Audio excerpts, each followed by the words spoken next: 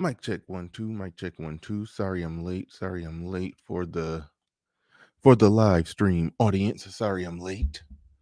Had a lot of things going on in here. A lot of things going on in here, but I got it all together. Got it all figured out. So we about to get this show on the road. About to get this show on the road. Make sure. Yeah, I'm decently in focus. Decently in focus. All right. All right. All right. Shout out to people that made it in bright and early. About to still roll the intro. I will be right back. Let's get ready to go. Let's get it.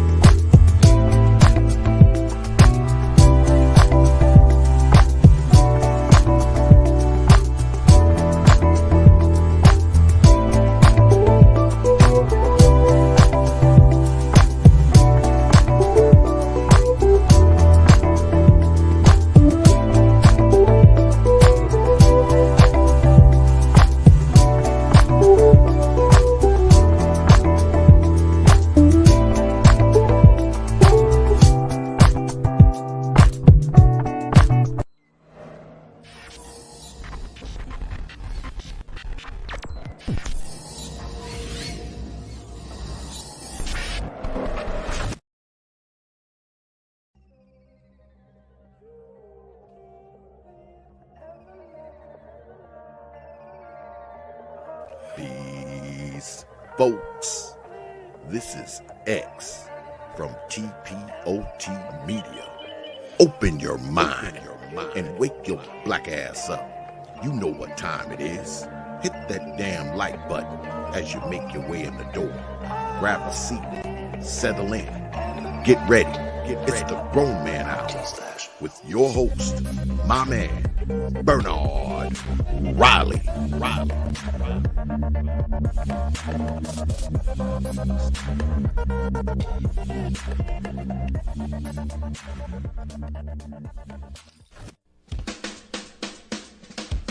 Hey, what's up, everybody? This is Mumia Obsidian Ali. You know who I am. I need no introduction, right? And you're listening to the Grown Man Hour with my man Bernard Riley, heard weekdays right here on YouTube. What do you think about that? How about that? Now let's get back on with the show. Thank you.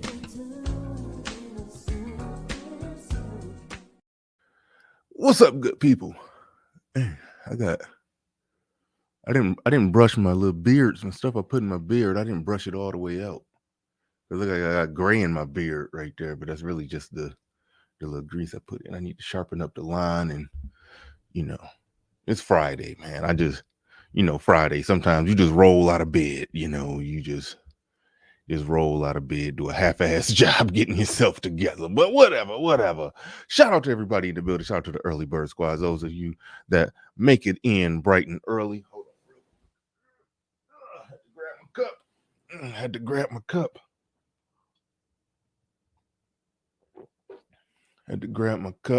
Shout out to those making it in bright and early before we even get things started. I do appreciate each and every one of you. Trying to get properly in focus. Do appreciate each and every one of you. Shout out to Risen. Says, good morning. It's Queen Q. I'm on my husband. Oh, interesting. So you just going through your husband's phone? Just checking all his text messages going back 2 years? All in his email, all in his voicemail, all on his Facebook inbox, scrolling all the way back, all in the Instagram DM, scrolling all the way down. Truth be told, I ain't mad at you. Truth be told, ain't nothing wrong with that. They say that a relationship can't be built on trust. I say trust is overrated. I'm not in the trusting business. I'm in the knowing business. I will check a phone. I will. So yeah, go ahead and go through there. And you're gonna be in trouble. You start scrolling to the left. But at least you know. And knowing is 100% of the battle. Not half the battle like G.I. Joe. Knowing is 100% of the battle. I'd rather know. Forget all that trust stuff. Trust is overrated. I check. This is what I don't like, and I was gonna do a pre-record. I was gonna do a ramble on this, probably my Patreon. I don't like when, and I ain't gonna do it on my Patreon. I'm doing it here, but I don't like when the person who got caught cheating. If you have an arrangement, it's understood that y'all not supposed to be screwing somebody else. Okay, you went on screwing somebody else. You got caught, and then you pretend like the act of that person going through your phone is worse than the act of you getting it bust wide open by by the guy you work with. Him going through your phone is a minor petty misdemeanor. You getting bent over the cubicle, that's a damn felony. You can It's like they be acting maybe people be acting like the evidence can't be used because it was obtained in an illegal search and seizure. Like, no. Those aren't the rules. Those aren't the rules in normal in interactions. No, they don't care how you obtain the evidence. You got the evidence. You got the evidence. Guilty. God damn it. People be trying to throw evidence out of court because they don't like how the person found it. Like, nah, can't throw the evidence out. Shout out to it's a squinting world. It's a squint world. It's a squint world, I think that says. It says, Bernard Riley, good to see you.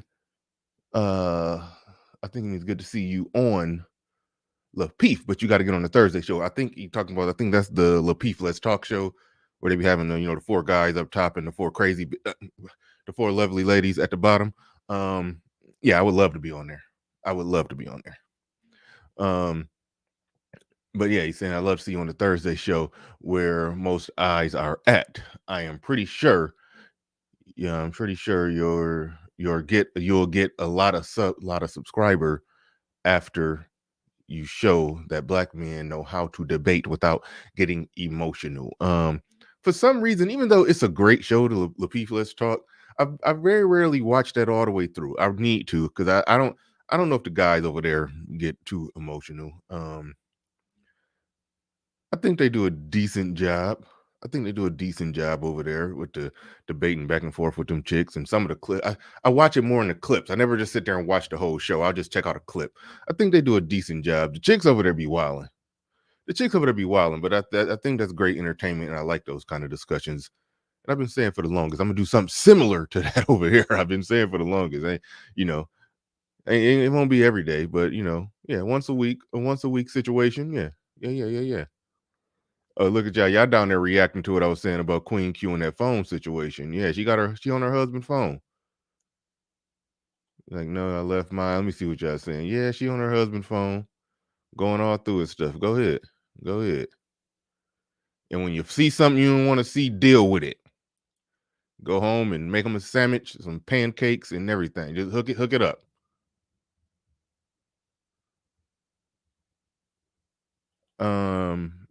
Going bald, definitely. I'm already low key going bald right here and right here. I just know how to hide it good. I know how to hide it, and I got a couple little light spots. Know how to hide it. You cut your own hair. The trick is to grow the hair behind the bald spot longer. Murray's grease that shit down, do-rag it down. It'll hold for the rest of the day. You got a little hair, but like if you bald right here, grow the hair that's right here longer. Brush that shit down. Slick it down with Murray's grease. Yeah, it works. It works. It'll fill in the spot that's lightened. But shout out to Saladim El Rahim. The fallout over KS and Nicki vid is average at best. The fallout ain't that bad. I haven't heard all of it, but I hate when stuff like this happens. And then it's some stuff that we ain't gotta really argue over. That's what I don't like. That's what I don't care for. Some stuff we don't really gotta argue over. I mean, again, I didn't hear every panel that everything that everybody said.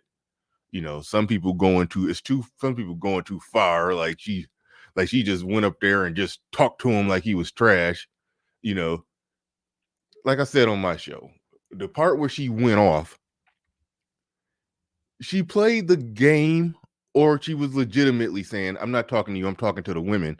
And when she talked to the women, she went off about the dudes who be online talking junk about women. And she said all kind of stuff about them, and Ida Johnson was was at the end of it. And that was so that was like a indirect way to take a jab at Kevin Samuels while he was there, but she didn't do it directly. She like turned from him. I'm gonna talk to the audience, but I'm gonna talk about other men who do this because they're hurt. She made a "who hurt you" argument. She made the "who hurt you" argument and said, and essentially said you know, they going off because they hurt, they this, they that, and Ida Johnson, and she went off on them. Now I said it on the last stream that I did when I reacted to it.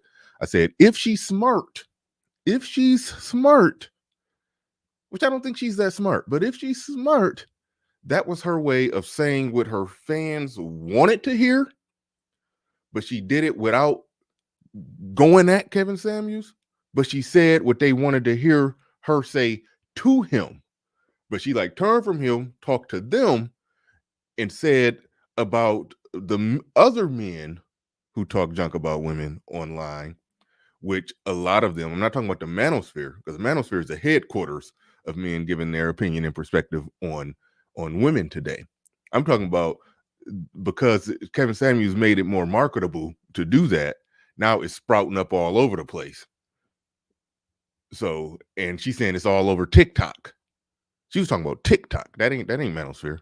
These just dudes who just sprouting up all over the place, trying to, just trying to do their own rendition of what Kevin Samuels is doing. That's what's happening there.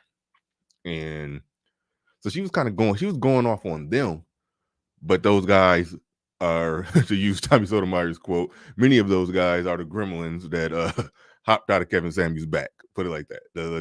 I don't like the term, but that's what Tommy said about the Manosphere. And now it's technically Kevin Samuels got his own gremlins that are popping out of his back. Like the Manosphere was the gremlins that popped out of Tommy Sotomayor back, and Kevin Samuels was one of those gremlins. And now that gremlin got big, and now he got his own gremlins popping out of his back, and they all over TikTok going crazy. And Nicki Minaj was addressing them. But it's like, if she talking junk about his fanboys, she kind of talking junk about him. So when she said what she said about him, said what she said about them, she was really saying it about them. If you make that argument and think she's smart enough to do that, so she can indirectly not say it to him, but hint, hint, wink, wink at her audience, I really did say it to him, then you could say, she cooked him. But you got to make a lot of reaches to get there. To me, you got to make a lot of reaches to get there. But she really just spoke up for the sisterhood and talked junk about the men who talk junk about women online. That's what she did. And some could say, yeah, you go either way with that. That truthfully, that party shouldn't have took the bait on. The only areas where I legitimately think, and I said this on my show, where I legitimately think he should have said something, is when she made that April Mason type argument where she said, quit worrying about these successful men and just worry about becoming a successful man yourself. She basically told them to grab their dick and go get their own money and become successful themselves and build yourself up and worry about yourself and then become successful and then figure out what type of man you like. That goes against the main core of his message. If you want to ignore the petty eat a dick stuff that she's saying to the men who, talk junk about women online, okay. He want to ignore that, he can ignore that. But I thought he should have gave more pushback on the on when she made an argument that went against his core arguments. Just a simple statement of, yeah, but that's part of the problem when women operate in that perspective. They're operating like a man, and yet developing themselves, building themselves up like that. They're going to end up, that doesn't add to their market value. That doesn't mean that doesn't put them in a place to where the type of men that they're going to want, because women who become successful, they still want successful men, but it doesn't put them in position to get that type of man that they want, and they'll end up getting some lesser man that they don't really want, that they're not going to really respect. If he would have said that, again, that would have been potentially contentious, because that's Nicki Minaj. What I just described was Nicki Minaj, a chick that blew herself up, got rich, got successful, you know, and then got with some dude who, I don't know if she respect the dude or not, but yeah, I know the story. He's a felon. He's all kind of stuff. He's all kind of stuff. He would, so that would have been his indirect way of jabbing back at her. So they just would have been indirect jabbing, basically. But he could have said that and would have been right on code of his talking points. That could have been done. That could have been said. That could have been done. That could have been said. Uncle Stu, the old man on the block, in the building, says, showing love and support. Absolutely do appreciate you coming through, showing love and support. Shout out to you. Appreciate the $10 super chat. Shout out to Uncle Stu. Make sure you check that brother out. Doing good work over there. Nate Dogg says the optics of the interview is terrible. If y'all don't know, Little Big Nate is back. Just did a stream last night. I shared it. You can go to when you type in Nate Dogg, it is legitimately hard to find. So shout out to the moderators who be dropping his link in my chat room. But you go to my community tab, you can see, normally you can find his most recent video that I shared. So make sure you checking him out. Clarence Jr. in the building says Kev played it right. He needed some good publicity after they went at him for the don't go on a date after 5 comment. What are you talking about? Don't go on a date after 5. After 5 o'clock? I haven't really been listening to Kevin Samuels that much lately. I really haven't. So I don't even know what you're talking about right there. It was a time. It was a time when I caught every live stream. I wouldn't miss it for the world. Lately, I've been doing my own thing. Like around that time, I'll be doing some editing of my own stuff, and sometimes when you get busy, you don't got time to be just ear to the speaker listening to everybody like that. But so don't go on a date after 5. I mean, what was he saying? Don't go on a date after 5 p.m. unless you're trying to get got. I can see him saying that. Don't go on a date after 5 o'clock unless you're gonna. All right, let me just break down what you're saying there, because I don't know what that means. Don't go on a date after 5. Let me scroll all the way down and see if y'all are explaining to me what it means. All right, there it is. He says Kevin said that women shouldn't go on a date after 5 p.m. if they're not trying to have sex. See, I knew it. I don't even remember him saying that, but I just filled in the blank. Shouldn't go on a date after 5 p.m. if they're not trying to have sex. And they were going in on him about that. Who was going in on him, and so damn what that they were going in on him? See, that's what I'm talking about right there. Oh, he had bad press, bad PR. Oh, the women. Okay, I don't mean to make you sound like a runaway slave. You're saying that the women going off on him is some big deal? Like that's bad PR over something that simple? Like no, like stop. I mean. If he walked on eggshells with Nicki Minaj, don't say he had to walk on eggshells because some random general public of women had something to say about him. He stood in it and said all kinds of stuff that they've either had to disgruntledly disagree with or accept. He said all kind of stuff. So I don't know how that comment is something that he got to, circle back to some good publicity. I mean, after you could sit there and give them all the information on how to get a high value man, and then turn around and tell them, oh, and by the way, you're going to have to deal with cheating. And oh, by the way, the sex might be subpar. He's a busy man. He's out doing what he's doing. Quit worrying about getting the best sex ever. You better get a vibrator, go to get one of them little magic bullets or whatever, the bzzz, whatever you do, all that. Go along. You got a job to do. You in there cooking and cleaning and taking care of them kids. Don't be worrying about getting the best sex, and don't be worrying about having them faithful and committed all to yourself. When you work hard, when you get your weight, you get down to a size 4, you become fit, feminine, friendly, and do all of that stuff and live this perfect life and don't have kids or a bad sexual past to finally get this high value man that you want. You got to share him. And he gonna give you a half-ass fuck. He said all that and kept his audience. so so you can't really say that because he said don't go on a date after 5. No, that's par for the cause. He's been saying that for the longest. He's been quoting Obsidian, dating equals porking. He's been quoting Obsidian on that one. Men go out to date to have sex. Don't go out with a man unless you, at least, I don't know his exact words. I know past a certain age, he like, it's time to go. It's ready to go. He said that waiting, playing around with that 90-day rule, he's like, that's a young girl's game. That's a young girl's game. You said most women, y'all need to be ready to go. He's been saying that for the longest. So I don't know why he got to walk on eggshells with Nicki Minaj because somebody said that because he got bad blowback for something. Shout out to Nate Dogg. He said, Bernard Riley, Kevin said a woman over 30 can't be an. Oh, I got you. Nate. I got you.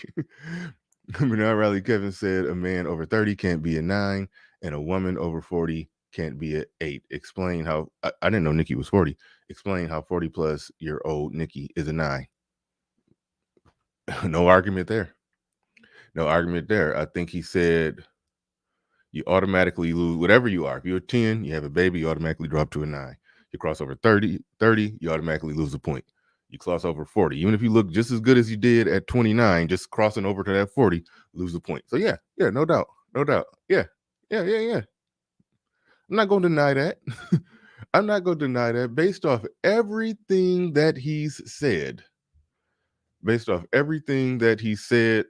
She would have to legitimately fall. I'm talking about his requirements. I ain't talking about my requirements and what my penis says that Nicki Minaj is. I'm talking about based off everything that he says.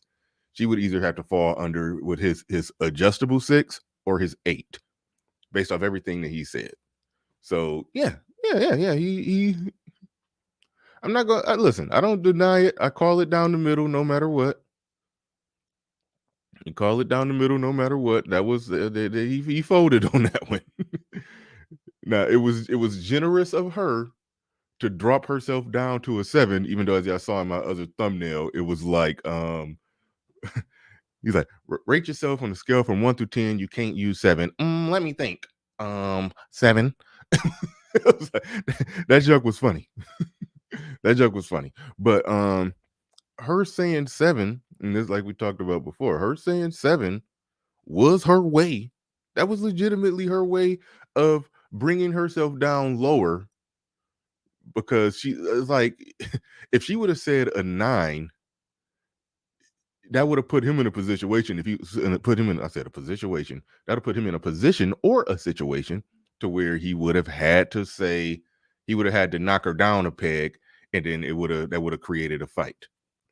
So I think that's one area where, she came through. She came in peace and said, I'm going to lower myself down, because she don't think she is 7. I'm going to lower myself down.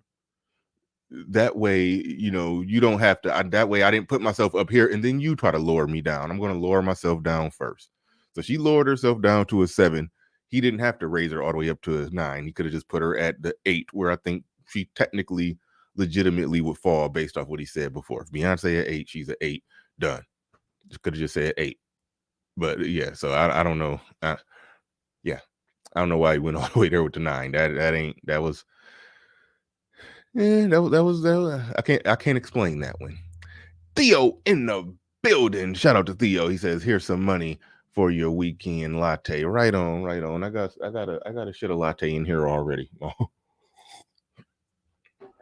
I'm just playing. That's some Tim Hortons coffee. I got to go buy some coffee so I can make my coffee here. I bought some, it used it up too fast, so I got to go re up on some new coffee. Who we got in here? New York Yankees in the building with the $2 super chat. Do appreciate that, my man. Theo back in the building says, "Don't go out on a date after 5 p.m. unless you're willing to smash. Words for women, so they don't use men for food." I'm with that. I'm generally with that. You know, late night dating. You know what a guy want. I mean, I have well had because I ain't really taking chicks out on dates no more. That ain't what I'm doing nowadays. Yeah, I know my situation. But I would when I was on top of my game, depending on the situation, depending on what I was looking for, depending on a few different factors. Ideally, ideally, I wanted to take a chick out. Let's just go have some drinks. If it was something during the day, yeah, the little coffee shop date. I did that. Now, did I do some formal whining and dining? Yeah, I found it to be at times inefficient. It can be efficient if you've took the time to talk to a chick and have done a lot of due diligence on a chick, and you come to the conclusion that, hey, this is going in a direction where I've led it to, so I got no problem, spending a little more up front. But even then, you can get played doing that. You can get played doing that. So typically, yeah, I think when you just in the early phases of getting to know a chick, plus you taking the time to try to get to know a lot of chicks, yeah, I think keeping it cost friendly is valuable. A little coffee date to start out, or go out to drinks to start out. Go out for drinks. I mean, I've said it once, I said it again. I've spent more money on women I didn't have sex with than what I spent on the women that I did end up having sex with. I'm talking about when the sex initially got going. So there is something to that. That if they feeling you, they feeling you. There's something to that. You're not going to make them feel you more because you um took them to a fancier restaurant. It's all in what you do before that, or what you do during the time that you're with them, that carries more weight than than what you spend while you're with them. So, but that's that. But different dudes. It's more than one way to skin a cat. Because some dudes flexing flexing their money that they could spend with no problem, especially if it's doing something that they genuinely like doing. Like if you genuinely like eating at this spot, you genuinely like going to this place, you take her somewhere you genuinely enjoy, that you don't mind spending your money, and you flexing the lifestyle you like to live. Some dudes, that's a part of their game. So if they're executing that game, cool. But ideally, no, I like to not spend a whole lot.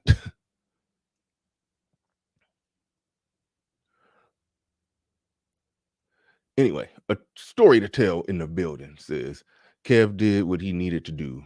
Question: How does same situation play out with Saint in the center? I don't even know what you mean by that. What do you mean? How does the same situation play out with Saint in the center? Do you mean if he was talking to her? I don't think it would go too much different. And I don't know how he would. I don't know. I don't know. That's almost a weird question that I don't have an answer to. I watch him, but don't watch him that much. I don't know how he would react in a situation with a celeb. I don't tend to believe he would be himself. But I don't really know for sure. Don't really know for sure. But thank you for the super chat. Appreciate that. 250 people in here. Make sure y'all hit the like button.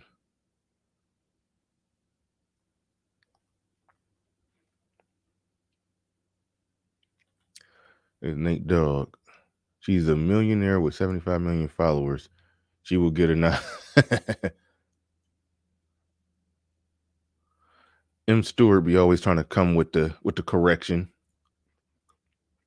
Says not 40 plus. LOL. Just turned 39. Okay. Janet Jackme says everybody agrees the rating was bogus. Yeah, it was too high. It was too high. He folded up on a lot. Not on a lot, just on the rating. And he could have responded to her making that April Mason style argument. I think a decent, respectful conversation, you know, just like how she turned to her audience and said something. Well, he could have, well, not talking to you. Going, what you're doing, what you just described, could work for you, being rich and being famous. But to the average woman out there who got average market value, her worrying about herself and becoming successful herself, that doesn't make her more valuable to the men who already have their own success. Women who are successful, they're looking for successful men. Men who are successful don't really care about a woman's success and status. So that really doesn't exactly help them in the way that they think it does. It just helps them live a fulfilling life without a man. He could have said that. Like, let's look how I just explained that. That was very respectful. There's no way that she could hear that and then come at him and they get a sound bite over that. No. So it was a way to do it. But I mean, hey, I've been. It happens in real time. Sometimes you don't just go there.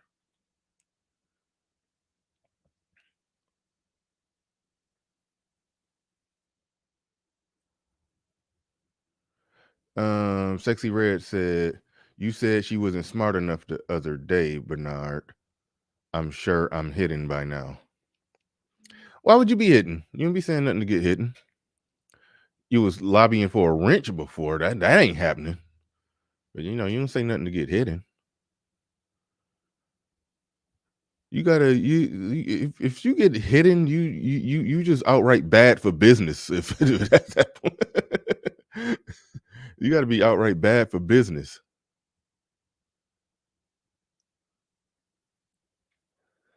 Okay, that shit right there will get you hidden right there. Okay, yeah, that's bad for business. Somebody block her. I'm just playing. Don't block her.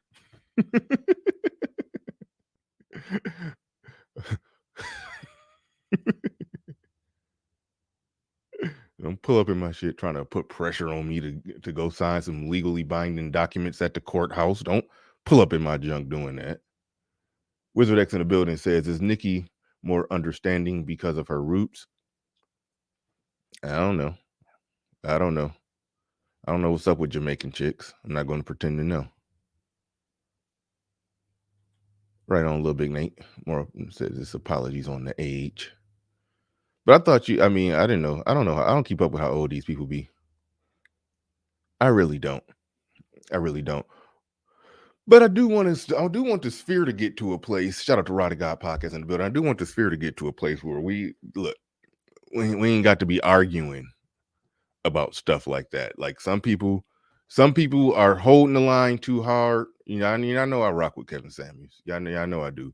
But I will say that 9 rating sounded pretty ridiculous, or not ridiculous, just not right based off what he's previously said. There's plenty of dudes who will say she a 9, but there's but based off the way he's been rating, it's like it didn't line up with where we've seen him do other ratings. That's a fair statement. And he punted when she said something that went diametrically opposed to what he talked about on his show. And she took a crap on the type of men that listen to him. She took a crap on the type of men that are sprouting up talking, saying, giving their voice and opinion on women, largely in part because of him. She took a crap on them, told them to eat a Johnson. Those are 3 things that he punted on. Her taking a crap on the men who talk junk about her, talking junk about the men that talk junk about women. I get punting on that one. I don't agree with punting on the on that April Mason type comment. He could have mounted a response to that would have been in pocket and perfect with the interview, because he did that with Brittany Renner, contrary to popular belief. People were trying to. It was a few people that was trying to make it seem like Brittany Renner just got up there and let him have it and cooked him, but no, he responded adequately to everything that Brittany Renner was saying. He gave the proper response. So yeah, it was. So that conversation to me was on point. It was only one moment where a response was needed, and he didn't give it in this one. Only one moment where a response was needed, and he didn't give it. Well, two, the high 9 rating and not responding to that April Mason sounding, build yourself up, get your own money, and then go figure out what it is that you want when you want it. And, almost like some do it on your own terms, get a man as a byproduct once he becomes successful. That's what it sounds like. Yeah, and that if anything is diametrically opposed to the message that Kevin Samuels put out there, it's that. So yeah, I would have liked to respond to that. Like him to respond to that. But far as him getting cooked or picked apart or tore to shreds by her, like, no, that's an exaggeration. And people trying to say he didn't miss not one mark in that interaction, that's an exaggeration too. The truth is somewhere in the middle, and I don't just be trying to reach to the middle on purpose, but it's just the truth. The truth is in the middle on that one. He ain't just get cooked or torn to shreds, but he did leave something on the table. He did. Like that's fair. Kadashaya in the building says if Kevin would rate her a 9, folks would still have a problem. So what? It's better to rate her more accurately and let the people that got a problem with it have a problem with it than to overrate her and then now you sound like the problem. Y'all gonna see me playing with my beard a lot today. God damn. I see my I'm struggle. I'm on struggle beard mode today. I gotta get it edged and lined up. I gotta do something about this. I gotta do something about this. It's a little rough and rugged today. But if you would have rated her an 8, folks would still have a problem with her. People wanted Kevin to give her a low number and back and forth conflict. Yeah, I mean, I understand rooting for some conflict, but I'm not going to charge him up with doing something wrong because he didn't go the route that would have got me the conflict that I wanted. But I like to see a back and forth debate. DJ Academics started out with that edited clip of Brittany Renner going off when she was talking to Fresh and Fit, and then the only thing they played is a small part of Myron responding.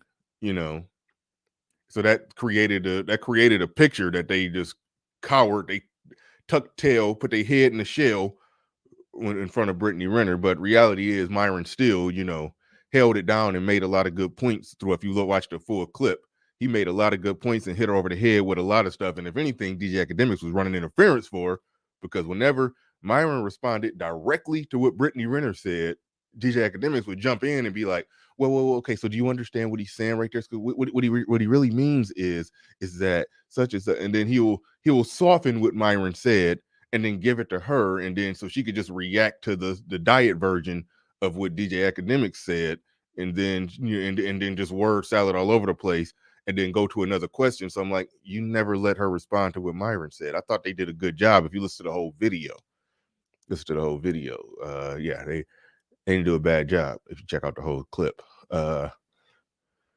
Charles Merchant in the building says that 9 rating was based on her standing in the craft.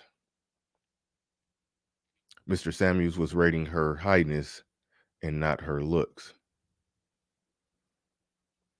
Possibly.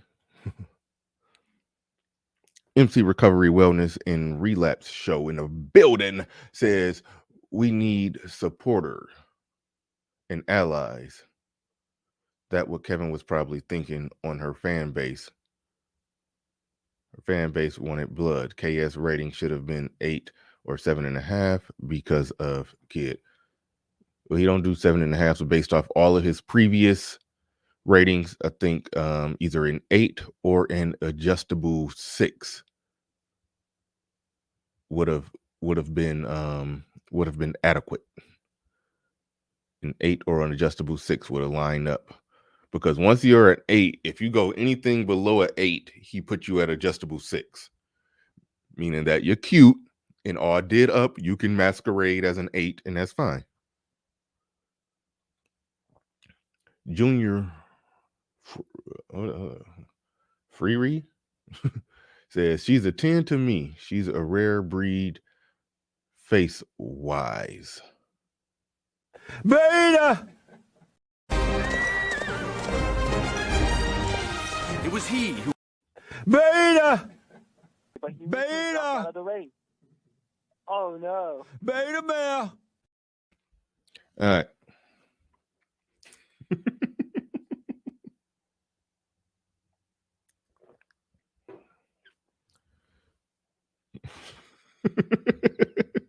Had to get him. Had to get him. Oh man. Had to let him have it. But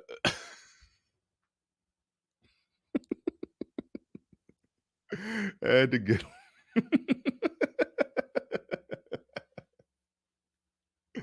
Oh man. Whew. We can't we got Simp Panderson in the building.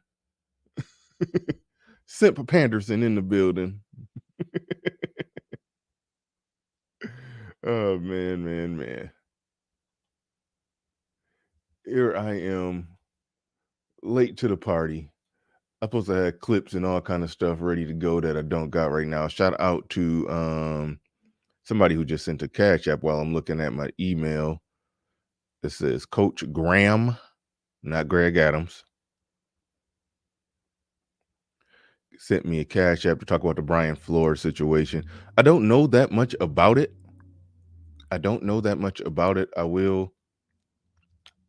I will research it. I might do a pre-recorded video. If you're sending me money for a pre-recorded video, it typically costs more than $5 if it's something I don't want to talk about, even though that's not nothing that I charge for. But that is something that if I don't want to talk about it, yeah, you got to send me more money to get me to talk about something I don't care to talk about. But that's something kind of interesting to me. I just don't know that much about it. It came up on the Lapeef when I was on Lapeef Let's Talk. It actually somebody super chatted that and challenged me on that because I was talking about diversity. That's kind of what the show was about. All this, and I said that many aspects of white America, yeah, in the corporate world, if you've if you've had a job, you probably have been to some diversity inclusion course or something where they got diversity training and all kind of weird stuff going on. And then you brought up the Brian Flores thing, and I'm like, the NFL got some weird three. Even if you know you want to hire Bill Belichick, you got to do three. Go through the motions interview with 3 black candidates just to make sure that you gave a black person a chance. It's like I don't really care for all that. I really don't. But so I'm saying that they're doing stuff to try to fix the problem, but I don't know that much about the Brian Flores situation. I do know in the NBA, which I watch a lot, 13 out of the 30 teams, 13 of the head coaches are black, and then I think it's like a Hispanic and a kind of Asian one. So there's that. So the NBA, they got like 75% black black athletes in there, and something in the area of more than half the coaches are people of color, so there's that. But I don't know exactly what's going on with the NFL. Their demographics are not like that. But I don't know exactly what happened with Brian Flores. So I will research it and probably do something pre-recorded on it. And some of that stuff I'll be going to Patreon. Like my last show yesterday when we talked about the woke Olympics, I had Hood Conservative on here. Remember me and him do something, they have to go to Patreon. And so that's on Patreon and that's on the members only. So I recommend you become a member, become a Patreon, because it's a lot of content going over there. It's even a video, something where I really disagree with Kevin Samuels on. It was on the Patreon. I use way too much of his content. So that's why I decided to just put it on Patreon, because I was like, nah, I can't do this. It was just too much of his content, and so I just opted to put it on Patreon for that reason. But Junior, okay, wait, hold on, I already read this. You shouldn't be rating anyone, especially with the way you look. You a 2, probably a 3 on your best day. You talking about me? Okay, cool. A story to tell. Kevin wants to truly be mainstream, so he's making adjustments. Did you see the AJ Johnson video I sent you? No. Where did you send it? Where did you send it? Damn, it's too many super chats coming. All right, I think I'm gonna open this up because it's Friday. We kind of freestyle Friday, and I got clips and all kind of stuff I was going to play. I may play some of the clips while the panel up. I may do that because we gonna chill. We gonna kick it today. E Capone in the building says I got 5 on it. BR, big up. B said big up be floors. I don't know that much about it. I will check it out. I will check it out. Wizard X in the building says maybe KS was fooled by the makeup. She is an 8. And you take that makeup off, she might be in 6 territory. But there are some pictures of her older, younger pictures of her, where it was one of them. She was looking, fresh, very fresh face. One of them old pictures that somebody took with a Polaroid. She was looking like an 8. She's looking like a solid 8. It was a lot of stuff I was gonna get into. I even had the that Stephco video on deck. I was gonna even get into that and do some breaking down of that. But let me throw this link out there.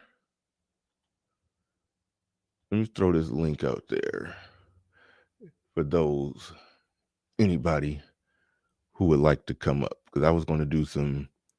I got a few things I was going to talk about, because it's Ricky Smiley in the title and the thumbnail.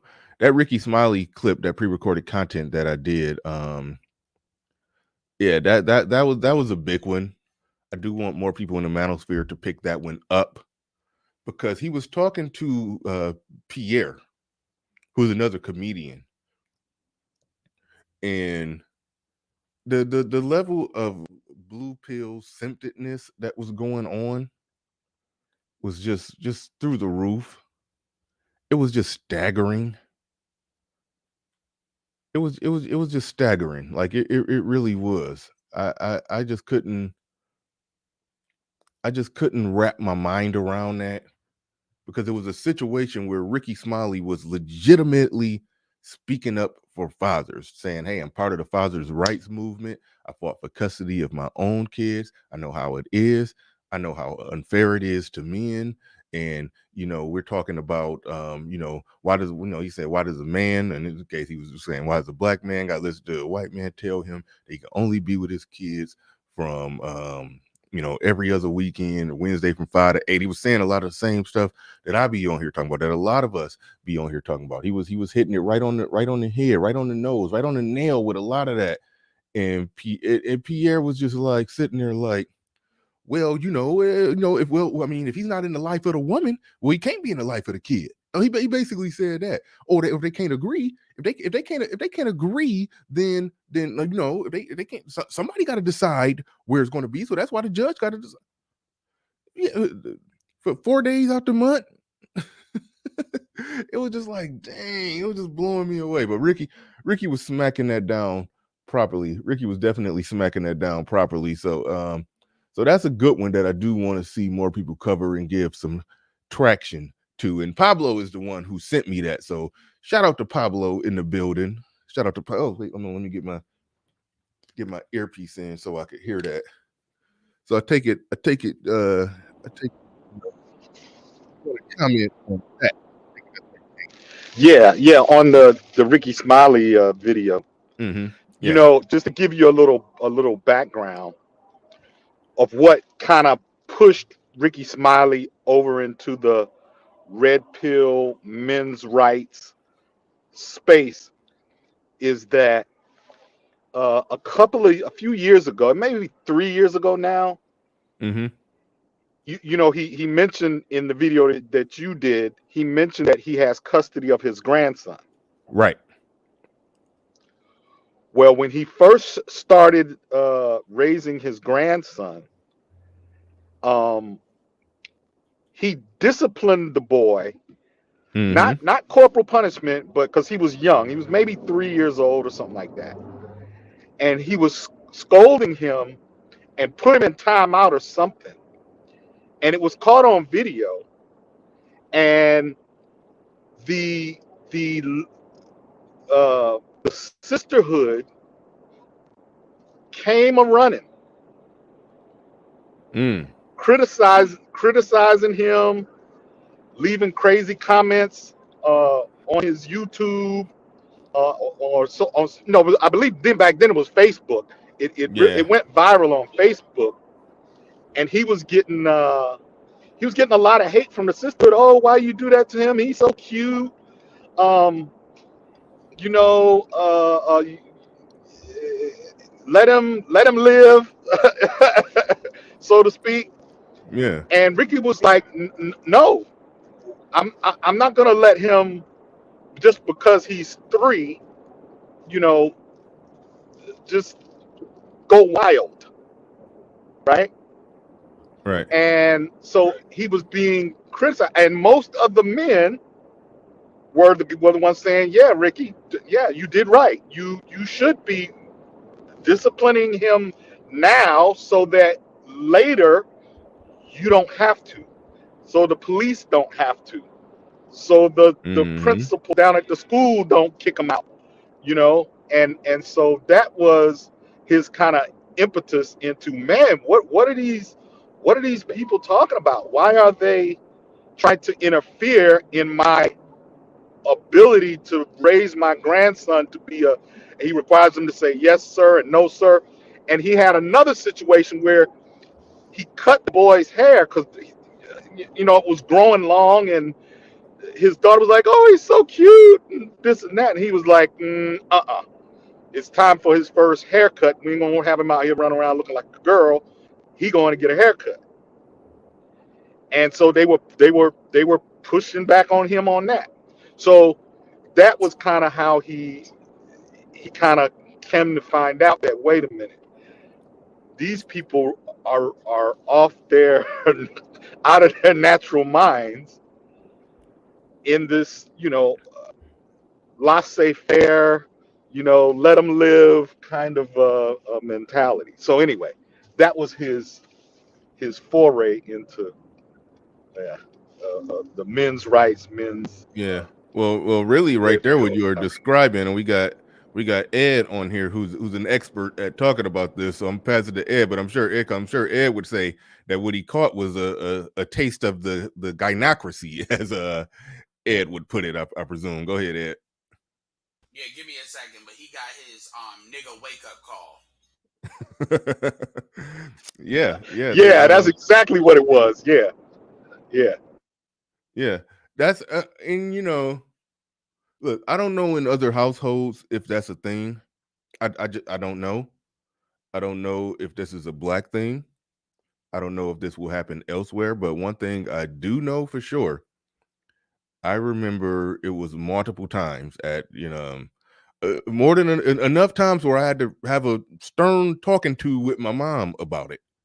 Where because one of my kids, he had his problems, he had his issues going up. He had bad sleep apnea because his tonsils was too big. He had to have his tonsils removed, and then so he can actually get into REM sleep. But before we figured that out, we thought he was, we know ADHD. We know what the hell the problem was.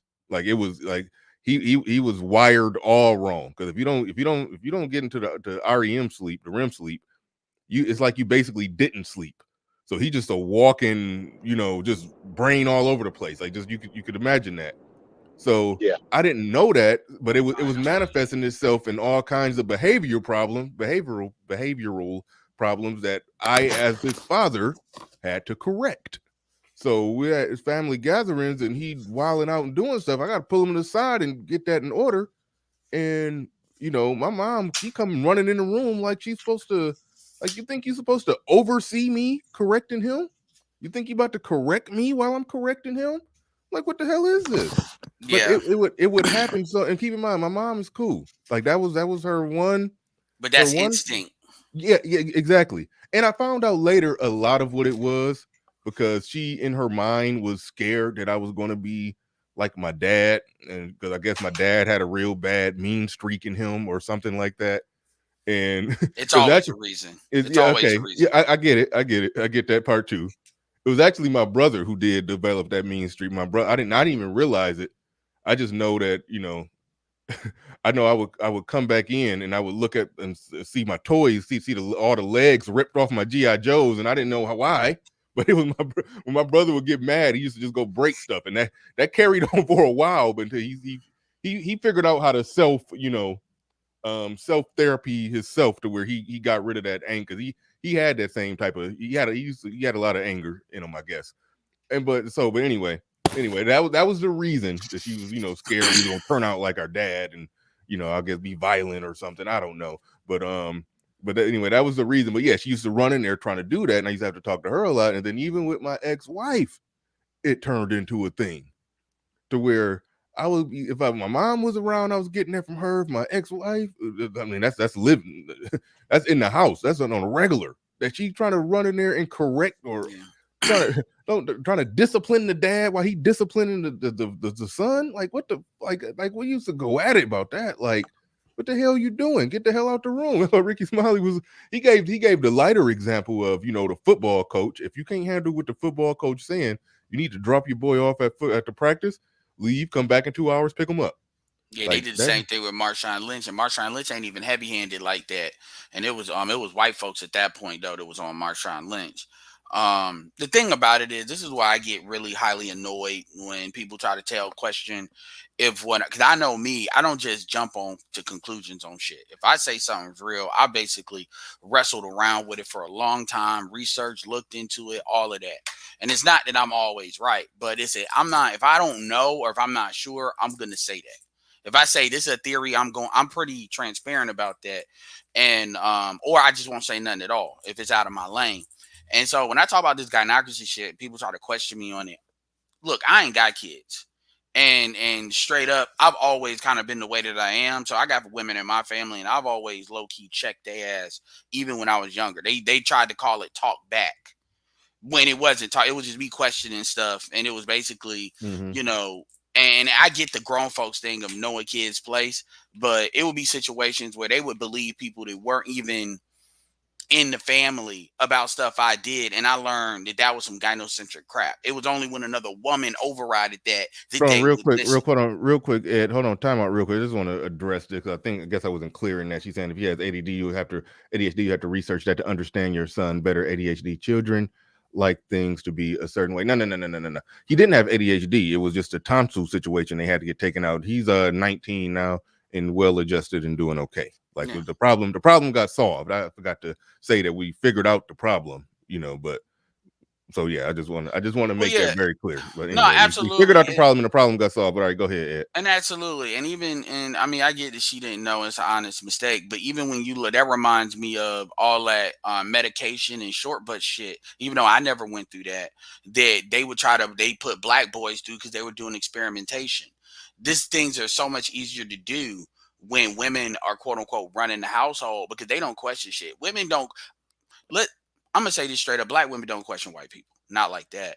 Not if it's something that's not directly affecting them and their ability to have the level of control that they think they should have. If it's something that has to do with their sons and stuff like that, and there are exceptions to this rule, but as a general rule, they don't really question it. When the government say something like that, I mean, we know the percentage of how black women vote Democrat. Let's cut the bullshit on the exceptionalism. They don't Mm-hmm. question it. So when a lot of boys, so it was a thing going on where a lot of boys were on medication, black boys were on the short bus and stuff because they supposedly had an issue because anything a white bitch would come up with, the black women would just listen to it. Oh, well, like when they want to explain why boys got so much energy. Now with them, they'll say boys will be boys. They let them fight. You see it reflected in sports like hockey. But with us, it's like that's got to be regulated because you have so many white teachers. Now, for some reason, black male teachers didn't have these problems. But there's pretty much no black male teachers. What is my point? I lead that all the way up to what we're dealing with now with like a high percentage of black boys are not able to, basically read and write for a lack of a better term. I mean, we see so I tie that back into you talking about people questioning people. And it doesn't matter if the intentions are good, if there's a reason. The point is the fact that it happens and it happens too many times across too many households. Your mom may have had a reason to do that, but everybody is doing it. It's very few women that do not do it in our house. And no, that does not happen in they may do that a little bit with the girls. But then again, because women know girl, you know what I'm saying? But in other houses, but usually they shame girls. Like in the Hispanic community, Jews, they shame girls. See, shame is absent in the black community. It's that Mm-hmm. what you said, let it be live and all of that. And Ricky Smiley knows because Ricky Smiley's been in trouble with the gynocracy a couple of times. But a lot of dudes, well, first of all, because he's in radio, he's a comedian, obviously, but then he was in radio. And when you're in that radio sector, like you got the mainstream, you got which is TV, movies, all of that. Then to me, the radio sector is right below that. Then you got what I call mainstream social media. These are gonna be like the white fun they play, like Bossa, Madame Noir, all of that. That sometimes you can see them people get pulled up to TV. Then you have kind of like what we do, right?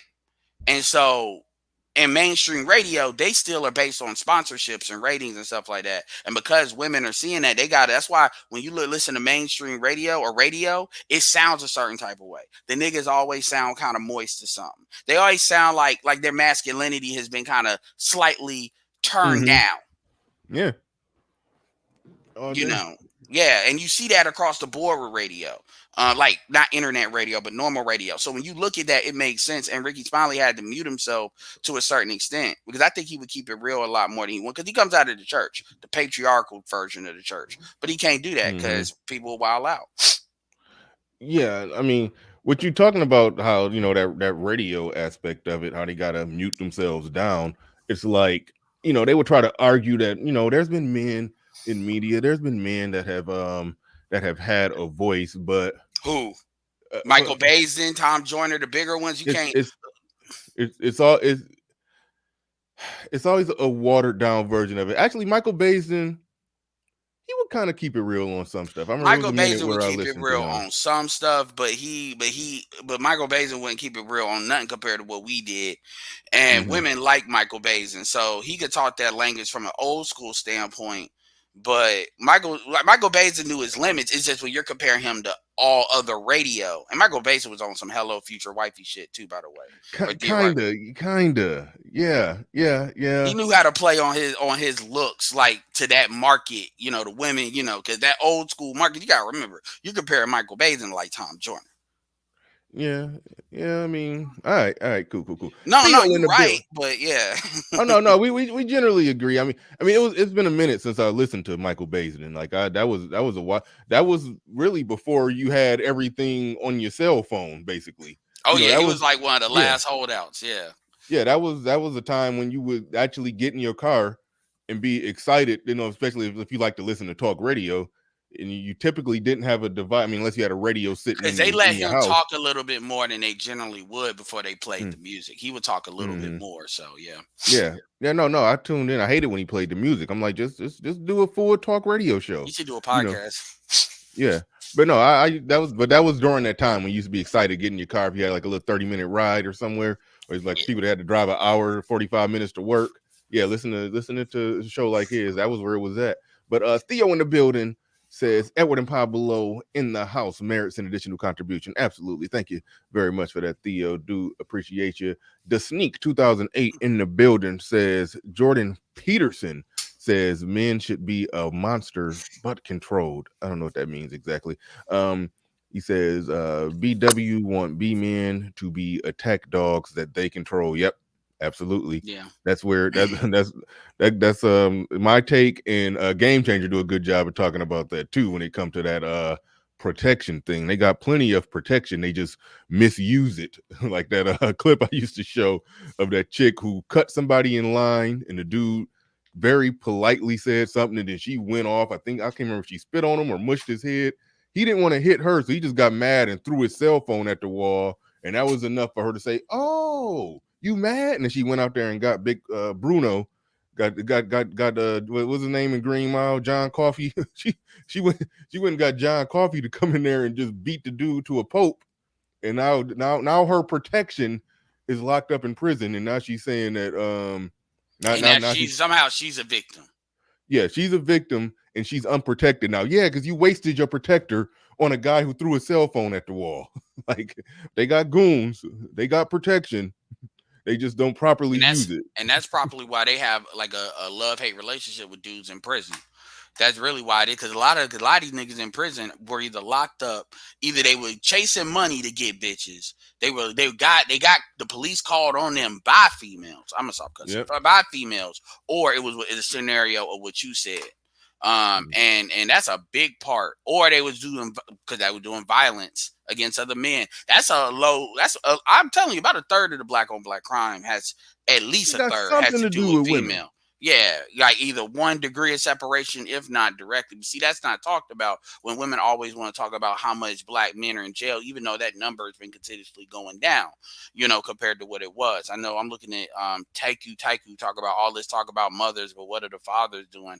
I just simply asked her in the chat, name me some things that the fathers are quote unquote not doing as far as their part. See if she has an answer before I actually respond to what she's saying or what they're saying. Because that anyway, I want to jump on. I don't know if you would switch it. Hold on, Ricky real quick. Let me Smiley. finish reading. Let me finish reading this super chat. Black men to attack dogs so that they can control. Sick on people she don't like. If you get killed, she'll go to the dog pound and get another one. Wow. Yeah. Wow. But all right, cool.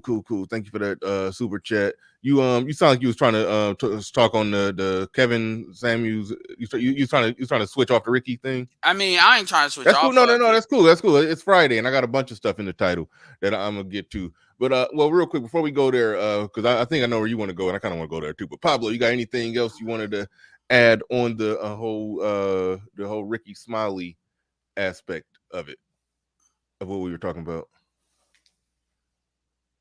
Pablo, mic check 1 2. All right, go ahead, Ed. You got it. I'll drop the link to that the video I did on Hey, yo, as an intermission, so I asked Tiku, I'm wearing there a simple question. I said, so she said, like I said before, that why aren't we speaking on black men not doing their part? And I asked a simple question. So what part are black men not doing as far as fatherhood? Just to get more clarification, right? Honest answer, right? She says, isn't it obvious to you? Most of the conversations in this space put the responsibility of how the children turn out on the woman. Well, because statistics show that. Statistics show that the father is absent. Yeah, if father is involved, shouldn't the so to you live in a magical world. I call it these worlds WandaVisions, where men just walk away from their kids and there's no such thing as child support, the legal system. And I mean, you're literally talking on a channel with a dude that had to pretty much play a video game on extra hard mode to get his kids. And by the way, he only has one life. You don't get to put coins back in there.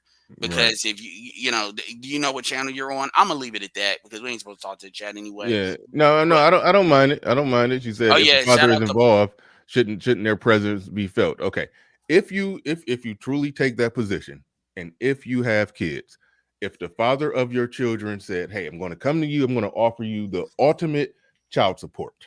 I'm going to 1 week on, 1 week off, 1 week with me, 1 week with you." If he came to you and put that offer on the table, would you object to it? I'm thinking it's a 90% chance you would. How do we know that? Because when most of the men, when they go through a divorce, they try to get that same deal. 1 week on, 1 week off. And who fights against it? Women. So you can't come on here and complain about fathers not being in the lives when fathers try to be in the lives. They have to fight against the woman. She don't have kids. No, okay, all right. So we speaking it generally. When fathers try to be in their kids' lives, they have to fight against the woman to be in that kid's lives. And she has the backing of a judge and a whole court system that's biased towards her. So until you can confidently make the statement that if men came to women, which in marriages, we know that they do when they go through a divorce, most of them try to get 50-50, 1 week on, 1 week off. But until you can confidently say that if men came to women and said, "Hey, I'm going to offer you the ultimate child support, 1 week with me, 1 week with you," until you can confidently say that, the majority of women will say, "Yes, absolutely. I've been waiting for you to do that my whole life." Until you can say that, you don't get to talk shit about the dad not being present in the life of the child, when the women, truth be told, if he's not with them, if he's not attached to her, she don't give a shit if he's there or not. So she talking about she don't want him to be there. And when he tries to be there, hold on. She don't want him to be there, and she will fight tooth and nail to make him not be there, unless we're talking about every other weekend, Wednesday from 5 to 8 in a check. All right, go ahead. How does she prove? She's talking about no, but I wouldn't do that, which is a lie. But she's saying consider the stability of the child. Why would a child go back and forth from a house to house? Then give up the kid. If the dude here's okay. I'm not even gonna go into this because I'm gonna tell you straight up. Like Tiku, I'm gonna just say straight, you're a white supremacist. Talking to you is like talking to one of these racists on Twitter where they pretend to like argue back and forth with racism. It's a time wasted argument. I mean, I'd rather you drop the link, have a conversation so you can sound stupid. Just like Obsidian chopped up those females the other night, like 2 nights ago, after my stream on his stream. You should have heard that. It was some beautiful shit because they were talking about Kevin and stuff like that, and it was clips and clips. So you know what? I'm not wasting my time with that. She just want attention. If you want attention, we appreciate the watch time. Yeah. No. Look, I enjoy opportunities to put the truth out there. I love it. So that's why I don't mind it when somebody. We may differ on that. I don't mind it. I can make the mistake of over entertaining it, but I do too. periodically, if somebody want to throw some objection out there, I'll stop the show and give the right answer. So everybody can hear the right answer. Yeah. So yeah, I'm getting real, and I know O'Shea put a thing in. Shout out to O'Shea. I'm getting real annoyed. The reason I get extra annoyed is because shout out to Mr. Palmer and Angry Man. I mean, y'all know him, O'Shea go. They're like Ken and Ryu. Basically on the beat. But anyway, my point is they were on there talking about child support and stuff like that. He was on Palmer's thing, so y'all need to check that out if y'all interested in that. But hearing Paul, you was on the Lapeef Network too. And that was a good conversation with JB and all of that. Shout out to his sister was on that too. But man, when Palmer was on there, and this was like I think their second level. Palmer was in the trenches. Like that wasn't the sisterhood sector branch of the Lapeef Network that I was on. But no, I know Palmer, he was in the trenches. Even the chick that was on there was like reflective of that. But my thing is having with the way they were doing the same thing, Kate and Kayla were doing the same thing this chick was doing. Like this is just like how y'all say this is 2021 and it's still raised. This is 2022. You all cannot honestly say you're operating in good faith, playing stupid like this. The information is out there. You can't say you don't know. So when you all play this, anyway, let me stop. Read O'Shea's thing. I ain't gonna, give O'Shea respect. Yeah. Shout out to O'Shea Duke Jackson in the building. He says, I'm out here getting rich in Africa, but you're tricking off all your money, man. I'm just playing. Yeah, I said, I'm out here getting rich in Africa. It said, just wanted to say that. Just kidding. No, seriously, I am rich here. Good day, Manosphere. Shout out to O'Shea Duke Jackson. Yeah, I didn't see it. Actually, my it'll make you mad. Don't watch it. It'll make you mad. Because the level, because it wasn't just Palmer. Oh, if you were talking about like that child support thing, Palmer was no. I was about to talk about O'Shea getting rich. Somebody, it was actually my woman. She happened to see a screenshot somewhere. Somebody screenshot it when O'Shea, I don't know who O'Shea was talking junk to, but he showed his analytics and O'Shea getting rich. Oh yeah. You got to think about this, because I think O'Shea is done with the medical school thing, and he'll correct that if I'm wrong, but you got to think he's in Africa. Like the closest thing to that in the United States is like being in Alabama. When your money is settled a certain type of way, it's like cost to get the stuff started up. But once you got there plugged in the network, I mean, and then you look at who he paying. Like this dude, like, look, shout out to him spending money locally as far as hiring people. But it's kind of like if you outsource and then you bring them to you go to them. And so you giving him good money and all that, like factory. So shout out to O'Shea. But yeah, you right, because he getting that. Man, he ain't. I want to. Anyway, I ain't going to do that because people going to get mad. But you need to do that on Patreon show. If you were driving by, because I always like to see them Ghana houses and stuff like that that's really done up. They look like ours. But shout out to O'Shea. But now he trolling. I got rich in the spirit because of you, brother. Thanks for giving me all your money. Yeah, and no, absolutely, and I ain't gonna bring that up because it's interesting what O'Shea says in conjunction to this Kevin Samuels and Nicki Minaj situation. I didn't even hear it yet. No, I was saying I didn't even hear it, but I didn't hear O'Shea's take on that. But go ahead. Nah, well, yeah, it's like the level of anger. That's when it's one thing that's passion, but the level of anger that some of y'all are getting over this. Nigga, this is over the top. Like it really, like even if you want to have the opinion that Kevin took a L, it's over the top. Like and there's people that can articulate this better than others, and I know certain people say certain things, but y'all really want to declare war over a conversation on YouTube, and then the argument is he's stealing our talking points. Kevin ain't president, he ain't. And it's crazy because he has a channel, he has his interests, he has all of that. You don't have to, like, Kevin did not get to where he is. Y'all really act like y'all went into business with the man and the man just took Enron y'all ass. The way y'all talk, like he need to be on American Greed or something, where he just straight scammed y'all ass out. And my thing is, I hear these opinions. I did a stream last night because I want people to vent. I got a clip of Grinch that I'm gonna clip out and put it on there because that encapsulates a lot of stuff. And Grinch has some really good points. And what me and Grinch I heard some of that. Yeah, when me and Grinch came down to at the end, it said I'm more Machiavellian about it. This is a line. This is a line. Oh wait, hold on. Wait, you talking about you were on a stream talking to Grinch? No, he was on my stream. Okay, never my fault. Only thing I heard Grinch do like a solo rant on his screen. No, he was on my stream. Yeah, his solo I got no idea. I got no idea what y'all talked about. So yeah, if you give the it was pretty all much the the same grievance. It was pretty much the same grievances he had on the thing. But the main thing was I didn't know his rant was directed really in general, but it was triggered by, not saying he was triggered, but what inspired it was Dennis Sperling about something about image. And that's when he did his rant. And then I didn't know Grinch was going to come on. I didn't even ask him to, but he was definitely welcome. I did my stream wanting to let people vent because clearly that energy was there. I got niggas dropping their addresses in my chat, talking about come see me and all that crap. What? Wait, no, I'm not talking about Ty City. Ty City did a stream after my stream, in which a lot of y'all that wanted to talk crap about me, their subscribers will be promptly blocked. I got screenshots of that, by the way. Number 16, you're one of them. I see, if I don't see it, other people see it. So that two-faced crap, not very manly. But anyway, and by the way, FYI, because I had a back and forth with another YouTuber. I won't name them out of respect, but they really wanted me to handle, oh man, you need to de-rinse Ty City and all that. I'm gonna tell you, because I know how emotional a lot of you Negroes are. I'm gonna tell you what's gonna happen because I know you'll do it anyway because you can't help yourselves. The reason why one of the reasons why I don't de-rinse Ty City is kind of like what you do.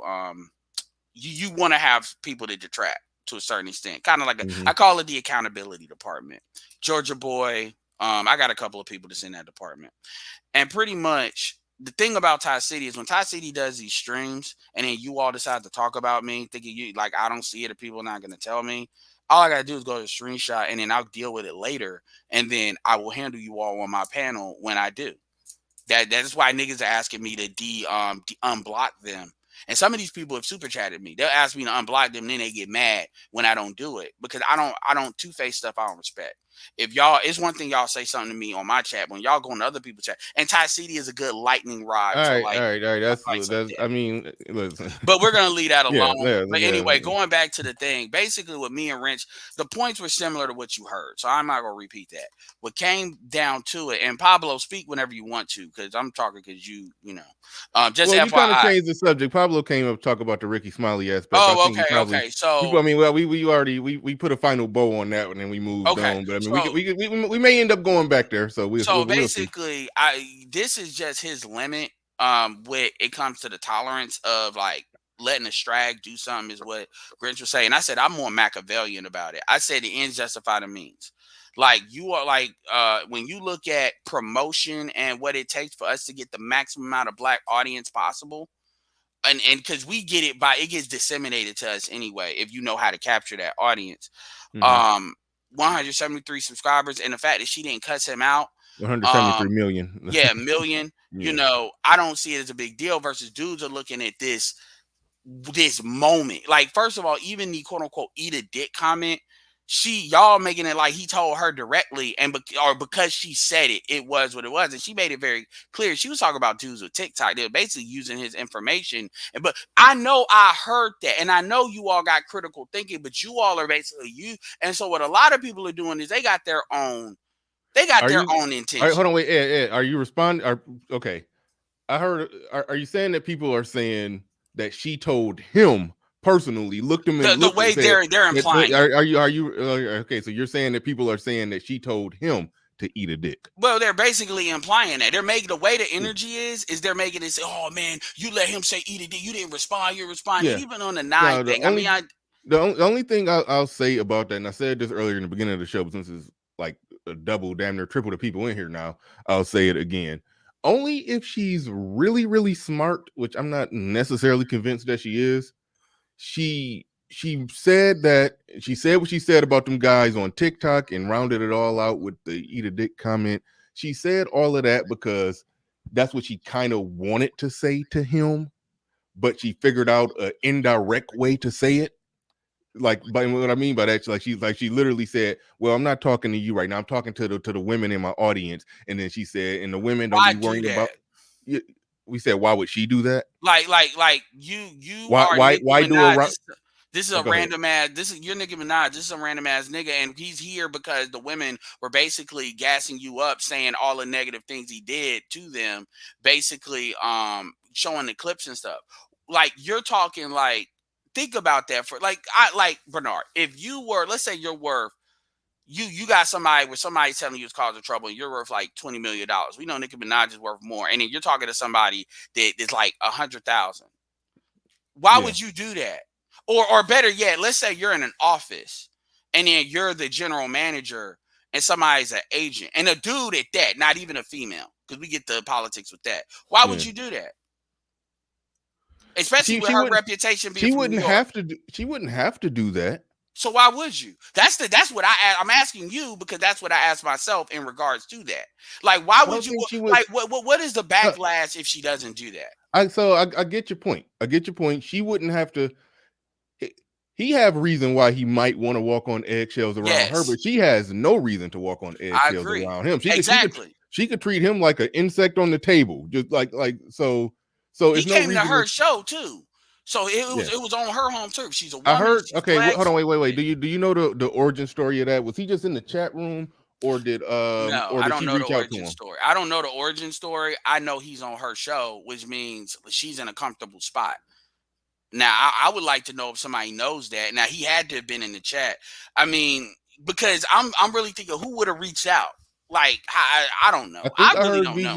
I think I heard BGS say that she I don't know. He was I don't know. speculating. He was That speculating. part I don't. saw that Okay. video. He was speculating. Okay. Cool. So we don't know. And that part don't really matter that much. But just I don't think she's smart enough to roundabout way say it to him. I think she just was. I think that she's just a person who be online who noticed that it's more dudes speaking up, saying what they got to say about women. She was trying to tell the women, don't worry about them dudes. They just hurt and they could eat a dick. That's basically what she said. But people spinning it I, she basically said that to Kevin Samuels. So he ignored that part. There was some stuff that he shouldn't have ignored when she made the April Mason sounding comments like that he could have responded to, because you can have a respectful conversation on that. so here's my thing. If you're talking to somebody and let's say and this is one thing, shout out to Walter, a fresh and fit. Shout out to Aziz on roommates. When you're networking and talking to somebody, right? We don't know how long that conversation.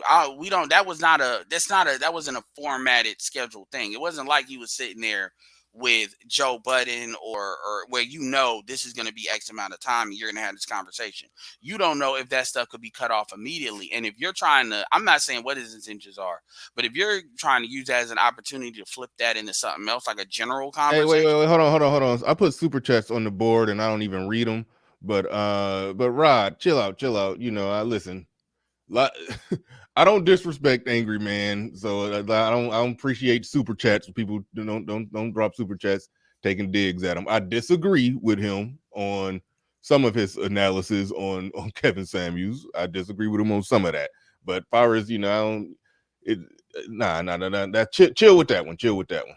Yeah, Chill with that one. and it's the same thing. Yeah, same deal. I mean, a Come lot on, of y'all. Al Boogie, get out of there with that. We don't do Yeah, that over here. a Don't hold lot of on. Let me stop the show. We don't bring bullshit to my chat room, especially if you're a member or you got a wrench. Don't bring the bull. Don't bring bullshit in here. I know. Sometimes just a flowing conversation, and me and boys will be boys in the locker room. We gonna talk some shit, but let's not. I People like Angry Man got a lot of haters, and you make a comment like that, and all them they just gonna crawl out the woodwork, and then my chat room turn into some Angry Man hating cesspool. I don't like that. I don't do that shit. All right. So that's why I'm trying to stop it right now. I had the same problem when Tommy pulled up. All trolls, people I ain't never seen, just crawled out the woodwork saying all kind of crazy stuff. Like, so y'all chill. Y'all chill. All right. Go ahead, Ed. Yeah, so I mean, like, if you're trying to, let's say you're trying to flip that into like another conversation, a longer form conversation, then that conversation can be had. But if you're sitting there and then it's like you want to go back and forth, and it like, and it's crazy because black men love to remember what I said before about social skills versus a lot of that real nigga shit is antisocial because y'all, and this is why, and this is not everybody, because shout out to Grinch, because Grinch moves in different circles, but and this is not directed at Grinch. This is directed at a lot of audience that drives a lot of that. A lot of y'all know good and goddamn well y'all are not moving. The way y'all are moving in this chat is not how y'all are moving in the real world, because y'all wouldn't get shit done doing that bullshit. That's really what it is. You got to remember, Kevin, for regardless what people want to say, Kevin comes from corporate America. And he tells you all, which is something y'all get mad about, there's a certain way you got to go about stuff to affect the outcome that you want. And one of the things that have I've learned from Caucasians is they will play the game. If they're in a space, like they're in a space that's not their home turf, they will play the game that needs to be played until they get their ultimate outcome. Then a lot of times they show their hand. That shit works on black men all the fucking time because black men are so used to doing, y'all get this from the women. Y'all blitz too much. And everything ain't a blitz. The reality is he can have a longer form conversation, which she said she would have. Whether she has it or not, I don't know. I don't care. But if that happens, then yeah, that's something where these things could be doing. But in a stream where it's not your territory and all of that, that wouldn't have been a smart play. And let's do the reverse. Let's say your favorite YouTuber, let's say Tommy Sotomayor, we'll say that, went up there. And first of all, I'm going to tell you right now, Tommy wouldn't have cussed her out. Because Tommy would have said, F you niggas, you all low, below me type stuff. And he probably would agree with her on that. And y'all would have let that go, by the way. But I always, it's fun. That is a funny thing that Tommy Sotomayor do. That statement that she made, he would have agreed on it. I mean, and I know you don't like Tommy Sotomayor. I do like Tommy Sotomayor. It's cool. I mean, I can be objective about it. He take his shots at the sphere. He be on the Niggerlander stuff. So yeah, he would have agreed with that argument on. It's like he be employing the corner the market strategy. He criticize other people who talking about women. He said it on my show. Y'all don't need to talk about women. I need to worry about getting your money up, get yourself up. Just worry about winning. Then the women will get on board. Just worry about winning, and then so you don't need to worry about talking about women. Then right when he got on my show, what did he do? He went and talking shit about women. I mean, Bernard likes Tommy and he's agreeing with what I'm saying, Young Jay. I do have a bias, but I can't be objective. Like, the reality is I'm going off of what Tommy has done, and Tommy is in communications. He said that in the Fresh and Fit thing, so that game he's going to be more willing to pay because that's the real lick he's going to get. So my point is y'all really have more of a bias than I do, but my overall point is this. That wasn't all that blitz stuff, that back and forth. That's not a format. That's not the format to have that. And if you look at somebody else that would have really just did something and then got hung up on, a lot of y'all would have been, yeah, y'all stand on your square. Like, for instance, I'm going to say this, I'm going to let Game Changer rock. Yo, like, you got folks that they are cutting up that interview, like on the Shade Room, and they're just showing where Kevin said she was a 9. They're purposely not showing what she said she was a 7. Mm-hmm. Right. That and then you have women over there that are really mad about how that interview went, which also is an indicator. So a lot of this stuff has to do with inside baseball competitiveness. Y'all want y'all. This is your favorite YouTuber wars, and that's not good for business. And yes, this is, even in the mission that we have, it is a business. That's what makes it sustainable. And a lot of you, because I can't stand the niggas talk about, yeah, man, you just care about the money, nigga. I'm like, then you create a channel or shut the fuck up. Anybody that says that, like, for real. Because Grinch got a channel while he's driving his truck and doing all this stuff. And you know what I do? I share all his stuff. You know, like, so y'all either get in the game or shut up with that crap. Anyway, I'm gonna let Game Changer ride. All right. Go Well, ahead. before we pass it to Game Changer, shout out to Three Kings in the building. Says, I know on IG when celebs start talking about subjects, fans start tagging people tagging people to join in on the live, which is what I think happened to Okay, Kevin. great comment. That's a plausible theory, very plausible theory. There I said it in the building. He said, same black man who will emotionally hook off. Hook off. I don't know what hook off means. Hook off on ninjas at the club can't understand KS strategic savvy approach He to might be this. talking about Dirty Mackin or something like that. All right. All right. Thank you for the super chat. Appreciate that. And to Al Boogie, I timed out your comment because you were just trying to keep more junk going, trying to bring up something Angry Man supposedly said. I timed out your super chat to something he supposedly said about me taking wrenches. The reason I took a bunch of wrenches was clear, and I made very clear I had like 400 wrenches. I was getting emails from people just getting blocked on my channel after the show was over. People getting blocked by people who I gave a wrench to back in May 5th of 2020. Who knows who the hell did it? So I was going to hack wrenches down to like, 5 to 10 moderators, and then I said, okay, I got to leave some wrenches because the 5 to 10 may not be there. So I just kept like 50 people, and there's some people who didn't make the cut who probably should have made it, and some people who still here that's not here. I'll probably tweak it again. But I had a full blown 300 moderator wrench purge. For those that don't know, that was a comment that I made. I had like 300 wrenches. I knocked it down to 50. That's what I did. That's why I took wrenches. There are some people that got blocked, and I did that. That happened 2 weeks before the wrench purge. And when I block individuals, I don't explain why, and I don't even talk about those individuals, because if I block you, you're dead to me. I don't even explain why, and then I don't talk about you on the show. after you get blocked on my show, you don't get discussed on my show. Because if I'm going to talk about you, I need to keep you. I should keep you here if I'm going to talk about you. So if I block you, I don't mention you. So that's that. All right. Going forward. Game changer in the building. Go right on. Hey, Real quick. real quick. Hold on, real quick. Hold on, wait, real quick. If you're new here, Breaking subscribe. I see four. Hold on, Pablo, we can hear you. I'm news, real hold on, wait. quick. Who? Somebody got breaking news? Okay. Well, hold on, real quick, Pablo. Everybody, if you're new here, subscribe. We have Am I on a delay or here. something? You want a slight delay, Yes. but go ahead. On a delay or something? Somebody else tell him to go ahead and talk. Yeah, you're on an extreme delay, Pablo.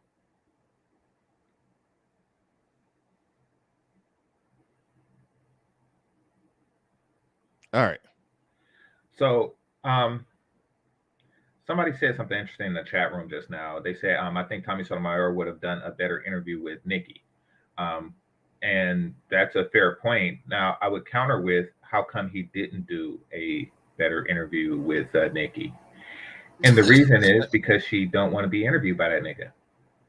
You see, part of being a good interviewer is getting people to want to be interviewed by you. Kevin has set it up to where future people want to be interviewed by him. You see, there's a reason why Tommy didn't get the interview and Kevin did. And that's the way Kevin handled himself during this interview. I mean, I know that a lot of people want Kevin to have behaved in a way that would never allow him to do interviews with anybody ever again. And you would sit there and say, yes, he ruined himself. But yeah, he's not that type of person.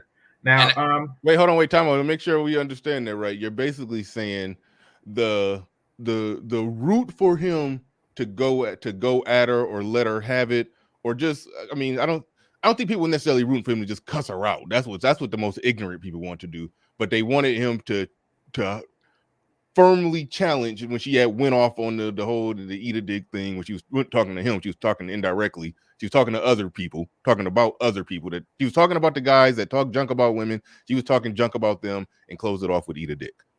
You're basically saying they wanted him to stand firm and respond tough to that, to the point to where she would have to go back, and then he would have to go back, and then the two of them, the interview blow up, and that make it to where nobody else that big would want to interview him at all, thus closing him off from. So that's really their indirect. You saying that's their a no-win indirect way. situation. You saying that's their indirect way of wanting him to fail or not blow up, by have a big moment right here, but now you're done. Yeah, that's their root form to lose strategy. Well, they wanted to see the bridge burn, is what they wanted to see. They wanted for Kevin to burn his bridge to mainstream while they sit and hit backflips at the fire and roast marshmallows on it. That's what they wanted to see. Absent that, they became very disappointed at what actually transpired. So Edward brought up something interesting when he said niggas. And in this context, I'm going to use niggas in the sense of the high concentration of niggas that reside in the Black American community. Mm-hmm. So what I notice about, and Edward said that they are antisocial, and that's something that I do agree with. And it's deliberate. It's part of nigga culture to be antisocial. What they're trying to do is force a cultural isolation, one that they can control and have a hierarchy over. Ooh. So if you notice, if a Oriental person were to come to the U.S. And their name was Win or Chan or Nu or Chin or something like that, they will say, "Call me Harold, call me Alan, call me Bernard, call me Edward." They would say that in order to reach out to other cultures and make other cultures feel more comfortable with them. We make it a point to come up with the most absurd names possible to make it uncomfortable. See, we don't want our people, to be able to reach out to other cultures. That's why we do some of the ignorant nigga shit that we do on a chronic basis. We want people to be repulsed by us. We want to remain isolated so individuals in the culture can control the isolated Negroes within. Now, let's bring this back to Kevin. They want Kevin to isolate himself from the mainstream. They do. The bigger he is, the more people he reaches, the more difficult it becomes for them to control him. So, yeah, what we're seeing here is firsthand nigga shit. Shout out to Sweet Melody Speaks in the building, says, "Hey Bernard, panel and chat, great point, GC." Thank you for the super chat, Melody. I do appreciate that. Pablo, you got it together, Pablo. Yeah. So I was given a link to a article. And it's basically it's in the back. Oh wait. An article about the Manosphere being studied at Georgetown Law School. And it's an article, it's another Manosphere hit piece by a PhD. But I'll share it with you in your email when I get a chance to stop driving.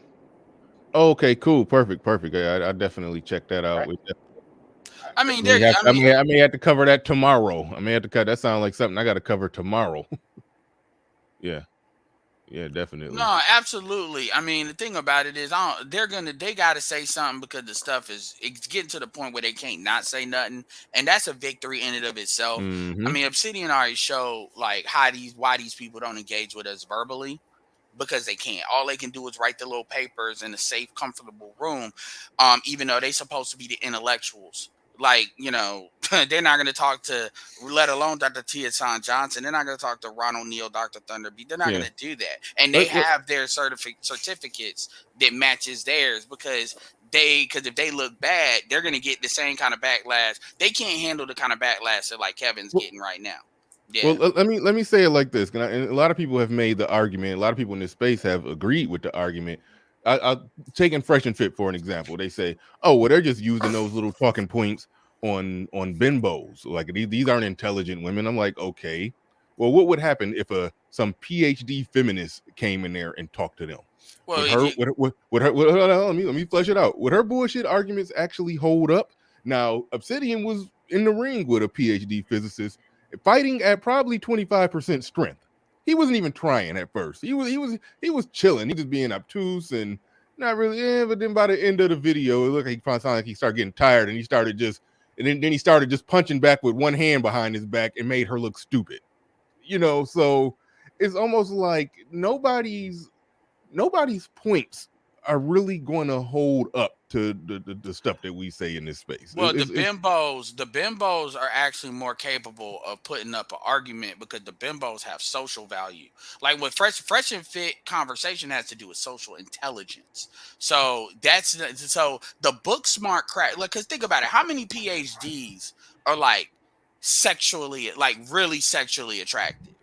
Like they, you know what I'm saying? So if they were to go on fresh and fit stuff, they don't have statistics to override fresh and fit's points because the stuff they say is basic and common knowledge. And you can common knowledge look it up. Think about a PhD ain't gonna say nothing about a single motherhood except add other stuff and ad hominem. They're not gonna be able to do that. So when you actually ask them as far as a book, think about it. When you got into the sexual marketplace of Obsidian and Nicole Young, she don't even know she really ain't even sure where she is on the spectrum. So she talking about I'm gender fluid.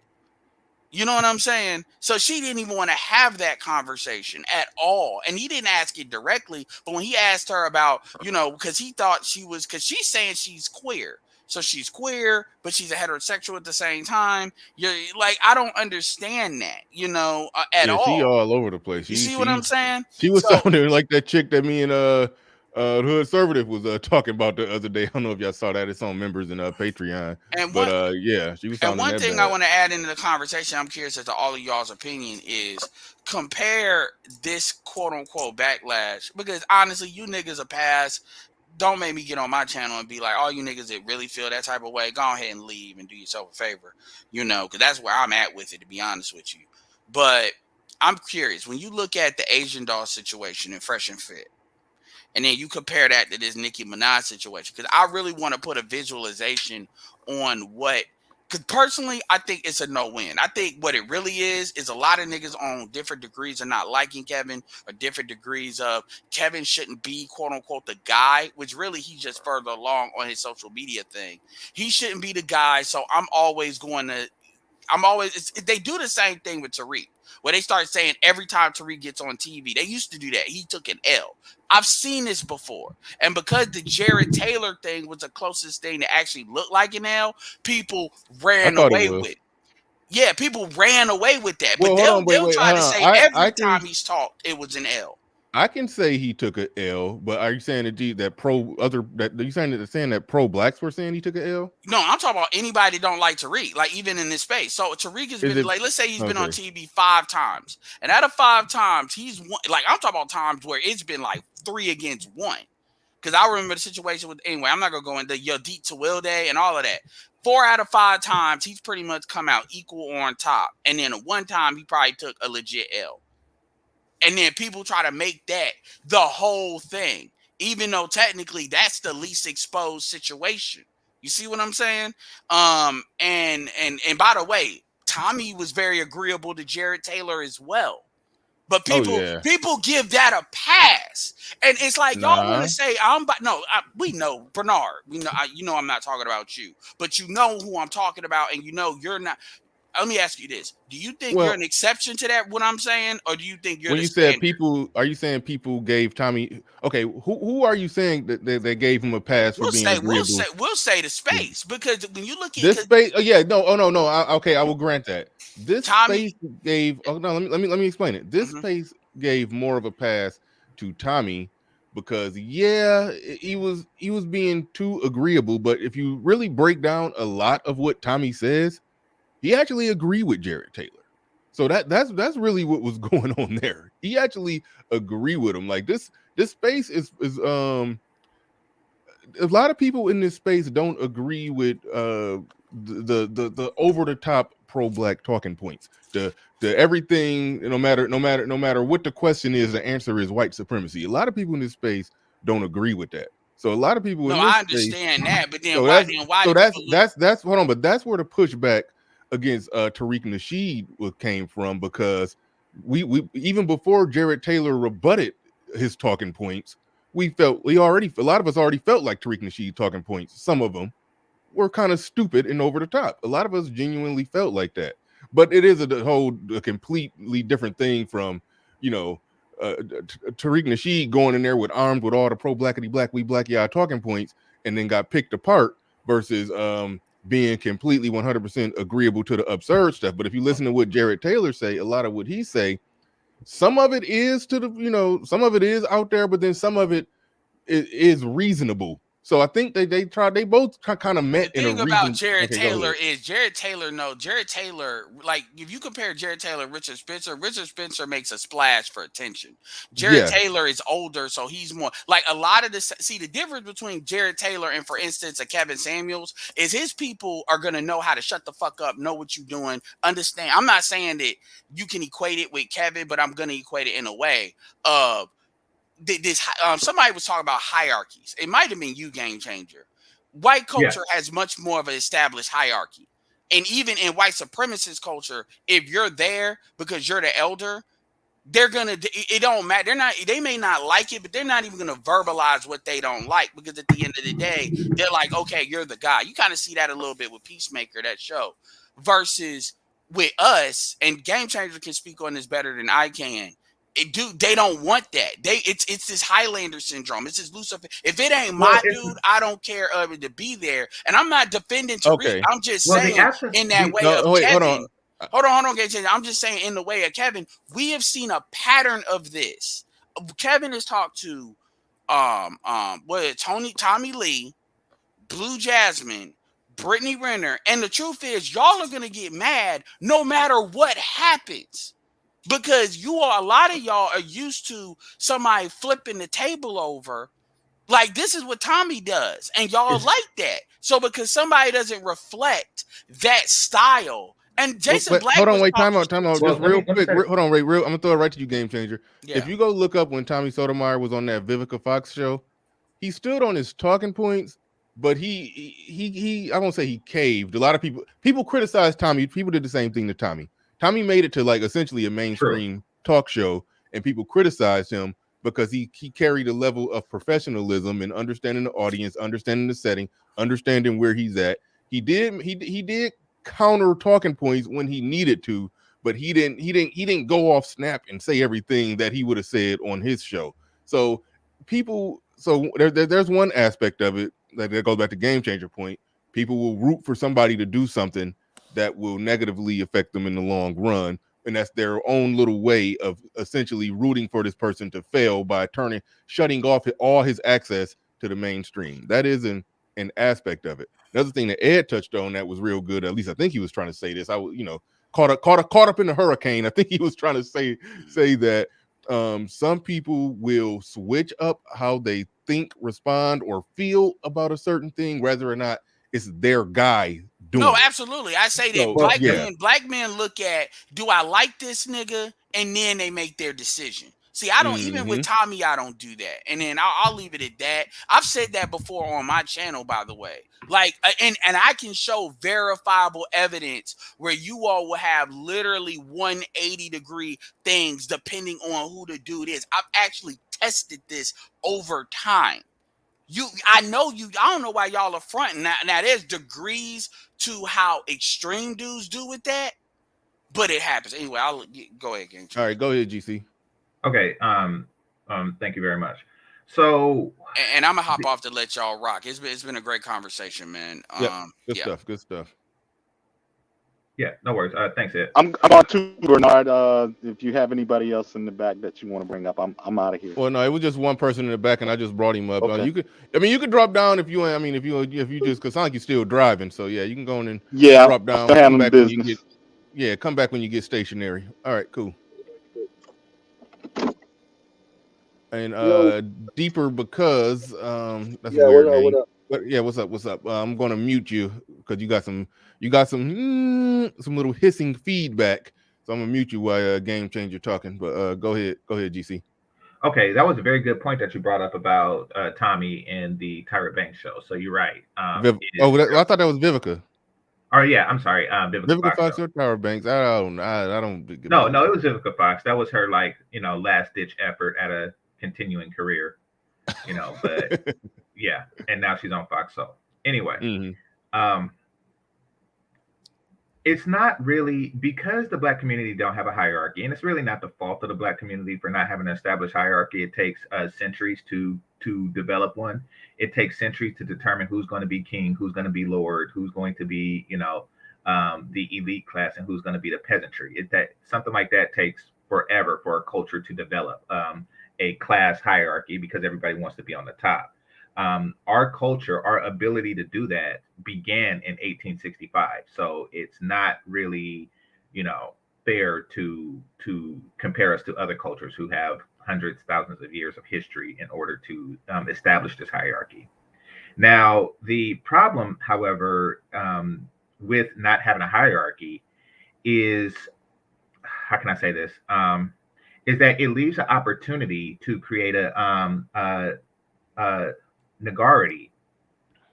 So That basically, was that. Hold on, wait. That was a hierarchy with the well, a word nigga nigarchy, in front. basically. A nigarchy Yeah, a nigarchy. Yeah, or a nigarchy. niggarchy. A nigarchy, exactly. Nigarchy. Okay. Exactly. You Okay. see, there are a large contingent of black people that would like to isolate the black community and create a nigarchy, as opposed to a hierarchy, where basically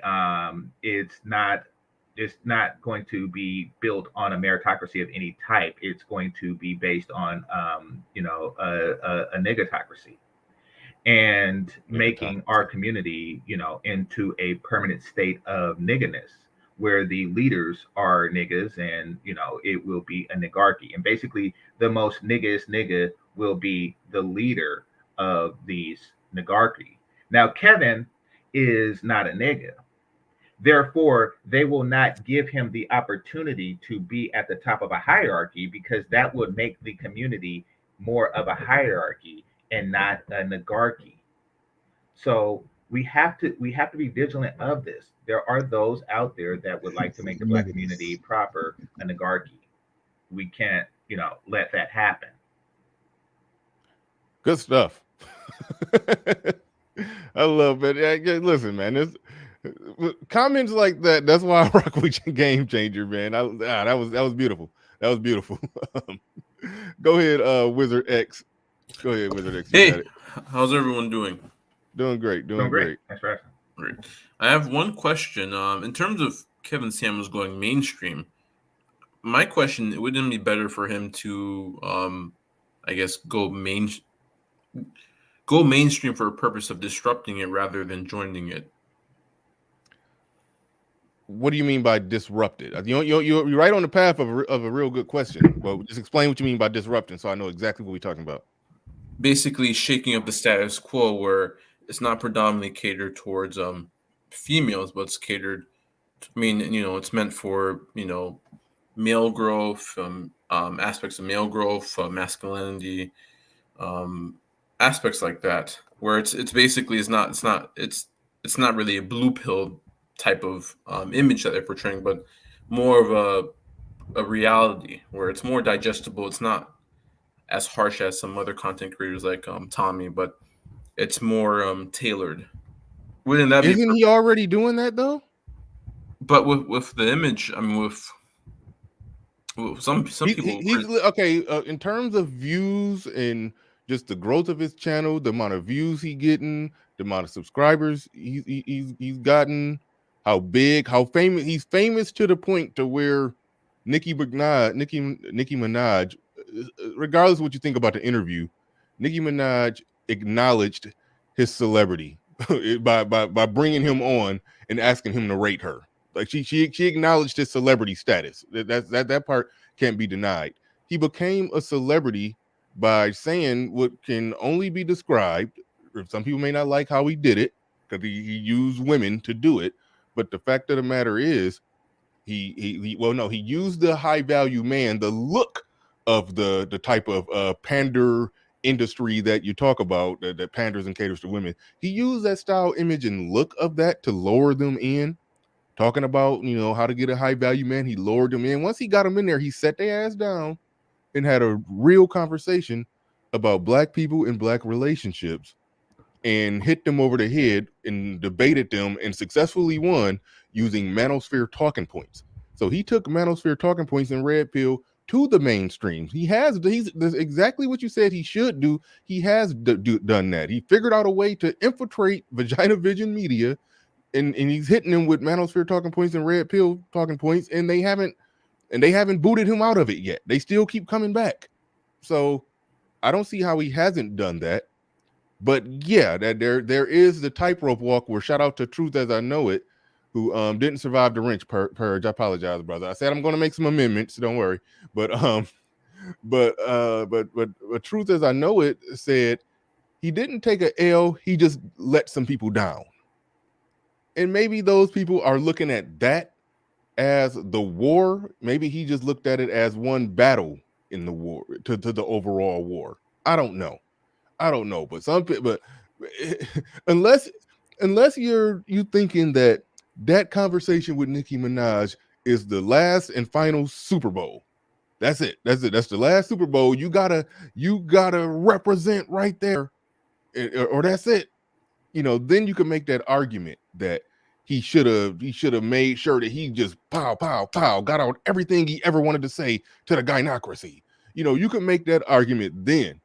But if you know that's not the last fight, that's not the last round of the fight, then it shouldn't be an overreaction that he's not doing this or he's not doing that. And I still think he shouldn't have rated her a damn 9. And I still think he should have responded when she made that statement about, oh, these women, they need to quit worrying about these men and just worry about themselves and build themselves up, become successful, and then go figure out what you want. That was a bullshit statement for reasons that we break down in the Manosphere, the reasons that he break down on his show all the time. I wish he would have responded to that. I do wish he would have responded to that. But to say that he's going mainstream just to and just going to get in line and do the same thing that they're doing, well, he didn't become successful and famous and rich from doing the same thing that they're doing. So it's absurd to think that he's going to stop doing the thing that has made him successful and rich and do something different. And he's already become successful and rich from being different. So his goal should be to stay being different. And I haven't seen enough evidence that he's going to stop being the person that we see on his show, So there's that. That's where I'm at with that. I think you make some solid points, and I agree with that. It's more of many of us are not really. Wait, hold on. I think I made some intelligent stuff, and while I was making my intelligent stuff, I think I may have been, while I was making intelligent points, I may have been getting trolled by SKC, and that just took out all the validity out of everything I said with an SKC comment in front of me while I'm saying it. So let me get this off the board real quick. Oh, SKC, thank you for the $5 super chat. He says, absolutely. SKC, me and Hood Servative had a great show, man. I wish you could have made it there for that one. It's on Patreon and the members, but there was definitely a good one. I wanted you on there too for that one. But says absolutely disagree with Game Changer on this when black people had a template in front of them since 1865, but the group rejected it. They had 2 cheat codes. I think they had the cheat codes. So he didn't make a ridiculous comment. I think it's not a ridiculous comment at all. I was just fearful that the whole time when I was sitting there preaching my sermon, SKC was up there saying something ridiculous, and that it's like somebody holding up a sign, trolling you when you're giving a presidential speech. It's like but you can't see the sign behind you. So that's all I thought. I thought SKC did that to me, but no, he cool. And real quick before I pass it. Well, okay, go ahead and respond to that, and then I'll go to the next one. I got a couple super chats. Okay, so basically, black people had a template to create a hierarchy. However, they didn't have a hierarchy yet. The family structure that immediately preceded, and the social structure that immediately preceded the Civil War, was perfectly set to create a proper hierarchy in the black community. That could be considered independent of white community. And then you have black organizations that was thriving, which had its own hierarchical structure. However, yes, that template was thrown out, and, we had to reset, and it was thrown out by niggas. Let's be clear, like the Black Panther Party ended because of niggas. Like, so all the things that we did, in creating a social hierarchy was essentially destroyed and in its place, they're trying to create a oligarchy, as I was stating before. You ever been drinking something and then you forget that you already took the last sip and then you just turn it all the way up and then nothing? That has never happened to me ever. I just feel that the cup way different, and I don't drink. That Well, I never know, but happened. when you're paying attention to the show and you're reading Oh comments and you're yeah. like, yeah, motherfucker. And so damn, I'm like real disappointed that I ain't got no more coffee. Wait, All right. All right, go ahead. are you all aware of the future thing with Kevin Samuels? Are you? I've heard about that. I don't know that much about it. I haven't looked into it, but based off what somebody super chatted me, he's supposed to be in one of Future's videos playing a counselor or therapist of some sort.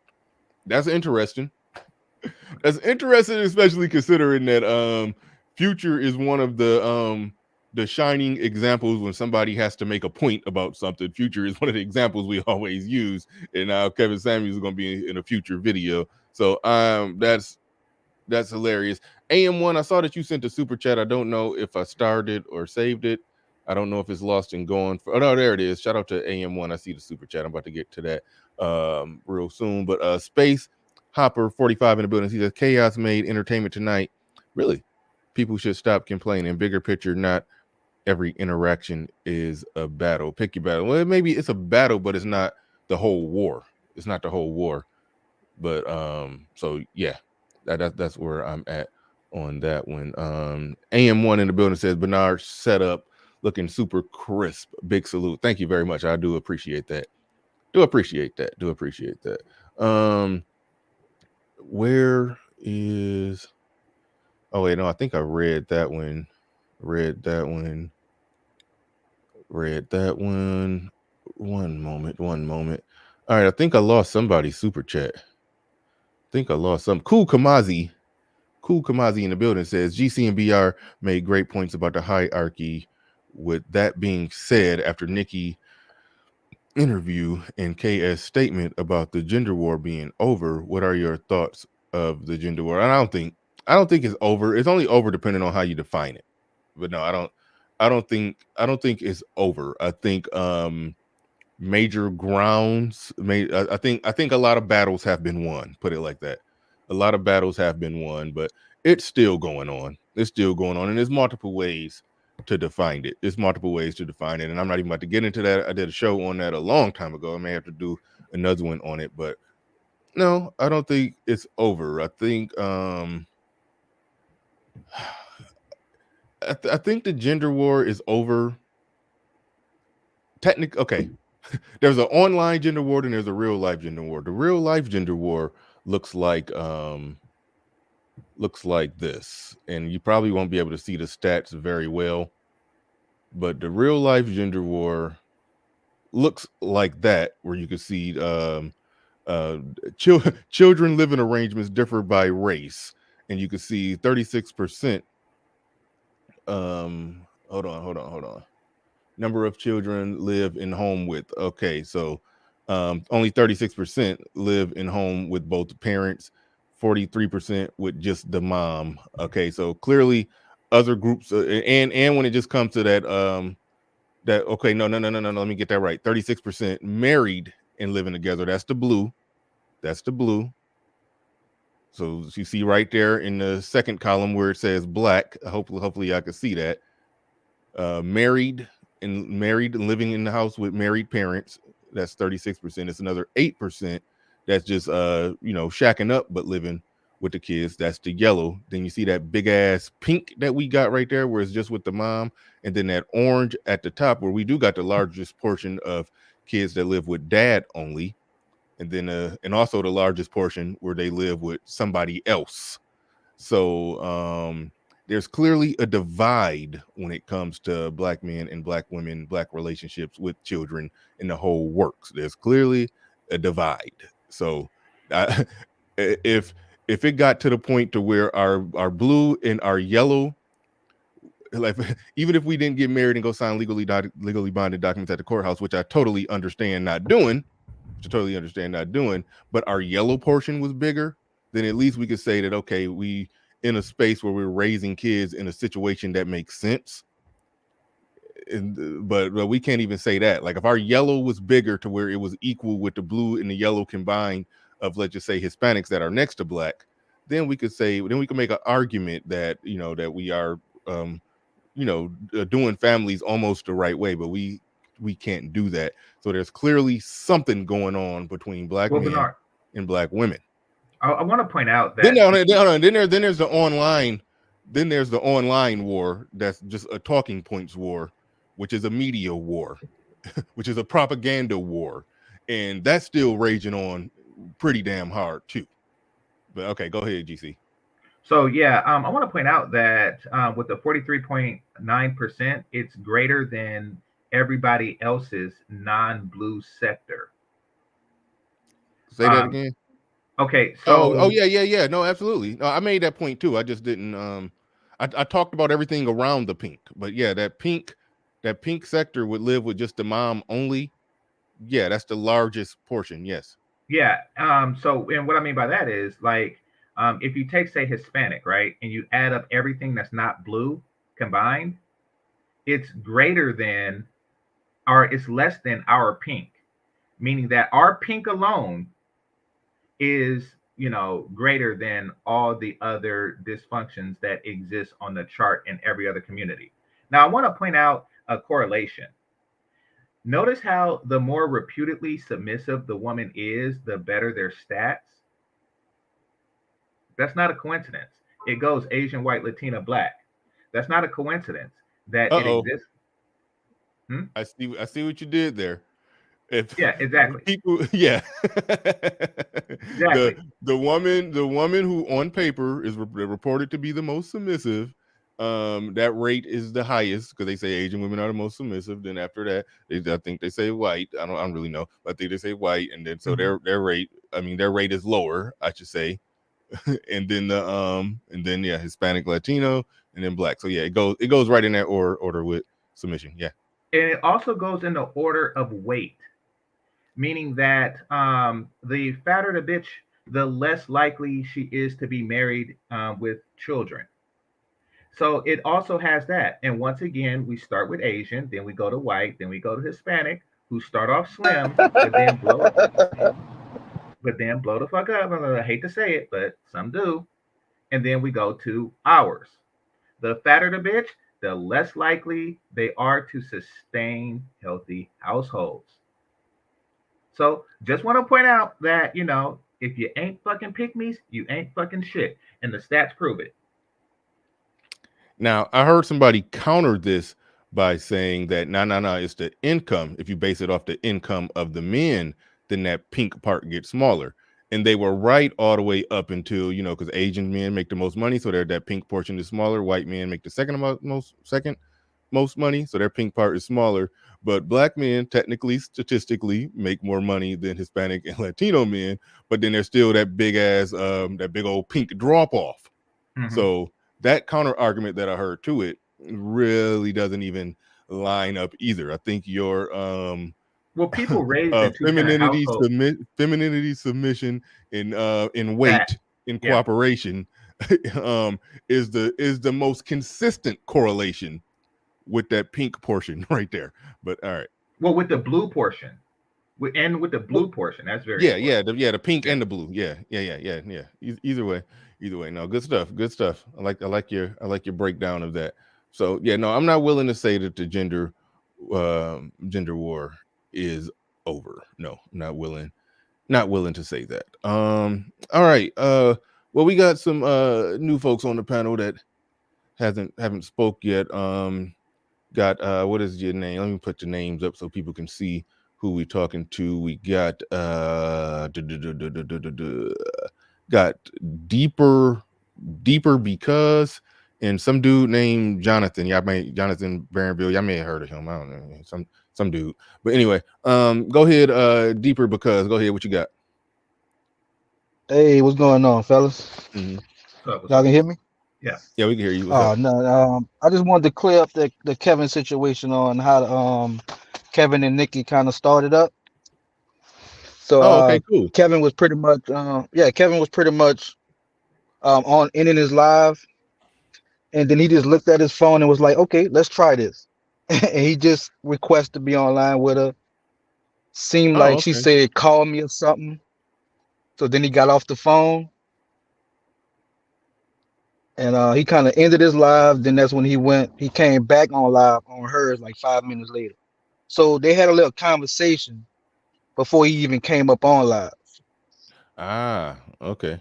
So Okay. in that time, I'm thinking they probably shared how much time they had to talk because he was ending his, she was in the middle of hers. So it's not like they met up, had an hour to really go into all kind of stuff. So he had to pick pretty much what he wanted to go into, I would think. Okay. I mean, well, You it was feel me? her show, so it was So on her to pick what they go yeah, and into. So, yeah, that was no big right, deal. right. But so all I'm saying, everybody giving him a lot of hassle when he was on her live. So out of respect, the same respect he want on his live, he give to her. And they probably already kind of talked about what they was gonna say anyway. And I don't understand why everybody upset because he just opened up another talking point for us to talk about for about 2-3 days. Well, I So mean, no, yeah, I hear what you're saying, and thanks for the background info on how it all started. Because I had no idea, and there was mhm. no way of tracing that. You sound like you was right there at ground zero when it was happening. So that's cool. Yeah, I was watching. Thanks. Yeah, cool, cool. You was watching Nicki Minaj live or Kevin Samuels live? Nah, I was on Kevin shit. I'm watching the Nicki. Come on now. Mm-hmm. Mm-hmm. All right. So all right. Don't play No, like that. Come I on. ain't gonna, and I ain't gonna play you. I ain't gonna play. But no, okay, cool. I understand some people think that he had to. I don't think he had to completely walk on eggshells. I But already said this. not the I already said the things that I think that he should have responded to. That at 9 was too high, and it was one comment that she made that diametrically goes that's just diametrically opposed to everything he talk about. Could have gave a little pushback on that one, and that was where I'm at with it. But when she snapped off on dudes, when she started talking junk about dudes that talk junk about women, and she said eat a dick and all of that, yeah. blah blah blah. That one, to me, that one, eh, But we gotta we gotta watch the setup though. I didn't care as much with that one. Largely in part, if she would have just said something to him, well, you be talking all this stuff about women and you be saying this, and some of it sound like it be coming from a place of hurt and da da da da. So you, Kevin Samuels, can eat a dick. Then that's a whole nother ball game. Then if he punted on that one, all the critics will be right. But she said, talking to her fans, talking to her people, said, don't be worrying about, how you gonna get these men with this money and this, that, and all of that. It's you don't necessarily like she came in saying that don't be worrying about all them dudes, worry about yourself, get your money up, and then figure out what you want. And to all them dudes talking junk about women, they all on TikTok talking all this junk, don't worry about them, blah blah blah. They hurt and they could eat a dick. That's not nothing that he got to fight back on. It's not. He Nah, can, but he don't have nah. to. He don't have to. But Yeah. that's where I'm But at we with it. got his back anyway though. No, no. If We he we say we something, no. What if I'm he say, saying hold on, is wait, right time out. now. What you What? mean when what do you mean by we got his back anyway? Well, okay. As the manosphere, right now, everybody is talking about that specific thing. So your listeners, they're gonna hear you dissected and show where she was wrong and correct it. So he just opening it up to where we can all talk about exactly what she said and address it right then and there. So everybody who actually do content was able to talk to their listeners about how she was so wrong. So right there was a win for the manosphere in general because he gave us the content. I mean, yeah, he gave us some content, but that we got his back anyway comment. I can't get jiggy with that one. I can't get jiggy with that one. If listen, I don't care. If you say some bullshit, if you say some nonsense, I'm going to say where I thought you was wrong and where I disagree. Yeah, facts, That's facts. just all to it. That's where I'm at with it. I don't care who you are. But Bare you can't minimum. Hold on, expect her wait. to shout Bare her down minimum. though. You can't. Bare minimum. I'm going to exercise my right to remain silent about it, just because it's some people that I got respect for, and I ain't trying to sound like I'm trying to pull up on them. But if I'm going to do a subject Right. about it, I'm going to call it right down the middle, objectively what I saw that happen. I'm not just going to. I'm not going to decide in advance that you were right. that you were right, and that's that. So That's real. That's yeah. real. All right, but all right, but cool. Thanks for coming All on. right. We about to throw it to JB. Little Big Nate is saying something that's definitely worth looking at. See, cut out the bullshit. Hold on, real quick. Cut out the bullshit. You see, you want me to you quit trying to make me go at Angry Man. Cut it out. Listen, if some people, if I did, well, actually, I just said it. I said it before I even saw that comment. If you're saying something I generally disagree with, and you're somebody in this space I respect, I'm either going to just stay out your way, or if I do a subject on that topic, or if I do some content based off your content, I will clearly state why I disagree. Just like I'll clearly state where I disagree with Kevin Samuels. Yeah, I've heard me clearly disagree with Obsidian a million times on this show. I've even talked about where I disagree with O'Shea, and I've talked about where I've disagreed with Angry Man. But what I'm saying is, I'm not just going at somebody, and I'm not just going to defend somebody at all cost. I'm not going to do that either. Bare minimum, if bare minimum, I'll exercise my right to remain silent if it's going to just get to the point to where it's going to be received wrong by people, or people going to get all goofy and stupid with it. But if I'm talking about it, I don't care who you are. I'm going to be objective. I think I've demonstrated that a number of times. But to Little Big Nate's comment before we go to JB, Nate Dog 74, Little Big Nate in the building says, Bernard Riley, the Eat a D comment was aimed at men making fun of black women on the internet. That's us. That's a good point. So I think you're essentially saying he was supposed to step up and defend the men that talk junk about women or make fun of women on the internet or blah blah blah, and that's us. Only thing I'll say is that she was talking about dudes on TikTok, but what she was saying about them, I'm sure would still apply to the Manosphere. So I think your argument is he should have stepped up and defended the Manosphere and not, necessarily punted on that one. And no, he did say something like, well, it's hurt on both sides. So yeah, okay, cool. All right, fair enough. Fair enough right there. That is a fair point. So all right. Go ahead. JB, you got it. Hey, can you hear me? Yeah. All right. Am I clear? Yeah, 'Cause Scott Haywood got it right. It was a sideways attack on his listeners and or the people who make content predicated on his content. The Manosphere has been here. The people that sprouted up out of nowhere all over TikTok are there because of Kevin Samuels. So she didn't talk directly at him. She talked about the people that are making content based off him.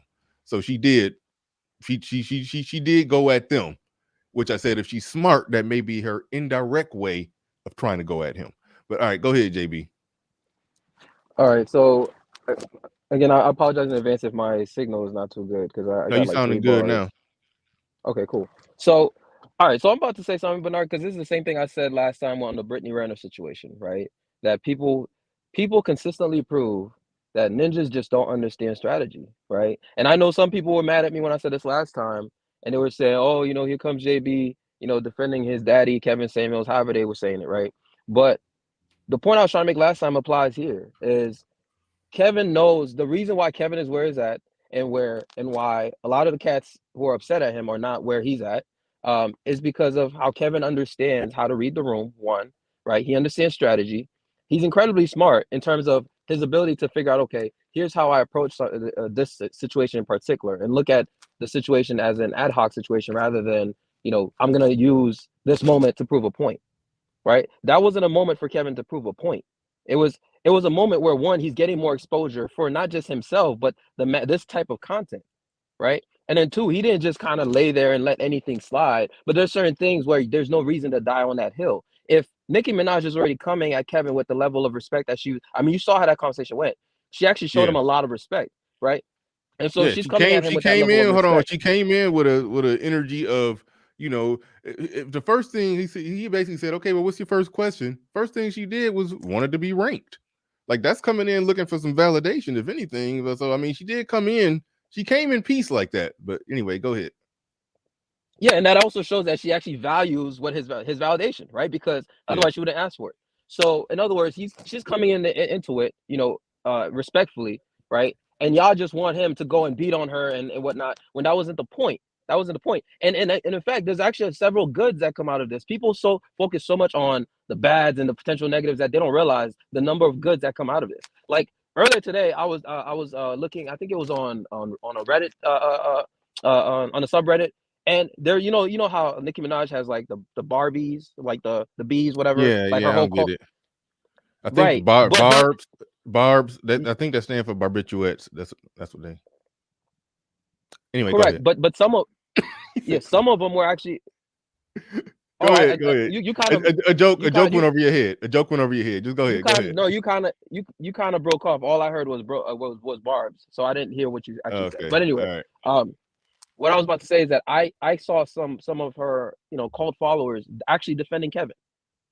Right. So my point is, he now rallied a whole group of people to at least at a minimum check out our side, right? To at a minimum check out our content, right? Because even people who didn't really know Kevin, who didn't really watch his more than a clip or so, now they're gonna come and see this side of things, right? And so that actually does help. That actually provides more exposure to not only Kevin but also this space as in general. So the whole goal shouldn't just be, is he gonna beat on her? Is he gonna actually, counter every point? Like that was not the goal. And Kevin understands how to read the room. That's why he's successful and you're not. That's why he's successful. And I'm not you, Bernard, but I'm saying generally all the people that are coming at him, that's why he's successful and they're not. Because he understands how to read the room. He understands how to make a strategic move. I'm sure Kevin knew, even based on the Brittany Renner situation, that he would get a lot of pushback for saying she's a 9, right? But he did it anyway. Right, he did it anyway. I'm sure he knew that. I'm sure he knew the moment he said, I'm like, oh, they about to cook Kevin. The moment I heard him say it, I'm like, they about to cook him on that, right? But I'm sure he knew that, and he did it anyway because he knew what he was doing. So it just, I don't know, it just blows my mind that every time ninjas have to prove that they don't understand strategy, they don't understand diplomacy. Kevin understands diplomacy. He understands how to take a situation and make the best out of it, right? And then come out at the end. Hey, real quick, RM, drop that link for AM1. Go ahead, JB. Yeah, and then at the end, come out on top still, right? No matter how much pushback he's getting in the Manosphere, at the end of the day, Kevin is getting his results. He's getting his results. So y'all can be mad all day, but he's getting his results. So I just wanted to add that context. And by the way, I agreed with that brother before me. He sounded like he was from Louisiana or something. But I agree with the point that he was making, that Kevin kind of threw the alley hoop, where he basically was. I know you didn't agree with it, Bernard, but I agree with him because Kevin may have made the point, but he knew the Manosphere was going to come and try to dissect everything he said.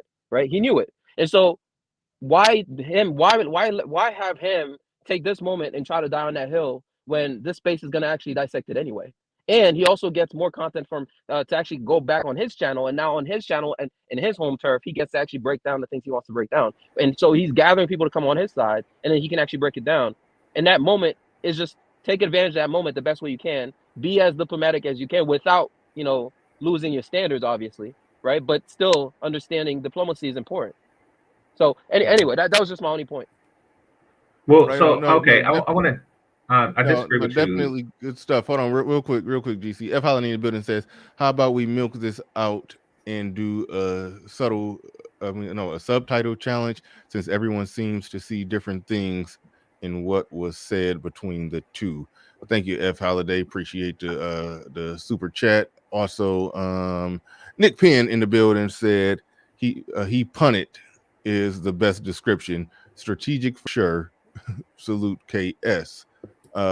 Perfect Storm in the building says Black feminists started the gender war. Yes, and now they have made up genders on their side. That's funny. Thank you for the super chat. Appreciate that.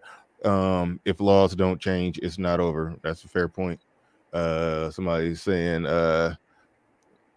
so thank you, Leon 008 and Al LLC ALLC.TP says KS dropped the ball to pick up the bag. All right. Thank you for the super chat. Appreciate that. What ball did he drop? We just keeping it. You made good points in that a ball wasn't dropped, so we can just just replay in your mind everything that JB just said in response to what homeboy just said. Charles Merchant in the building says KS would have shut down the internet with a response. Okay, with a response, who hurt you? And Snuggles, I know I missed that one. Snuggles in the building. She says, "Morning, Bernard. How are you doing? I hope everything is okay. I hope you're feeling well and your waves are on 360. Guess what I would like you to do? I'm not doing it. I'm not doing it." And shout out to AM1. Hey, I dropped that link for AM1. AM1 wanted to come up.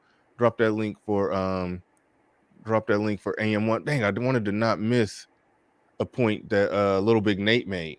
Checking her is not beating her.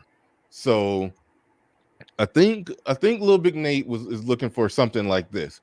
When she said something about these guys, on TikTok, and then she didn't say it, but by extension, everywhere else on social media, including us, who are making content talking about women.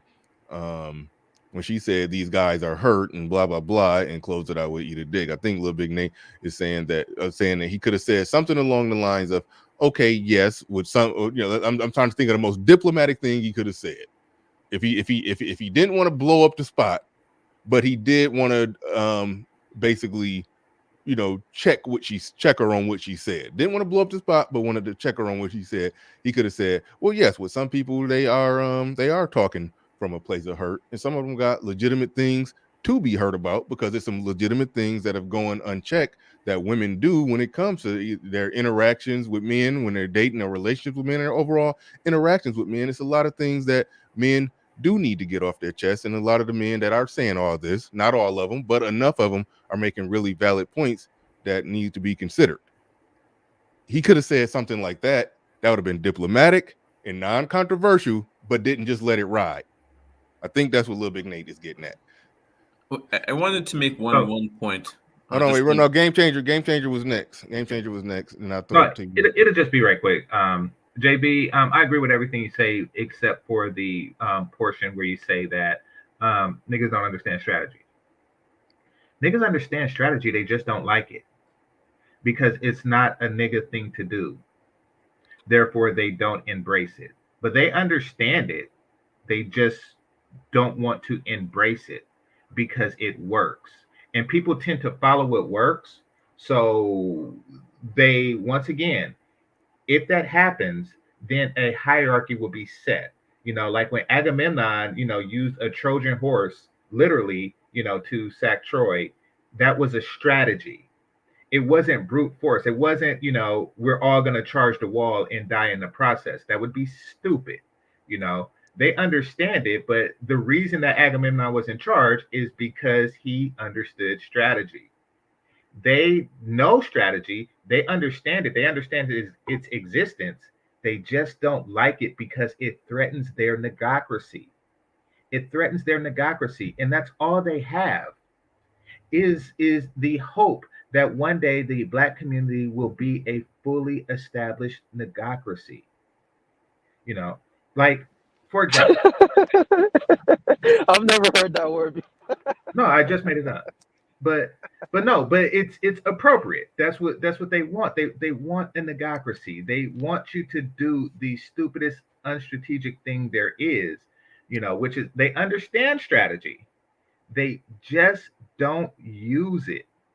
And they try to destroy it. They recognize it like, oh shit, he using strategy. We gotta take him down. Because once people start doing what works, niggas will not have a place in a society where people do what works, because niggadom don't work. So yeah, they understand it. They just refute it. Okay. No, absolutely, GP. Right. I agree with you 100%. All right, we're gonna go Wizard X. Hold on, we're gonna go Wizard X real quick, and then we're gonna go to AM1. Yeah, to that point, I don't disagree with what Kevin Samuels did at all. It was very tactful. My only question is whether, as to the earlier point, whether he intends on trying to disrupt the mainstream or join it. And we can say that the Nicki Minaj thing was good, which it did bring good exposure. But if you're changing your tune to a certain degree, you might have more. You might turn off your certain elements of your fan base and attract, let's say, women, for example, where they make up more of a bulk of your fan base, and then you have to cater to them because now they kind of they kind of help give you that exposure. I hear It what could you're be saying. complicated. No, I hear here's what the you're next. saying. Wait, stop. Hold on, real quick, JB. I hear what you're saying, but you're making wasn't it Chicken Little that got acorn fell from a tree, hit him in the head, and he thought the sky was falling?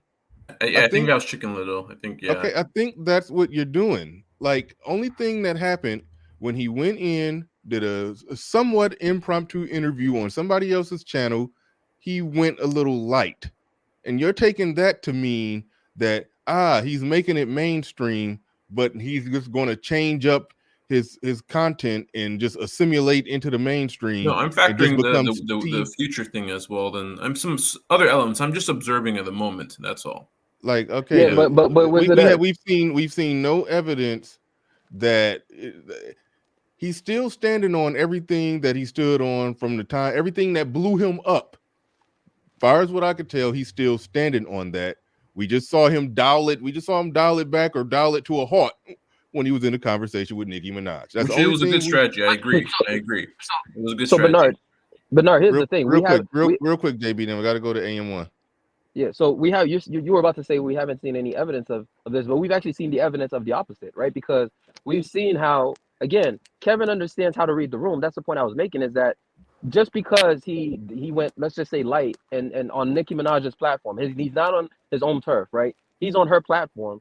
But when they come on his side, again, we've seen the evidence of the opposite. It's not like Kevin has switched up on his side. He's kept his message very consistent to this day on his side, and he has tons of women coming every day. You see how many more members are joining Kevin's channel, and a lot of them are women. When more women are coming, more women are calling in, and none of that is changing Kevin's message on his platform. But when he's on other people's platforms, a lot of these guys, right, they're almost living vicariously through Kevin and wanting him to, like Obsidian would say, whoop that trick. And at the end of the day, that's not the goal of every interaction, bro. Like, y'all have to understand there's more to this shit. And Kevin understands that, and that's why he's able to make the best out of these. Just real quick, Bernard. I think one of the good examples of this is what was that green haired chick that came, that very ratchet chick? She was green haired that cammed up with Kevin one time. They had a great conversation, and some people felt like Kevin should have been a little bit harder on her and whatnot, and he wasn't. And afterwards, you saw this chick defending Kevin, but like she was actually out there defending Kevin, right? So he basically went and he was able to handle an interview in a way that was diplomatic enough that he's bringing people to his side without removing the consistency on his side, right? So on his side, and his own message has not changed. It's been consistent, but he's able to still bring people onto his side and also have people you'd never think actually defending him. You would never think this ratchet green-haired chick would be defending Kevin, and yet she is. You know what I'm saying? Yet she is. You'd never think that Nicki Minaj would want Kevin to actually rate her, yet she wanted him to. You know what I'm saying? And yet she showed a certain level of, by her saying she was a 7, that kind of shocked me. I thought she was about to say she's a 10, right? But based on all these other chicks that call in and think they're, and these average chicks, right? But anyway, I just find it very hilarious when these guys just want Kevin to beat up on these women all the time, and it's like, I bro, never said that. Wait, hold on. Wait, time out. There has to be more. Hold on. Little Big Nate is making a good point. I understand his last point. I think he's just saying that we should just change our language, not say equating checking her with attacking or beating her. I think that's just what he's saying, that we just shouldn't equate checking. Why does he have beating. to check her? Why does he have to check her on her own platform? Why? Like, what would that have changed? No. You still hold on. Wait. JB, you're still missing it. He's just talking about those two things just shouldn't be equated by men. I think he's saying we should just work to just change the way that, because women talk about that. A man confronting a woman or saying something to a woman, they talk about it like it's abuse, like that. So I think that's what he's saying. Don't equate the two things. Checking, don't equate checking and beating. That's all. I think that's all he's saying. Well, to answer JB's question, why does he have to check her? I can answer that. All right, go ahead, Game Changer. And I never said that, by the way. I don't think nobody said that you said it. The reason that he has to check her is because nigga is the reason. That's why it's done. Like, Why do you have to do that? Because nigga. Like, so, for example, so you see, it's called representing is the neglexicon for that. You have to represent. And what you are representing is niggerdom. It's basically saying you must do it to represent niggerdom. Niggas check people because, that's just what they do. All right. AM1 in the building. Go ahead. You got the floor. You got the mic. But right on, brother. I appreciate you. Let me come up. Yeah, setup looking real crisp as a camera guy, camera nerd myself. I got to give props on the optics, the setup. But yeah, no, JB was saying some dope things, and GC as well, in his ever so stylish way of sneak, just clowning. No, this is real interesting thing. So there's like a tiered kind of situation going on. To Game Changer's point, there's higher brow thinking, strategic thinking, and then there's lower brow niggerdom thinking, to where it's like, nah, we just want to whoop that trick. We just want to see you just go scorch earth. And there's brothers that think that way and that come from this hurt, that come from this trauma bonding kind of thing within this space. We got to be real about that if we want to really talk about manosphere being men, black manosphere, black men, yada yada. So the idea of a two-tiered approach. Some brothers really want him to go off on her, despite the fact that it would be highly not strategic to do that. He goes on her platform and wows out. Now I understand the idea of pushback and what brothers expected or wanted to see, but the way I see it, and the way he handled that was pretty strategic, diplomatic. There was diplomacy there. Plus, here's another thing. Doing the kind of work I do visual media work. I work for a lot of different arrays of clients. I've been in literally $100 million rooms where I'm sitting at the table with people with all kind of money, and I'm not a millionaire, so I'm over here let me soak game, let me see how these people move. I've been in rooms with people, doing city government type stuff, and that's still millions of dollars being pushed across the table, and seeing how these people get with each other, get at each other, go at each other, and how strategic they are about it. They're not quick to just go off like that. They're very strategic. They're very observant. They watch what they do. They make moves. They play chess. So I don't expect niggas that never been in rooms like that, in those kind of meetings, to understand how that plays out. This is mainstream media. This is optics on top of the business elements of that. It is very possible that Kevin Samuels may have peeled off some of her audience by handling that the way he did. That in the long run could be a better look for him. My take on it is the whole thing is staged, and they probably knew it was going to happen at some point, and ultimately they probably got some work coming down the line, some collabs. I mean, if he's showing up in people's videos, brothers really need to think about the strategy of this.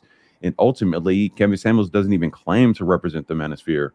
Obviously, some of the talking points have existed before him blowing up and have existed before YouTube has even existed. This stuff has been going on. So brothers really want to get all in their feels about this stuff and just want to see him go crazy. But it's there's way more strategy. There's way more benefit to being tactical like that. Brothers don't seem to understand that. And it's not in defense of him. It's in defense of brothers thinking bigger, thinking more higher brow, and having strategy about it. Brothers just ain't seeing it because they just want to get mad and just be emotional. And that's kind of the issue that brothers complain about from women.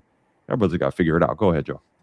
Good stuff. I appreciate you coming up, everything that you said there. Can I respond to something in the chat room? Very briefly, go ahead. Okay, so Educated Lame says, GC, you check fat chicks all the time. Yes, I do. However, if Oprah was to invite me on her network or on a one-on-one with Oprah, you think I'm going to sit there and say, shut up, you fat ass bitch? Because that would be stupid. It would be poor strategy. I know that a lot of people would like for me to do something like that, but it would not be in my best interest, nor would be in the best interest of my agenda. Same with Lonnie Love. If she was to invite me on The View or whatever show she has, it would not be strategic for me to do that in that instance. But you would talk about something like how no, I mean, I would say it in a more tactful way. There's an obesity problem in Black America, and that is why there's a correlation between the obesity rate and the single mother rate. I will bring up things like that. I mean, I don't attack on site. I was on AM1 show and there was a woman there. I'm not going to mention her dimensions or anything like that, but I didn't attack on site. Just because of that. That would be foolish. All right. I False mean, media in the building. Oh, go ahead. No, I was just saying, and it would be right to expect Kevin to react different. All right. False media in the building says if Kevin doesn't make these moves, this whole sector doesn't experience the growth you now enjoy. Every last channel. A lot of us are. Right. A lot of people have grown off Kevin. No doubt about that. I definitely got a bump. F Holiday in the building says Nicki ain't watching Nicki ain't watching this right now. She's trying to make sure her chopsticks are aligned in her ponytail as the Manosphere fights amongst each other. All right. I don't know I don't know how she's required to be watching this. I don't know what that has to do with anything. Okay. As if our conversation is not valid because she's not watching. I don't know what point you're making there. Okay. RP Steve on the building says K has built a platform based on accountability for men first, and then women accountability as a concept is in diametric opposition to the mainstream. The method of crossing over is a bridge to nowhere. I don't believe that he's attempted to cross over. If you mean cross over, means stop doing what you're doing and do what Steve Harvey is doing. I don't think he's done that. A lot of people are going all the way there. Shout out to Mr. Lucario on the building, says strategy equals game. Learn the game. Absolutely. Shout out to Mr. Lucario. Appreciate you coming through with the $20 super chat. Right. All right. Big facts. Let's see. Oh shoot, we got people down in the back too. Oh shit, we got ARC down there. But so definitely bring ARC up. Before we go to ARC, I can barely see the names. That is Sweaty Life of Atari. It's Sweet Life. You read. Oh, You can read that. Don't do that said that. sweet. I thought that said Sweaty Life of It Atari. says sweet. Oh, okay, my bad. Okay, go ahead. What you got? Okay, so I saw the clip of Nicki's live that Kevin joined. Let's be clear. And also, I feel like it was a huge win for Black women when I saw a girl up there looking like me with makeup on, nice. If you look up her size, she is a size 12. What the? She said I'm she was sorry. a size 4. I'm She sorry. said she was a size 4. I'm saying Wait, if you why was Google it a her win? size, Yeah, everybody stop. that's why she was laughing and stuff when she said that she was a size 4.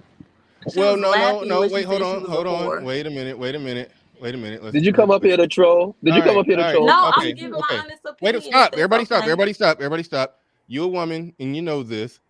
And I've learned this when I was in the dressing room with my woman. Nicki Minaj may be a size 4 or a 6 in her waist. The wideness of her hips may be a 12.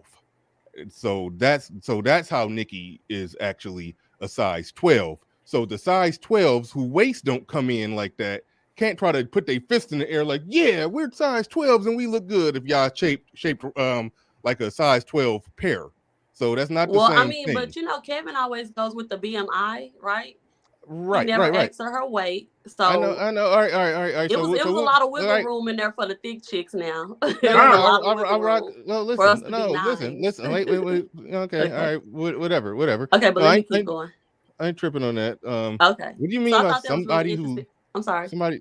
No. Okay. Just go ahead. Okay. I got a few points. Also, I saw a Black girl up there rolling her eyes. I saw a Black girl up there rolling her neck. Nicki Minaj was doing all of this when she was talking to Kevin. Come on, y'all mute up so I can. I'm trying to. Hold on. Wait. Go ahead. Okay. Also, and it seemed like she was daring him to say stuff. Also, she was pointing her fingers. She was. Okay. Why is that a thing that you're celebrating? That he was. Whoa. Hold on. Okay. Stop. Breathe. Okay. Why would that be a thing that you're celebrating? That she's rolling her eyes and popping her neck and doing stuff that most men find extremely unattractive? Like why is that? Because she got called a 9, so it means that women can do that and we can be 9s. So can I respond? Oh, Bernard, keep going, because I see where you're going. Let Bernard rock, because okay, I'm sorry. Go ahead, Bernard. No, I know. I just got 2 or 3 more points, and I'm gonna jump off. May I respond, please? Bernard, the women that was, snapping their fingers and rolling their necks were representing. And we talked about that before. Mm-hmm. Yes, they were representing a certain type of humans. Now, I'm not going to say again what type of humans that was, but we pretty much get the gist of it. And basically, she's glad that he gave validation to that Mm-hmm. representation of a woman. They are representing a certain Right, type right, of right. sister. Ain't that Yeah, right, sweet yeah. life? So it's Yes, Let- yes, that's right. basically I just got hold on, I got to mute you real quick. So you're saying it's basically like she's saying that the way that most men, black and otherwise, prefer a woman to act, what she's basically saying is, I have no intention on acting like that, but to see some validation be given to a woman who act ratchetry, who engage in all kind of ratchetry and act real ratchet, that's a boost up for me. That puts me up here. And she's Exactly. technically a Exactly. size 12. So yeah, we could be fat, loud, and ratchet and still get validation. That's a win. We don't have to do better. We can just try to just click our heels together and say there's no place like I couldn't even think of a fucked Well, up there's no place destination. like good. Let me add to that real Yeah, quick. Let me that's add to that basically because that's basically what she's saying here. And Now, so let me add to and that real quick, GC. I guess that makes the point that some people make, that even talking to her, that put it like that. What she's saying right here is one of the negative side effects of entertaining a chick like Nicki Minaj, even though like JB pointed out, there's a lot of positive side effects to it. What she's doing is really demonstrating one of the negatives to it, though. What she's doing. But go GC, ahead. let I me want holler to at that. point out how it's not applicable though. You see, when Kevin gave his assessment, he was very specific. And what he didn't list as part of the reasons that made her a 9, when he was talking about facial symmetry, et cetera, et cetera, et cetera, he was not saying that it's because he just loved the way you wear your hair, or the stylish clothes you wear, or the little things you do that makes him want to get with you. He didn't say that, did he? He said that it is her facial symmetry, meaning that he don't really care about your makeup if your face is symmetric, et cetera, et Right. cetera, et cetera. So the validation that you seek, you didn't receive. If he would have said popping your fingers and rolling your neck is what makes you a 9, then you would have right. that So it's the validation. Or being a Wait. unshapely size 12. Let me add to that. Yeah, or Let me add to unshapely that. size 12. it's Exactly. so if you have an Now I do want asymmetrical to I face do and want you're a to point size out. 12, Hold on, then real that quick. Hold on, wait, quiet. Hold on. Go ahead, GC. Okay, so I do want to point out is that, ladies, you should not work on this my dad thinks I'm pretty principle, meaning that you're so desperate for validation that you seek it from one individual. Let's face it, if one person thinks you're pretty, that doesn't make you pretty. It means that you're so eager to say that this is valid that you're looking for the one person that will echo that sentiment, even if the world is saying they don't like that crap. The world, in every statistic in that chart that Bernard shows up brought up, proves that men do not like that.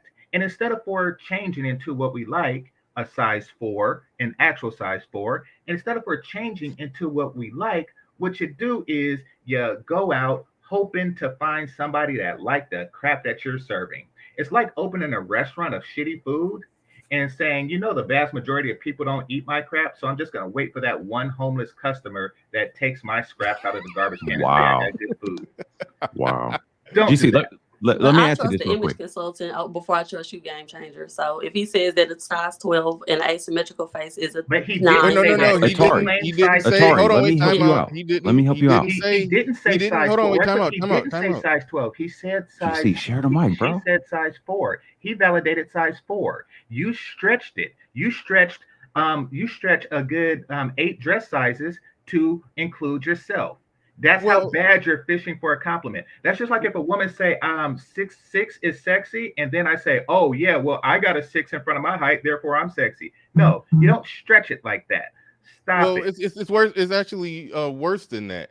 He didn't say anything about a size 12. She said a 4, and he took her at her word.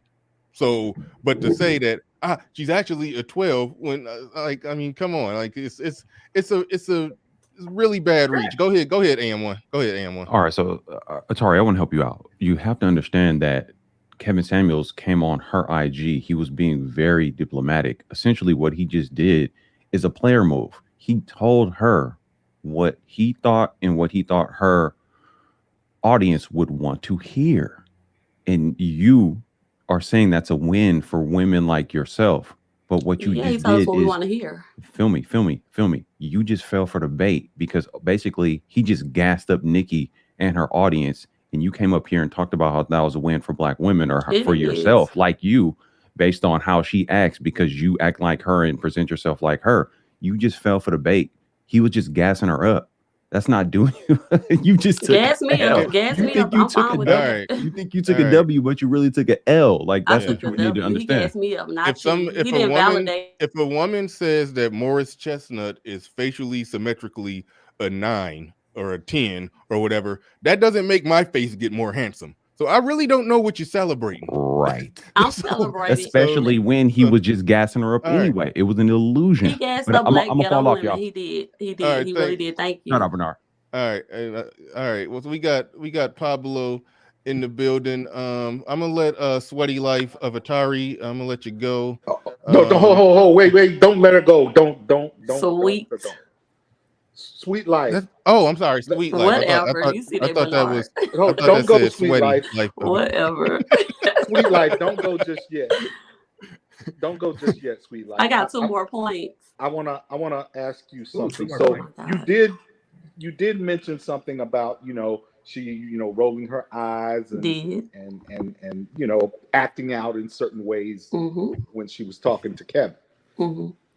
Did you observe how she behaved when he asked her about her husband? She didn't care. She don't need a man for validation. That's why I'm so proud of her. Okay, no, you. Oh my God! How she? Do you know why? You just said What you mean, Kevin do I know validated why? you. She Now you did say not she don't need care. a man It's for not validation. everything for black women to have a man. That's why this why? the Manosphere but doesn't you make just sense. said Kevin gave her and you validation when he gave Wait, hold her on, wait, time out. That- To the people who keep saying I'm blind, yes, I be having blind moments, but y'all being slow. Y'all being slow. I'm calling her Sweaty Life of Atari on purpose. Okay, it's a joke. Yeah. I'm not blind. That joke going way over y'all head. That's bad. I gotta explain. I gotta explain the joke. Yeah, she knew it was a joke. Y'all ruining the gig. She didn't want it to be known that her husband is a convicted sex offender who is unemployed, even though she is a multi-millionaire superstar. She proud of her Pookie and Ray Ray. She's proud of her Pookie and Ray Ray. Okay, all right, wait a minute, Pablo. Wouldn't that then mean that her advice that she gave to women, hey, don't worry about these men, just worry about yourself, become successful, and go get what you want. But when she became successful and got what she wanted, it ended up being a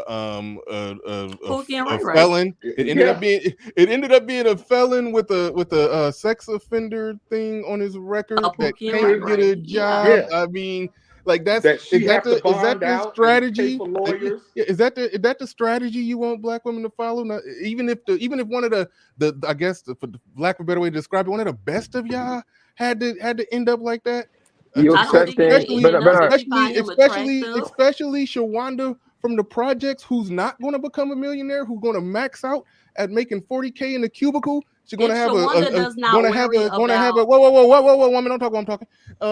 If she's going to have a couch surfing loser on her couch. Is that what you fist in the air like? Yeah, that's what we want. Let me Go answer.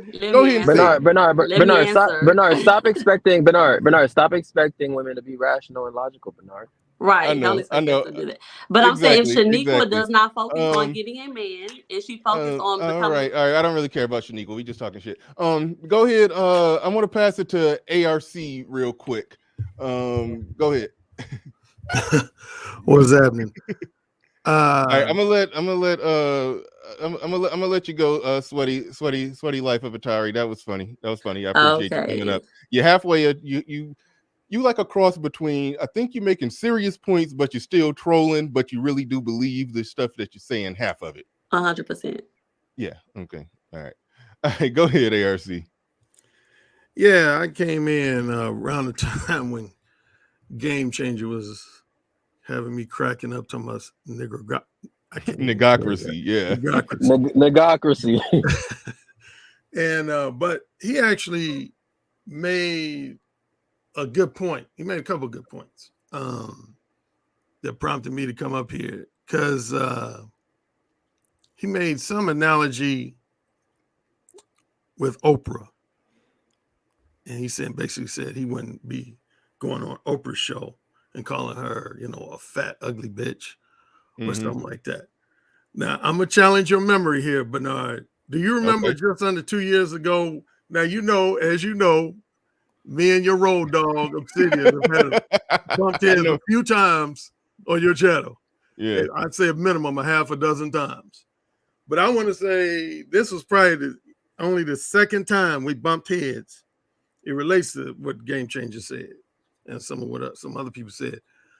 I forget what the main discussion was, but we ended up segueing where I said, when it comes to discussions with both men and women, and particularly women, I've never let anybody get the best of me in a debate.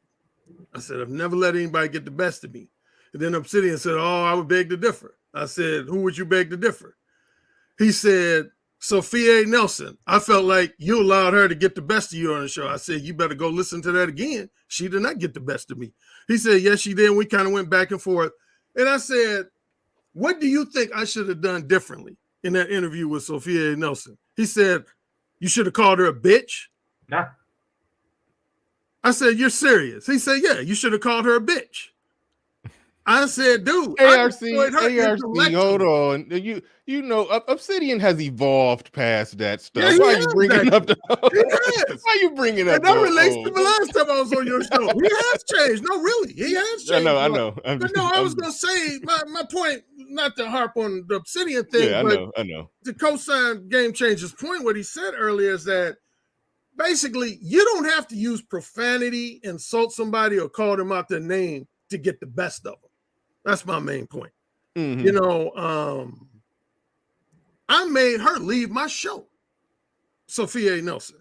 She then 2 weeks later got on Twitter and gave me a very contrite apology for misbehaving on my show. For those in the chat room ignorant to what happened was I had her on an episode of Blog, my Upfront and Straightforward, and she tried to challenge Mo One in saying that even if you do straightforwardly tell a woman that all you want from her is casual sex, technically you're still misleading her because women are known for catching feelings. And she said, Alan, come on, even if you're straightforwardly telling women that you don't want a long-term relationship, all you want is just casual sex, you're still misleading these women. I was like, how so?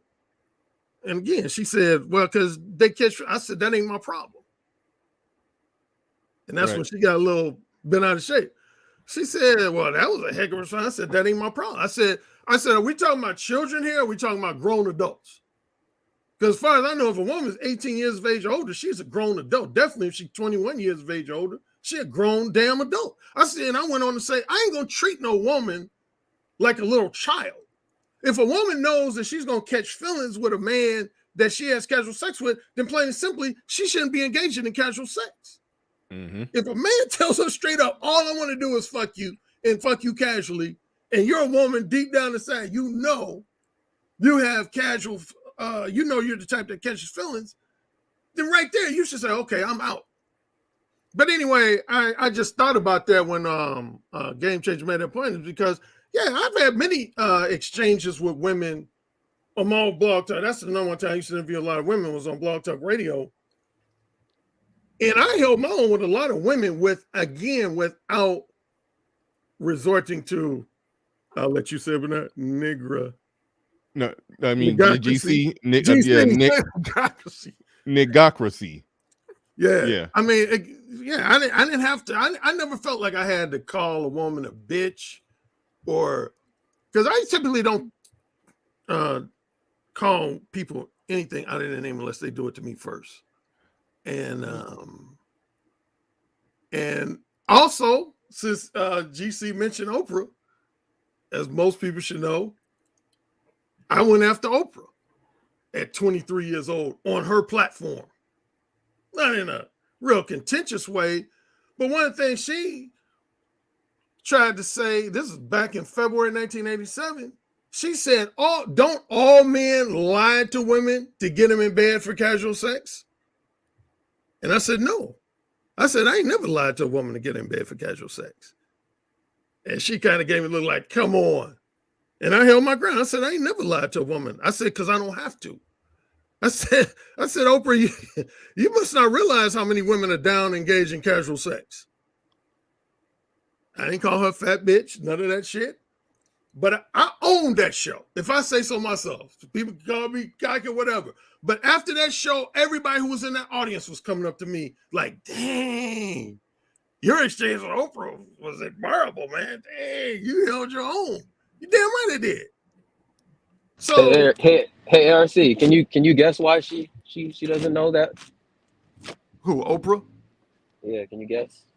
Oh, you trying to say nobody was trying to hit on her that way? That's fucked up, but it's probably the truth. Well, to her, in her partial defense, though, back in the day, Oprah used to admit that what would she say? She would semi-regularly had this comment along the lines of, I was never one of the beautiful ones. I didn't get flirted with like the beautiful girls did. She would always call the good-looking girls, she would call them the beautiful ones or the beautiful girls. And she said, yeah, I never got the type of attention that the beautiful ones did. But anyway, yeah, that was it for me. I just want to say you get the best of somebody without calling them a bitch and going all off on. I don't honestly know the details. Yeah. Other than what I heard here and there as far as Kevin's interaction with Nicki. I don't know. It was only one moment where she said something that was diametrically opposed to what he talks about, and he kind of just let it go. And she took shots at men who take shots at women online, but she didn't say it directly to him, but she kind of was taking maybe a shot at some of his fans or smaller TikTokers that make sort of similar content. So that was something he could have responded to, but he kind of just let it go, and and so that was one of the legitimate criticisms. She got a little disrespect. She ain't no little too. She got disrespectful, but not directly to him, but to people that smaller creators that make content. I don't even know what you call them on TikTok, because I don't know how TikTok work. I think just a bunch of, in my mind, TikTok, she mentioned TikTok, so in my mind, TikTok, just a bunch of kids turning on their phone talking junk. So I guess a lot of older people be turning on their phone talking junk, and she was talking junk. Bernard, go ahead. Bernard, she made all these. Hold on, real quick. I see all these super chats. I will get to them. Go ahead, JB. Yeah, I was just about to say, like, she made a vague point about TikTokers. She didn't name anybody. Like, why do y'all want Kevin to respond to random shit? Like it's just random shit. Why does she have to respond to that? Okay, let me ask this one question, then I'm gonna bounce. Did she ever have him in a position where it looked like he was retracting or contradicting his own advice? No. Only thing he did is she made a statement that went along the lines of, when she was talking to her audience, she said, yeah, I need to stop worrying about how to get these men or what these men won't. Worry about yourself, build yourself up, become successful, and then figure out what you want. And he didn't respond. And then he spoke after she spoke, because she said a bunch of other ramblings after that. But it was something so diametrically opposed to what he talks about that a lot of people, and myself included, think a response to that was warranted, but it wasn't something that she put directly at him to where he really had to it wasn't a situation where he needed to defend himself. I would say it was optional whether or not he wanted to challenge that. I would say it was optional. May I say something? Wait, hold on for a second. Go ARC, were you about to jump in? No, I'm gonna ask one more quick question, then I'm definitely bouncing. Did he ever say anything in his interaction with Nicki that made her nod her head and say, good point? Was there that moment in there? It was a couple of those, yeah. Oh, okay. All right. Yeah. Yeah, it went cool. It went cool. I mean, well, it was a couple moments where it didn't. I mean, everybody think he overrated her and he punted when she, kind of went off about something that he should have probably responded to. But he decided not to go in on that. But overall, I mean, I think it was cool. It was just a couple little moments, but he had his reasons. Okay. All right, BR. All right, cool. All right, we got who is this? I can't see the names. Well, I can see all the super. Hold on, real quick. Let me make the names pop up really fast so people can see who's on the panel. And damn it, give me 1 second. All right, we got what did I say? Pillow biting with Surreal Bay. Pillow talk. Oh, pillow talk. Okay. Pillow talk with All right, Surreal go Bay. ahead. What you got? Hi everyone. Hi, it's my first time on your show. I'm not going to stay on for long. I just really wanted to jump on and say this. I think, like, I watched the show. Obviously, I thought it was very interesting because I was also looking out to see what was going to happen, because just like you said, those are two people with very opposing views, but they also have brands that they're protecting. And I think this may have already been said. I just tuned in, but I think that's what sometimes people are forgetting, is that you have, like, we've all watched Kevin Samuels. When he's on his show, it's full on Kevin Samuels. You call his platform, he's behaving a certain way. So I think people are expecting that kind of behavior at all times. But just like any intelligent human being, he does have to adapt his content based on who he's talking to, what his objectives are. Nicki Minaj has a different status, right? So for him to go to war with her, same thing. She kind of held back as well. Like, she was protecting her brand, but she's aware of her status. So they were both sort of playing it smart, knowing who they were addressing, right? She couldn't have gone full on Nicki Minaj on him. She did mention that towards the end, women, work on yourselves and blah, blah, blah. She sort of had to get that in there because she's rooting for the Barbs.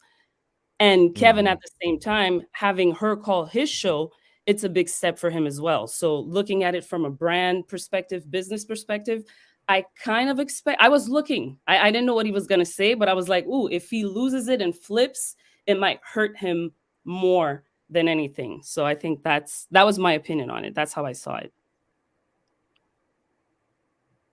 Okay. Anybody? That's well put.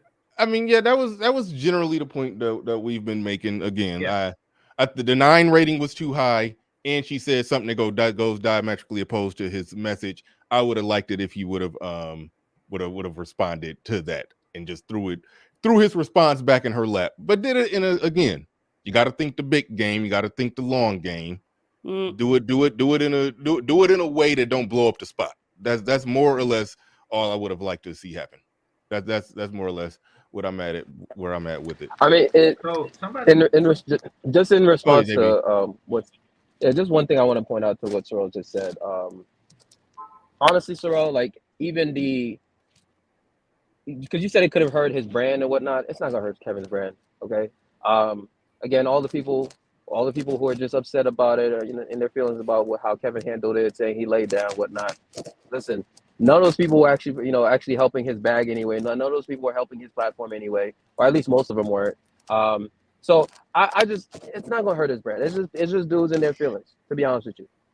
No, I think what I meant by hurting his brand, like, let's say he would have lost it, he would have started screaming at her. It wouldn't have been a good look. I mean, I think when you see Kevin go on other platforms, he's very calm, very, he's not putting on the same show as he does on his brand, which makes sense, right? Like, there's a certain way. It's a different context. When someone calls his show, if a regular woman would have called his show and said what Nicki Minaj said, he would have went off on her. Like, we've seen it before, but it just wouldn't have been an intelligent thing to do, because you always have to watch out who you're addressing based on your objectives. Like, do you want to get on YouTube and just cause ruckus, or do you actually have like a career goal that you're trying to achieve? And we saw, like, he's making different moves, different connections with different people. He's reaching a certain level. So only he knows what his true objectives are.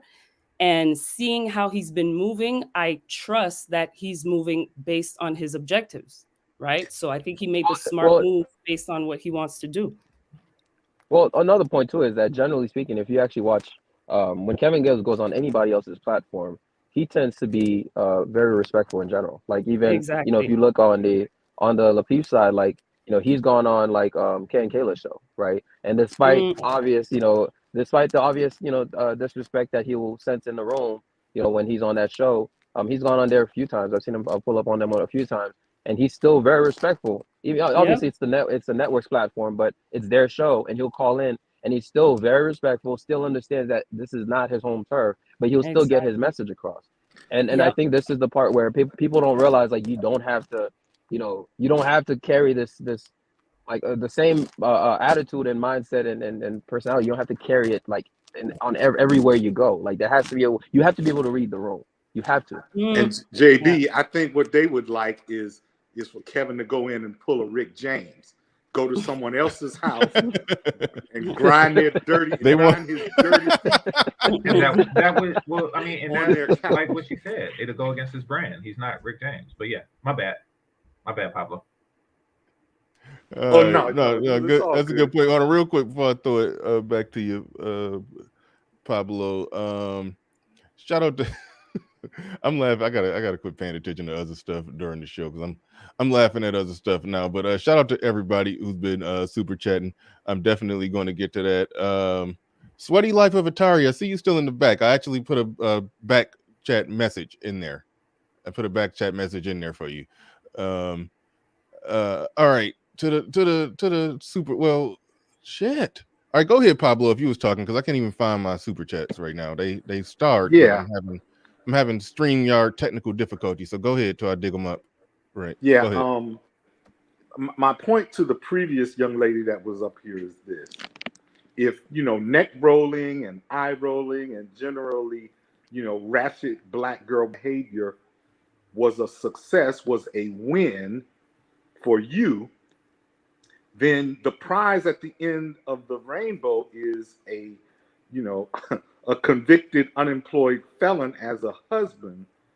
Then if that's what you're selling to us, then I don't think a lot of the sisterhood wants that win, because that's a man she got to take care of, and she obviously isn't very proud of, because she cringed when he even said the word "what about you" or "what about your husband."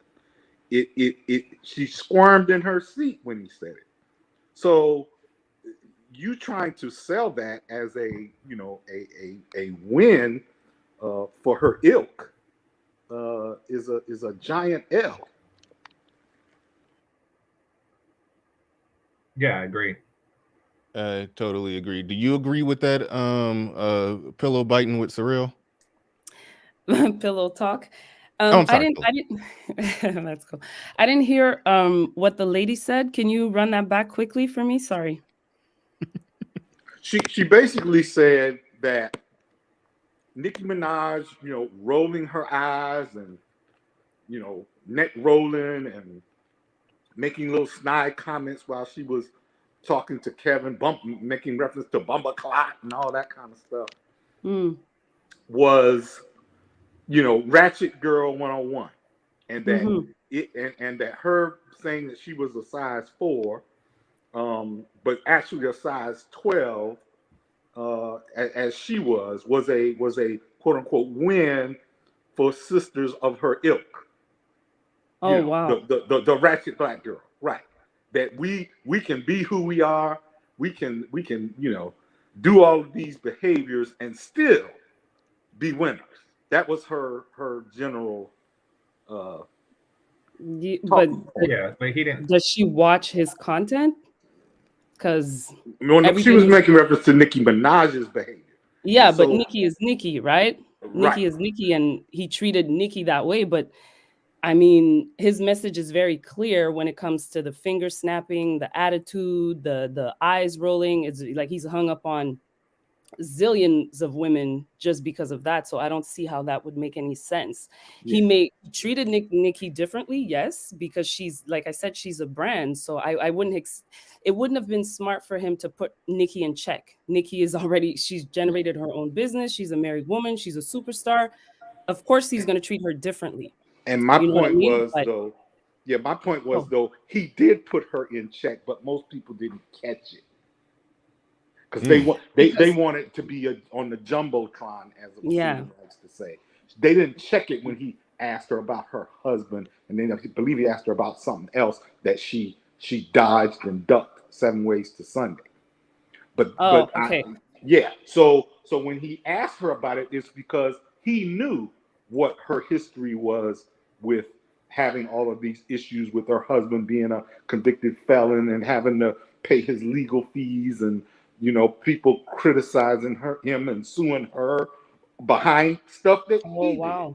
Yeah. Okay. See, I didn't catch that. I'll go back and watch. Right. I didn't catch that. So because of that, when he asked her about it, she squirmed and got real quiet and sheepish, and all of a sudden, all that neck rolling and eye rolling and all that went whoop, gone. Wow. Right on.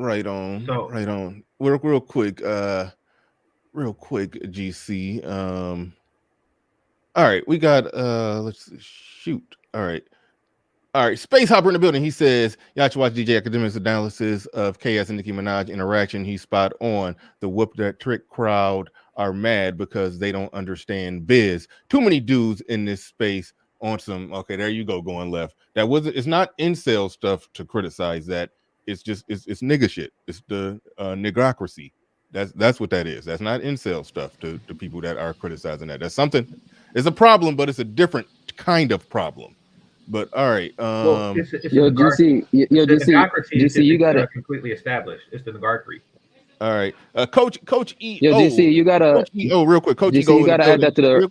JB, hold on, brother. Coach E. Go in the building. He says the new setup is smooth. Big year for you on the horizon. Appreciate Coach E. He always come through here, drop a super chat here and there. Moderators, drop his link in the chat and drop. I forgot, drop Lucario's too. He came through and dropped 20 on it. Go ahead. A lot of y'all. Speaking of incels, some of y'all need some game out there. Go ahead and holler at Coach EO and Lucario. Y'all can moderators. Y'all can drop they links in the chat. Go ahead, JB. I got the rest of the starred emails up and ready to go. We're gonna roll through them. As I go. Chaos built a platform based on accountability. I already read that one. That's the one I haven't read. Now I found where I was at. Strategy to what end? Either you're going to carry this. What is that? Praxeology. I have no idea what that is to the masses, or be a poser. JB, you already explained earlier how he's still doing that. It just that particular time wasn't the time to fight. The fight that wasn't the big fight. That wasn't, people looking at it like it's like, okay, he's facing the last boss. Killer. Okay, wait, hold on. Thank you, Little Big Nate. We need to not talk like that. But but he's facing the last boss. So go in rhetorically. So spit everything you got at her to give her the best you got. People looking at it like he's facing the last boss, but that's not the case. He says the solutions that the red pill has given us all should be taken seriously and presented earnestly. He do present them earnestly. He presents them earnestly on his 1.3 million sub platform that at its peak was getting 30,000 live views regularly. So he do present them earnestly. So Bernard, Bernard, real quick, right? This is the issue that I see with when people take on these pills too much, right? And I know I'm gonna get killed for saying this, right? But the thing is, you have to be able to see the bigger picture. Like we agree, I'm sure this brother who posted that, I'm sure him and I agree on probably damn near everything when it comes to the whole RP mindset and stuff like that, right?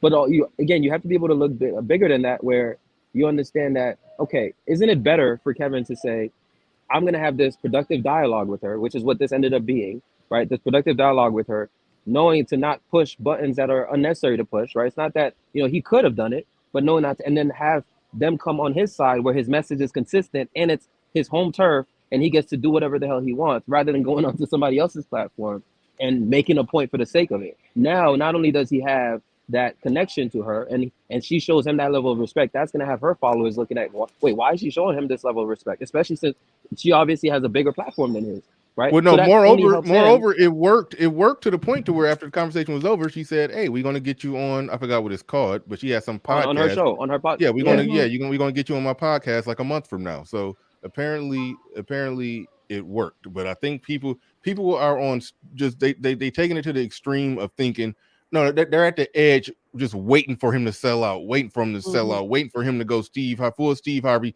full Derek Jackson, and any little glimpse of it, they like there it go, he's doing it now. It's like, so I think that's what a lot of people are doing. Three Kings in the building. He says Justin Obsidian destroyed Sweaty Life of Atari. She's a troll. People be trolling, but some of the best trolls they really believe 80% of that BS that come out their mouth. But F Holiday in the building, he says you can't logic with the illogical. You can't logic the illogical into understanding. Thank you for the super chat. Appreciate that. My man, brother P Dat in the building. He says you can either politely or harshly push back on someone's ideology that has nothing to do with checking or beating. Thank you. That's the point that Little Big Nate was trying to make. Atmosphere dictates attitude. Truth can come velvet glove or gauntlet. Thank you for the super chat. Appreciate that. F Holiday in the building with another one. He says, my second point, if holding them accountable is the mission, her and her ilk isn't listening. We're arguing over nothing. I strongly disagree with that. I don't give a damn if her audience is listening. Like that, I don't understand where you're coming from with that. The Three Kings in the building. It's a bigger, it's a bigger strategy. It's a bigger long-term thing that we talking about here. It's a bigger picture that we talking about here, rather than said ratchet chick that listened to Nicki Minaj and watch her live stream is going to hear what we're saying. Like I don't know what you're talking about. All right. Three Kings in the building with another one. He said the same people were upset for Fresh and Fit for not attacking Brittany Renner. If you watch the full thing like I did, a full 1 hour and a half discussion, they actually did a good job. And I think DJ Academics was actually caping and running interference whenever Myron stumped her with a good point. DJ Academics ran interference, and so anyway, she tried to take it there, and Myron didn't lose frame how the crowd wanted him to. And that's another thing that we got to stop doing to men. When she was going off, Myron just sat there just chilling. So if he would have been cutting her off, well, hold on, what are the? Oh, now he being emotional. Now look at this. She got him out of character. He broke frame. So if he chill or if he says, I mean, what you supposed to do? She talking, he just let her talk, and then when he got his chance to speak, he responded. If you watch the full clip, it play out like that. So I don't know what people was expecting him to do while she was talking. Cut her off and say, yeah, I mean, he didn't interrupt her not once in an interview that wasn't on his platform. DJ Academics was moderating the discussion. So when it was her turn to talk, it was her turn to talk. And when he talked, she didn't interrupt him, and he made stronger points. That's what happened if you actually watch the full clip. I mean, the full video. Their physical glue-ons are mode 1 deception. Interesting point. There's a super chat by Coach EO again. Shout out to him. And shout out to, he says, yeah, oh, I already read that one. All right, we done with the super chats. GC, I think you was trying to jump on in. Go ahead, you got it. Okay, so Idle Hand says, don't care, stand on your square or go home. He said that earlier in the chat. Now, the thing about that statement, and this goes back to what I was talking about the democracy and everything like that. Rules like that don't apply to niggas. You ever see a nigga say to another nigga, how come you didn't stand on your square when the cops came? You ever see them say that? It only applies to people like Kevin Samuels. They never say, oh, you should have stood on your square when the cops came. How you gonna let that man talk to you like that? You know, they never really say that about the concessions that niggas make. Why a prison guard can tell a nigga to bend over, spread his cheeks, and cough 4 times, and they don't say, oh, you took an L. If you ever bend over and spread your cracks at the command of a man, that is the ultimate L. But they never really say that to niggas. It only applied to people like Kevin Samuels. You ever notice that? It's very interesting. And then later he goes to say, we don't gop what men think. That warranted getting yelled at or a shout at the very least. Wait, hold on. You said later they'll say we don't care what women think. No, he's quoting Nicki Minaj. Here, I'll read it again. It says, we don't give a fuck what men think. And then, so that's in quotation marks. Then he's saying, that warranted getting yelled at or shouted at the very least, is what he's saying. That Kevin should have yelled at her or shouted at her. You see, that's see that's where they get ignorant with it. But her saying that we don't care what men think, that should warrant a response like he does on his. I mean, he doesn't have to do it, but his actual response to that is, well, you should care about what men think. If it's men that you want, then you should care about what they think. You should care about giving the product that you want. You should care. I mean, or if you're the product and the man is the customer, you should want to give the customer what he wants. If you want men, if you don't want men, then okay, carry on. Not caring what men think or what men want. Wasn't this right after she asked Kevin to rate her?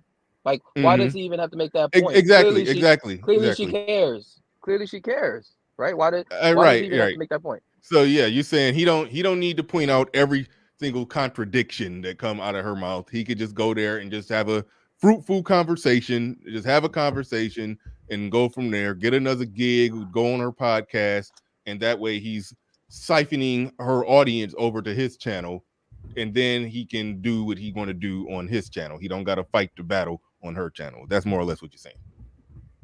Yes, I'm saying that not every battle is meant to be fought. Things like, oh, she made a comment about TikTok guys. It was very indirect, very vague. Why the hell does he have to respond to that? Like, why is it Kevin's job to respond to every little thing that some chick says? And I understand that some chick is Nicki Minaj, but my point is, he understands the bigger picture, and he knows how to read the room. I'll keep repeating this. A lot of these dudes, they've never been, and I'm glad AM1, I think was his name. He was spot on, because a lot of times I can tell the dudes who don't understand business, who don't understand strategy, the way they talk, because they're so stuck on little things. These are little things, like those are small potatoes to Kevin. When he's in that conversation, I'm telling you, just from seeing how Kevin handles different scenarios, I'm like, wow, this is obvious that he understands business, that he understands strategy, because a lot of reactions you're seeing are just people saying he should have responded to that, he should have did that, like almost like time stamping every part of the conversation. Okay, he should have said this, he should have said that, and it's like, bruh, are you serious right now? Like, you guys are looking at every little aspect of this and say he should have done this, but y'all have no business experience, no understanding of strategy. And so you're just breaking it down from how you see. And then on top of that, let's be honest, Bernard, how many of these guys do you really think that if they were actually in that scenario in front of Nicki Minaj would actually do what they're saying? A lot of them would fold. I'm convinced. Not even that. I think most of them that's talking a lot of the most young, could they not be able to just handle the discussion with Nicki Minaj? A lot of them wouldn't be able to handle taking just the calls from women that Kevin Samuels take. When them chicks when the chick come in hot, she came in to try to go to war. I mean, look, we've seen dudes on panels get made to look stupid by a woman with a bad argument. We've seen that plenty of times. So yeah, no, they ain't. A lot of them ain't about that life. But I don't got a problem with somebody saying that. Listen, I don't got a problem with somebody saying that, okay, when she said this, he could have said that, or he should have said that. Yeah. I don't got a problem with somebody saying that, as long as they're not front loading it with the notion that, look, he's selling out to the women because he didn't say that. That's where I'm at with it. I don't think. Hey, Bernard. Because go ahead, Pablo. Bernard, let me point out another area where he gave her a subtle dig. Right after he asked her about her husband, and she got on the topic of sex, and she was saying, "Oh, is it all right for a woman if she wants sex 3 times a day, or a guy or her husband wants to have sex 3 times a day?" He said, "Well, it depends on how much he's working. It depends on how much he's working, because he knows her husband is an unemployed convicted felon." Again, y'all, and she got quiet again.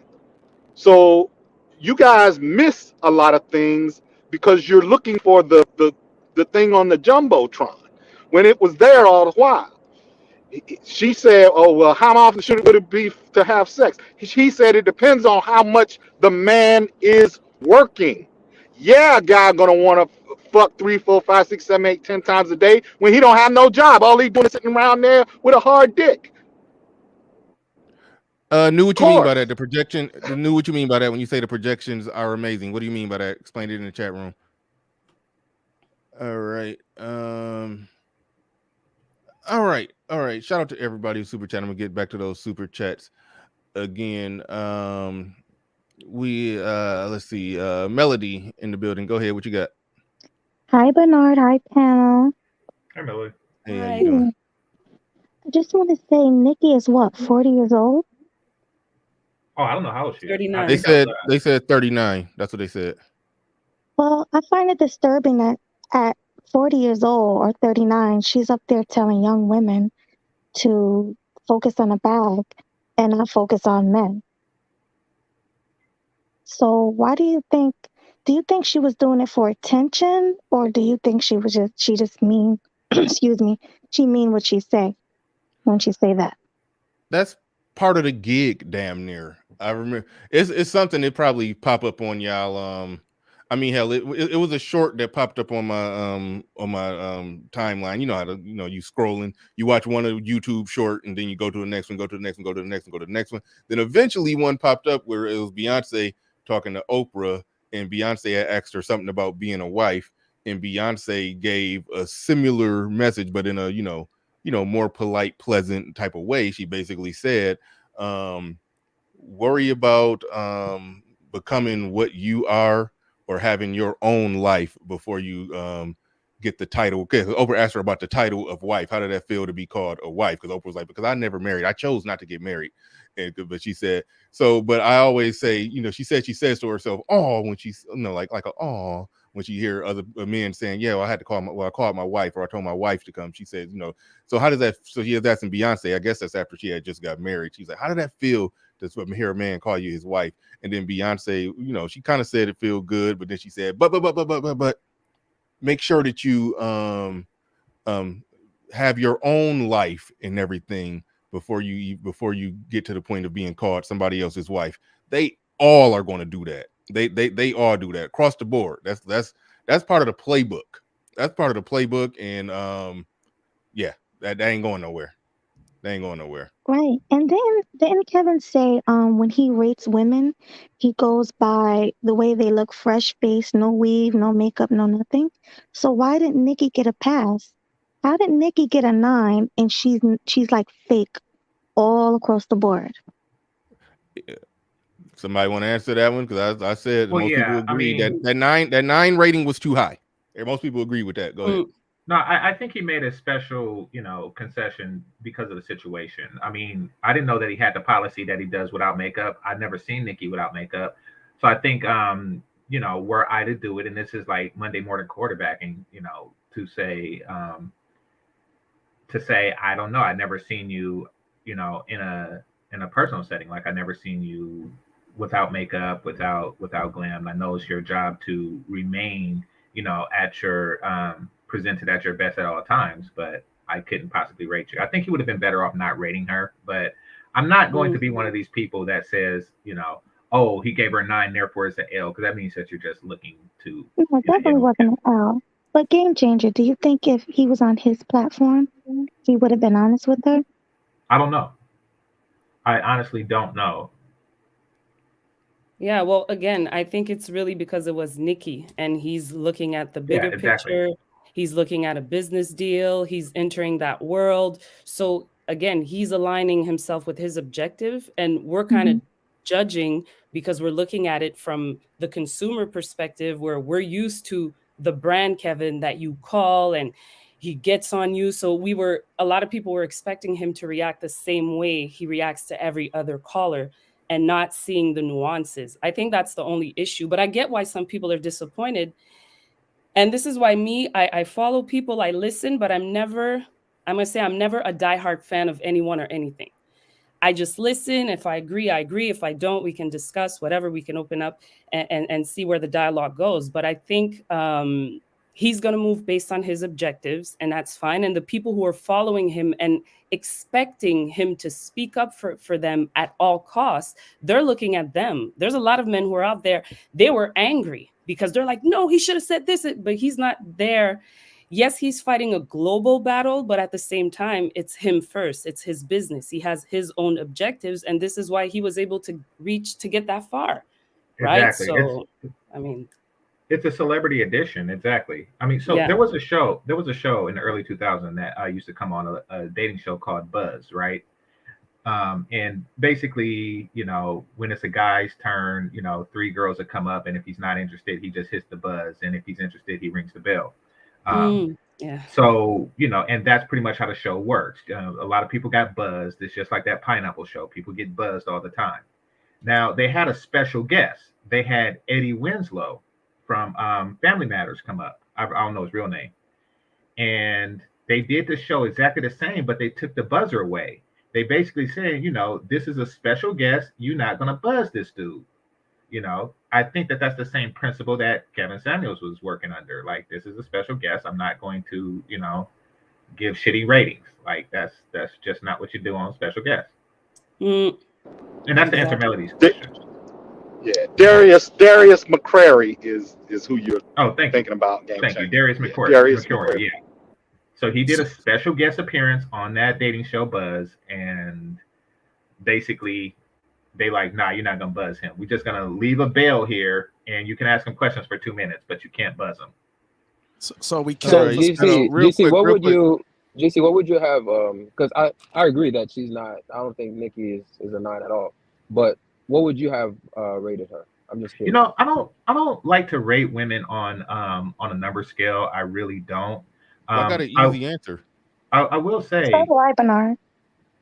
Well, yeah, I don't like to do that, but I will say that she's not rated high as far as women in the entertainment industry goes. Like, there are many more attractive women, and when people ask, who am I attracted to, I say people like Kelly Stamps, Stormy Maya, what's her name, Chloe Bailey, people like that. Nicki Minaj would not be in the top 10.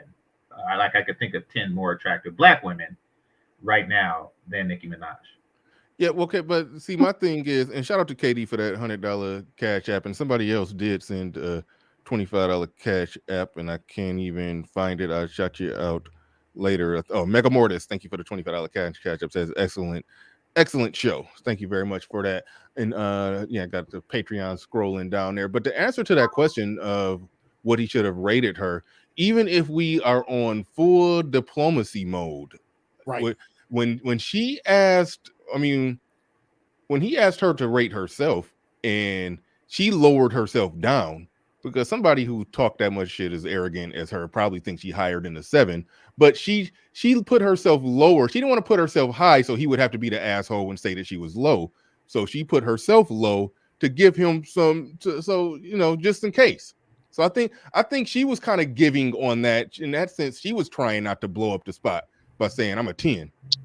What if she would have said she was a 10? Then that would have left him in a position to say, no, bitch, you actually an 8. So the fact that she went with 7, that gave him room to work with. So that's why I say the easy answer was just go up. Because I think we all agree, and he agreed, that she's not a 9. But since she said she was a 7, she was damn near giving him permission to just say 8. So I hate that term, giving him permission. So that's why I say 8 is the easy answer. If he was trying to be diplomatic, he could have said an 8, and I give Beyonce an 8, and blah blah blah, and then so I don't think he had to go up that high. I think most people agree that was too high. She basically set him up to give her an 8, but he went all the way up to a 9. So I was actually impressed. Because go ahead, JB. Hold on, wait, real quick. Go ahead, JB. No, I was about to say I was actually impressed because a lot of these average looking chicks, actually a lot of times below average chicks will call on Kevin's show, and they really be thinking they're 9s and 10s. And like you actually, if you drink and you might choke on your drink. Sometimes we look at the face of these chicks who think they're 9s, right? And then for Nicki to be who she is with, especially since a lot of women equate their success and whatnot as part of like their overall package. For her to, with her level of success and whatnot, to say a 7, I was actually impressed. Like when I heard that, I was like, damn. I think that was her way of being diplomatic, though. Yeah, that was her way of trying not to put him in position where she said she was high and then he knocked her down. That was, I think, that's all that But that was. was And to fair. the person, yeah, that was cool. That was cool. To the person in the chat, Thomas Anderson, Mr. Anderson, got the Neo from the Matrix name, but Thomas Anderson says now women can use sevens. He should use that. You can't use seven again. He did say you can't use a seven, but she stood in it and say that no, I'm a seven. But he did say that he didn't. So He she didn't. should have been an adjustable 6. That's what I was saying. She's either an 8, Yeah. based off everything we've ever heard him say. Nicki Minaj would fall into 8 or adjustable 6. That's just based off everything we've heard him say. Shout out No Guarantee. He says hopefully people can finally recognize what influence can do. Thank you for the super chat. Appreciate that. David Johnson in the building. Go ahead. I ain't talked to you in a minute, David Johnson. Yeah. Glad to have you back, man. What's going on? Chase. Salute, Bernard. I've been on the paper chase. What I'm basically Right going on. to do, Bernard, I'm going to do in case any of those who don't know, I know people may not know this movie. I'm big on old movies. I'm going to do what movie was that? Where Spike Lee throws the trash can through the window to Do the right thing. Do the right thing. There we go. Thank you, GC. I'm going to throw the window. Now, let me say this. Let me set the precedent. Give me like 2 minutes. I ain't going to be long. I'm making it swift. First, let me say I am a Kevin Samuel supporter. I have defended Kevin before he was famous, before most of y'all even knew him. There are channels that don't like him that have me on their panels defending Kevin. So I am not a Kevin Samuels hater. I'm a Kevin Samuels defender, nor am I one of those red pill ragers who hate women, who want to see women dragged by their fingernail, their toenails. I'm not one of those type of guys. If you're one of those guys, get some help. I understand women may have hurt you, but get over it, get some help. So I'm not that type. I'm not either of those type of guys. But now what I will say, what we're seeing from Kevin, and this is just advice. Again, this is just me. I like Kevin, and I'm not one of those guys who you get 20 things right and then you mess up twice and I throw you away. I'm not that guy either. Exactly. Even though, let me contextualize. There are some things that can be two things that should get you thrown away. You can do two graphic, real, catastrophic things. So let me contextualize for niggas. But that's not the case here either. What we have noticed though, Kevin, because I'm always fair down the middle. I'm one of the most diplomatic dudes in this sector. You'll see me on all kind of panels where I shouldn't be, and I'm diplomatic. So I understand diplomacy very well. But what we're saying is, Kevin, we're seeing a pattern with all these E's, Tommy and Brittany and Nicki, and we're seeing that with each of those scenarios, you win easy. Again, nobody's saying attack them. Again, one thing like in my job, I don't like unnecessary bullshit in real life or anywhere. I don't like it at all. I got a short fuse for it. But at work, I've learned what I call I can hurt your feelings professionally, which means you'll get my point without me violating any human resource rules. And this is what we're saying. Like many a times I'm on panels, I don't attack people even if I don't agree. But if a person says something and I'm on that panel and I know it's BS, I chime in real politely like, no. I had a chick say, I'm an alpha female. And I was like, no. I got love for you, but there's no such thing as an alpha female. Let me correct you. So again, it can be done. Now, what I've learned is I've seen that the scenario where people talk about business, which business ain't nothing but money and success. Let's just be business and brand ain't nothing but money and success. And I've seen this scenario play out 1,000,000 times since I've been on this planet, where sooner or later it comes down to your principles and what you stand on versus the business and the money and the success, the business and the brand. And I can honestly say in most cases of my short time of being on this blue ball, most people tend to go with the business and the brand, money and success when it comes to that, when it comes out of the choice out of the two. Do I stand for what I said, what my philosophies and what I say I believe in, or do I take this money? And in most cases, people tend to go with the money, which we call sellout. Now, also, I'm going to say this and I'm going to wrap it up. The chick, Sweaty, whatever her name Sweaty was when she came on here, she said exactly what I was saying. I was saying, so now when people watch, they know Kevin is bluntly honest, brutally honest. When they see the Nickies, the Britneys, and the Tommies, their incentive was, well, Kevin didn't go in and them, and not that he needed to attack them. I said earlier, be professional, but stand on your point. Well, women can see them and go, well, shit, all I got to do is be like them, and I'm good. Because the Godfather, Kevin, goes in on everybody. He didn't go in on them at all. So subconsciously, whether that was his intentions or not, subconsciously, that is what you're saying. You're saying if you're like Nicki, if you're like this, if you're like Brittany, if you're like Tommy, then there's exceptions, and there aren't supposed to be exceptions when you stand on principles. Y'all got it. That's Good. right. I like the points. I do like the points that you're making, and we had kind of made that point before, when Sweaty Life with Atari was up here. Actually, no, she's back up here now, but she's muted. But yeah, one of the side effects of his diplomacy is that a lot of chicks who, one, they ain't got the money, success, or looks of Nicki Minaj is saying they sitting there patting their weave, saying, "Yep, that type of attitude, that type of way, everything she was doing, neck rolling, finger snapping, all of that is validated now. We good, we won, fist in the air." That is one of the side effects of his diplomacy. So no, that is a fair point. I take it GC or Jonathan Barronville want to respond to that, because JB been up here protecting Kevin Samuels at all costs. Not just playing. But no, hey, listen, I already know. But no, you I already making know. hold on, JB, you making big picture solid points. You playing chess and you thinking strategy and business, and I love it. So, but go ahead. Listen, Bernard, I'm already used to all the things that they can say about me, so I don't really care, right?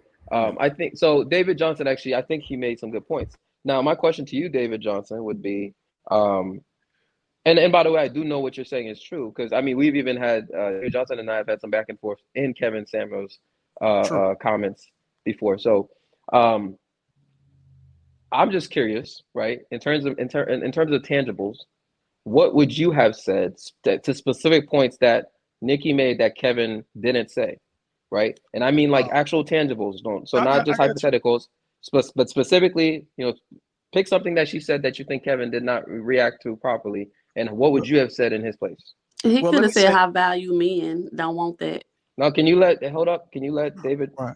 Well, I would say this. I'm not, I'm not saying what he should have did. All right, let me just say what I would do. I don't want to say this is what he should have did, but I don't want to, I could agree with that. I'll just say this is what I would have did. First, I would have told her she was an adjustable 6. The fact that she picked a 7, that let me know she knew goddamn well.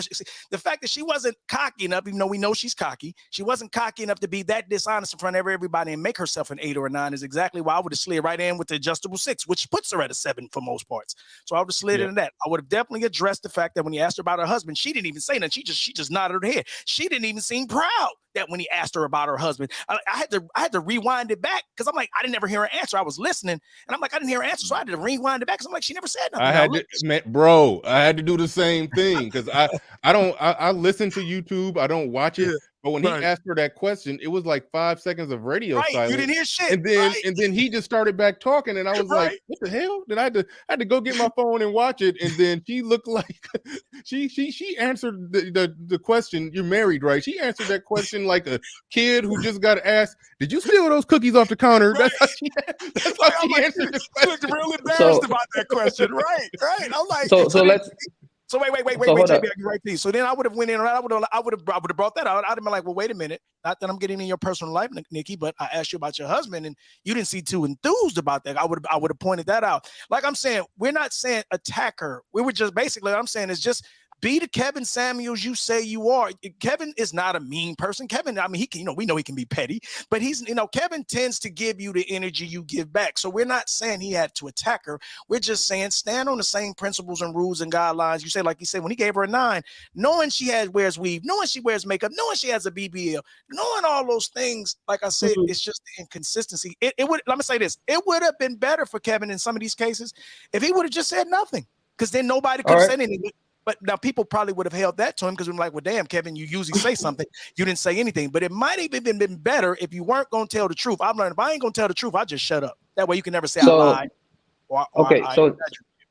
So David, let me actually respond to that, right? So the first thing you said was the adjustable 6. See, here's what, which I agree with. I actually think she's an adjustable 6 myself. So I agree with you on that number, right? Now, I don't know what Kevin actually really thinks that she is, but I personally agree with you. Now, if you actually put that into perspective, now what you said, if Kevin had said that to her, right? Do you or do you not think that there would, because when a woman hears adjustable 6, especially since Nicki, she admitted in that back and forth that she had mostly seen clips, okay? And so she doesn't really know Kevin's full scale. To her, when she hears adjustable 6, she would hear 6, not adjustable. She would just hear 6, right? And she just said she was a 7. And she already lowered it, and so in her eyes, I'm sure she already knew that she was lowering it. Now you say 6. You do or do you not think that would cause tension? Well, listen, that's a good question. I think just yes, no, just yes or no, just yes or no. Let me say this. I'll give it right to you.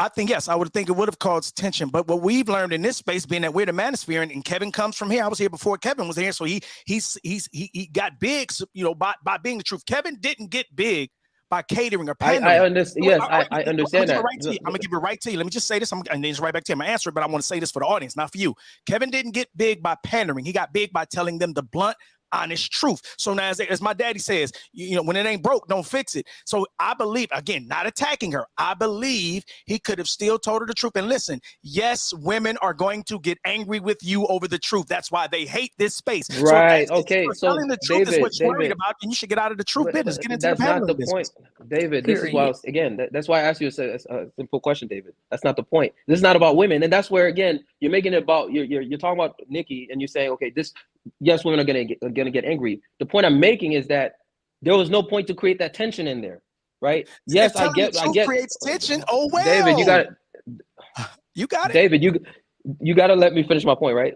Okay. It's very easy for us to sit back and say, oh well, but it's his brand that's on the line, right? It's his brand. It's his strategy that's on the line, not yours, not mine. No, hold up. Damn, David, you got to let me finish my point. Let on, David. Let him rock. David, you went for a while, and we let you. You got to let me finish my point. You got it.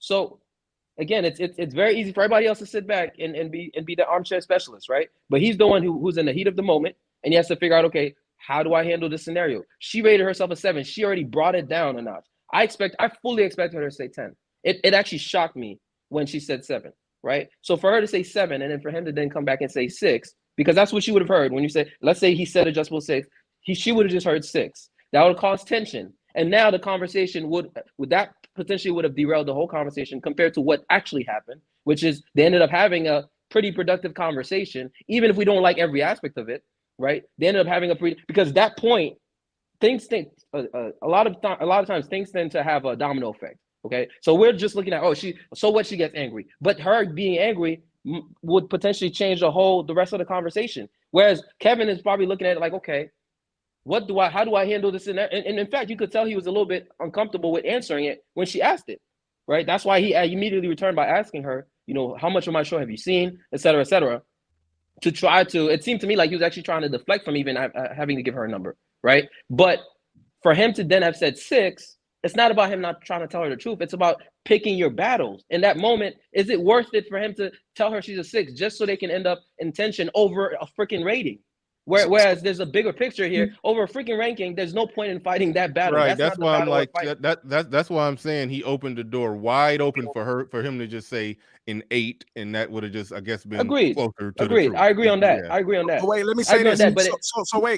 So do we cap? Do we lie for business now? Is that what we're doing? So we're lying for business. So we're normally where I would tell you the truth because I want that business, I'm going to lie. Because if that's what you're saying, stand on it. Mm-hmm.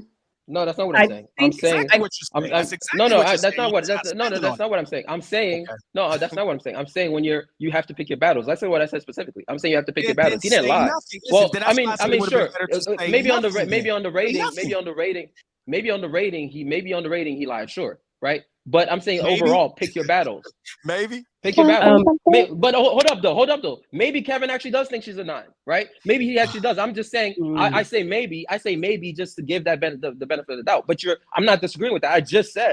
I literally just said that I don't think she's a 9 at all myself, and I would assume that he has a real rating for her. So yes, I'm assuming that he lied on the rating. But there's again bigger picture. Like fighting over a ranking. So we lying for bigger pictures. David, hold up. Yo, David, come on. You got it. All right, you got it, bro. You got it, bro. All right, well, let me hold on. Wait, time out. And I'm gonna work the mic around a little bit to some other people, but David, I get what you're saying. Okay, we shouldn't be lying in the manosphere for whatever the cause is. Okay, do you think that business wise, there's a time and place for a little white? I'm just throwing it out there. So a little. We too old for this. Hold on. I know. I get it. He threw out a little white lie because there's a bigger outlook. Okay, he ain't gonna he had a good conversation and ended with her saying that, yeah, I'm gonna bring you on to my podcast. He go to her podcast. let's say even during the podcast, the link to all his platforms is dropped in there. He siphoned over, 30,000 of her people over there. She got 173 million Instagram followers. I don't know who listened to her podcast. Let's just say he get a 20,000 bump. Was that white lie worth a 20,000 bump that they could come over there and get told the truth? Let me answer that with this. I'm gonna say this, and I know this is gonna go over people's heads. Most people, because most people want the money. Like I said earlier, very few people I've seen when it comes down to principles and standards, they usually go with the money. They usually sell out for the money. So let me say, I'm gonna say this: some things you simply don't sell. That's it. All right. I understand. Can I just say this before I drop off, because I'm gonna have to go? But I understand what you mean, David Johnson, and it makes sense. And I think it comes down to, and what the scenario you talked about is real. Like, we're gonna see how this plays out, right? But he had to make a decision, and I think he chose damage control. Because I don't know, I'm happy this comment that you just put up. Because me, when I saw the interview, I was like, is she drunk? I felt that she was not in a natural state. She was already with that fire energy, and that's Nicki. Right, Nicki is a. You must have seen. Did you see the whole video? Are you saying that she was in a fire energy the whole video? No, video? not the whole video, but I mean, Nicki is Nicki, right? Nicki is a rapper. Nicki is like, she's feisty. It was only one time where it sounded like she was performing. No.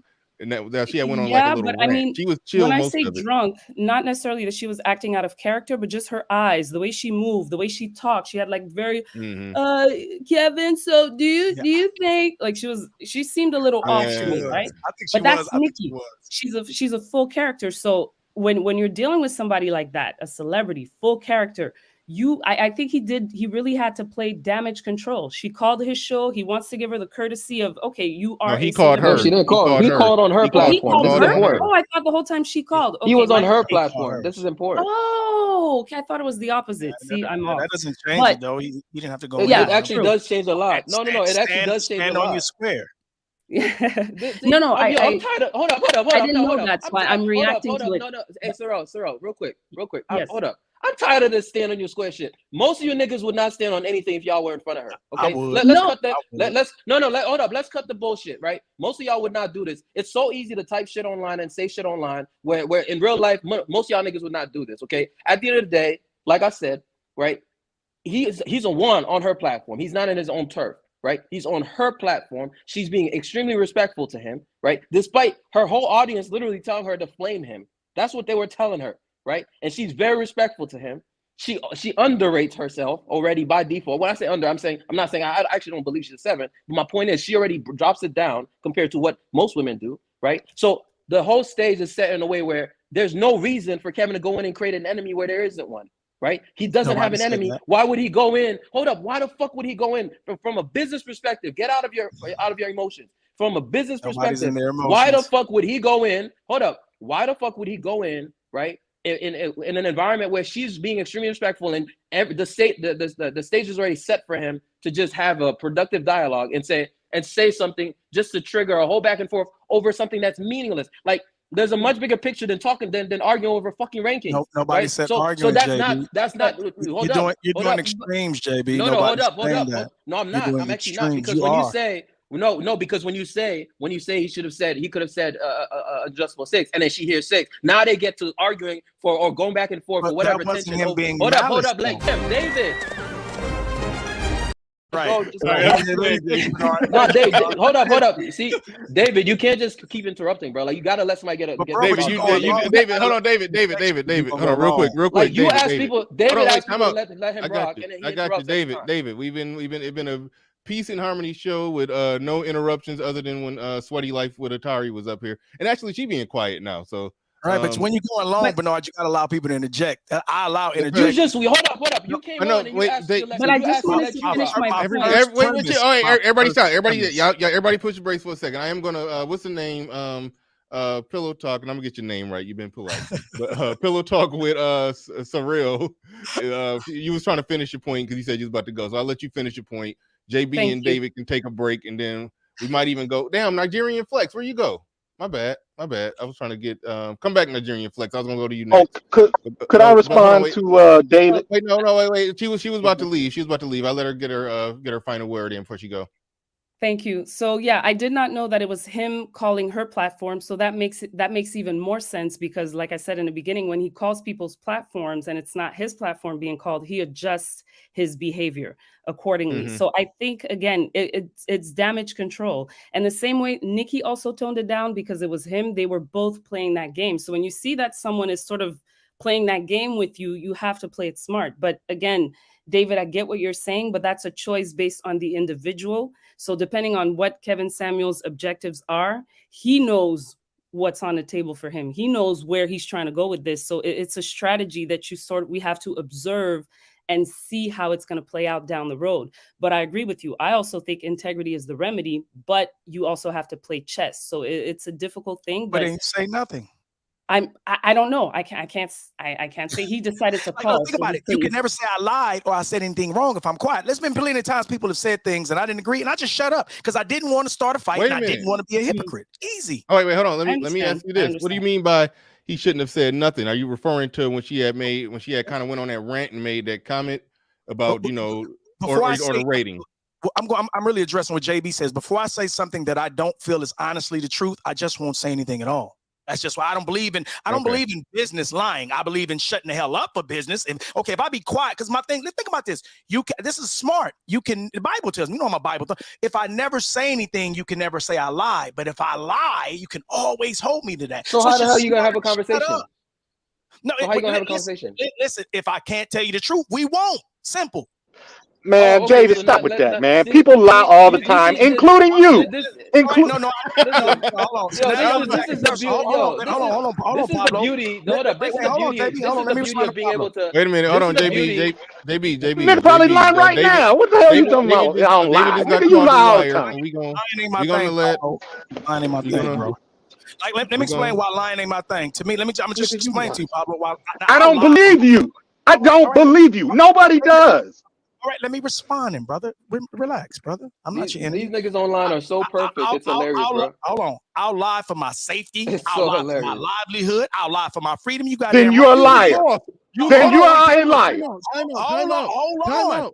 Let me just say this. There are conditions. Only the conditions David chooses. Only the conditions that now the conditions are okay. Now it's okay. I know everybody can hear me. Please, David. If you said you would lie for your livelihood, what exactly was Kevin Samuels lying for? I meant for my life. Like if you're gonna kill me. No, I'm explaining what I meant. Don't not me. What I meant. I didn't mean my money. I didn't mean. Listen, I don't lie for my money. David gets to pick the conditions. So no, David wait. gets to pick the conditions, Bernard. Let me say this. The reason I'm not big on lies, like I said, there's context to everything. The reason I'm not big on lies, this is me personally. Oh, really? Bro, let me finish. I don't mind you interjecting. Just let me get it out. The reason I don't lie personally, I'm not big on lying, because to me, this is me.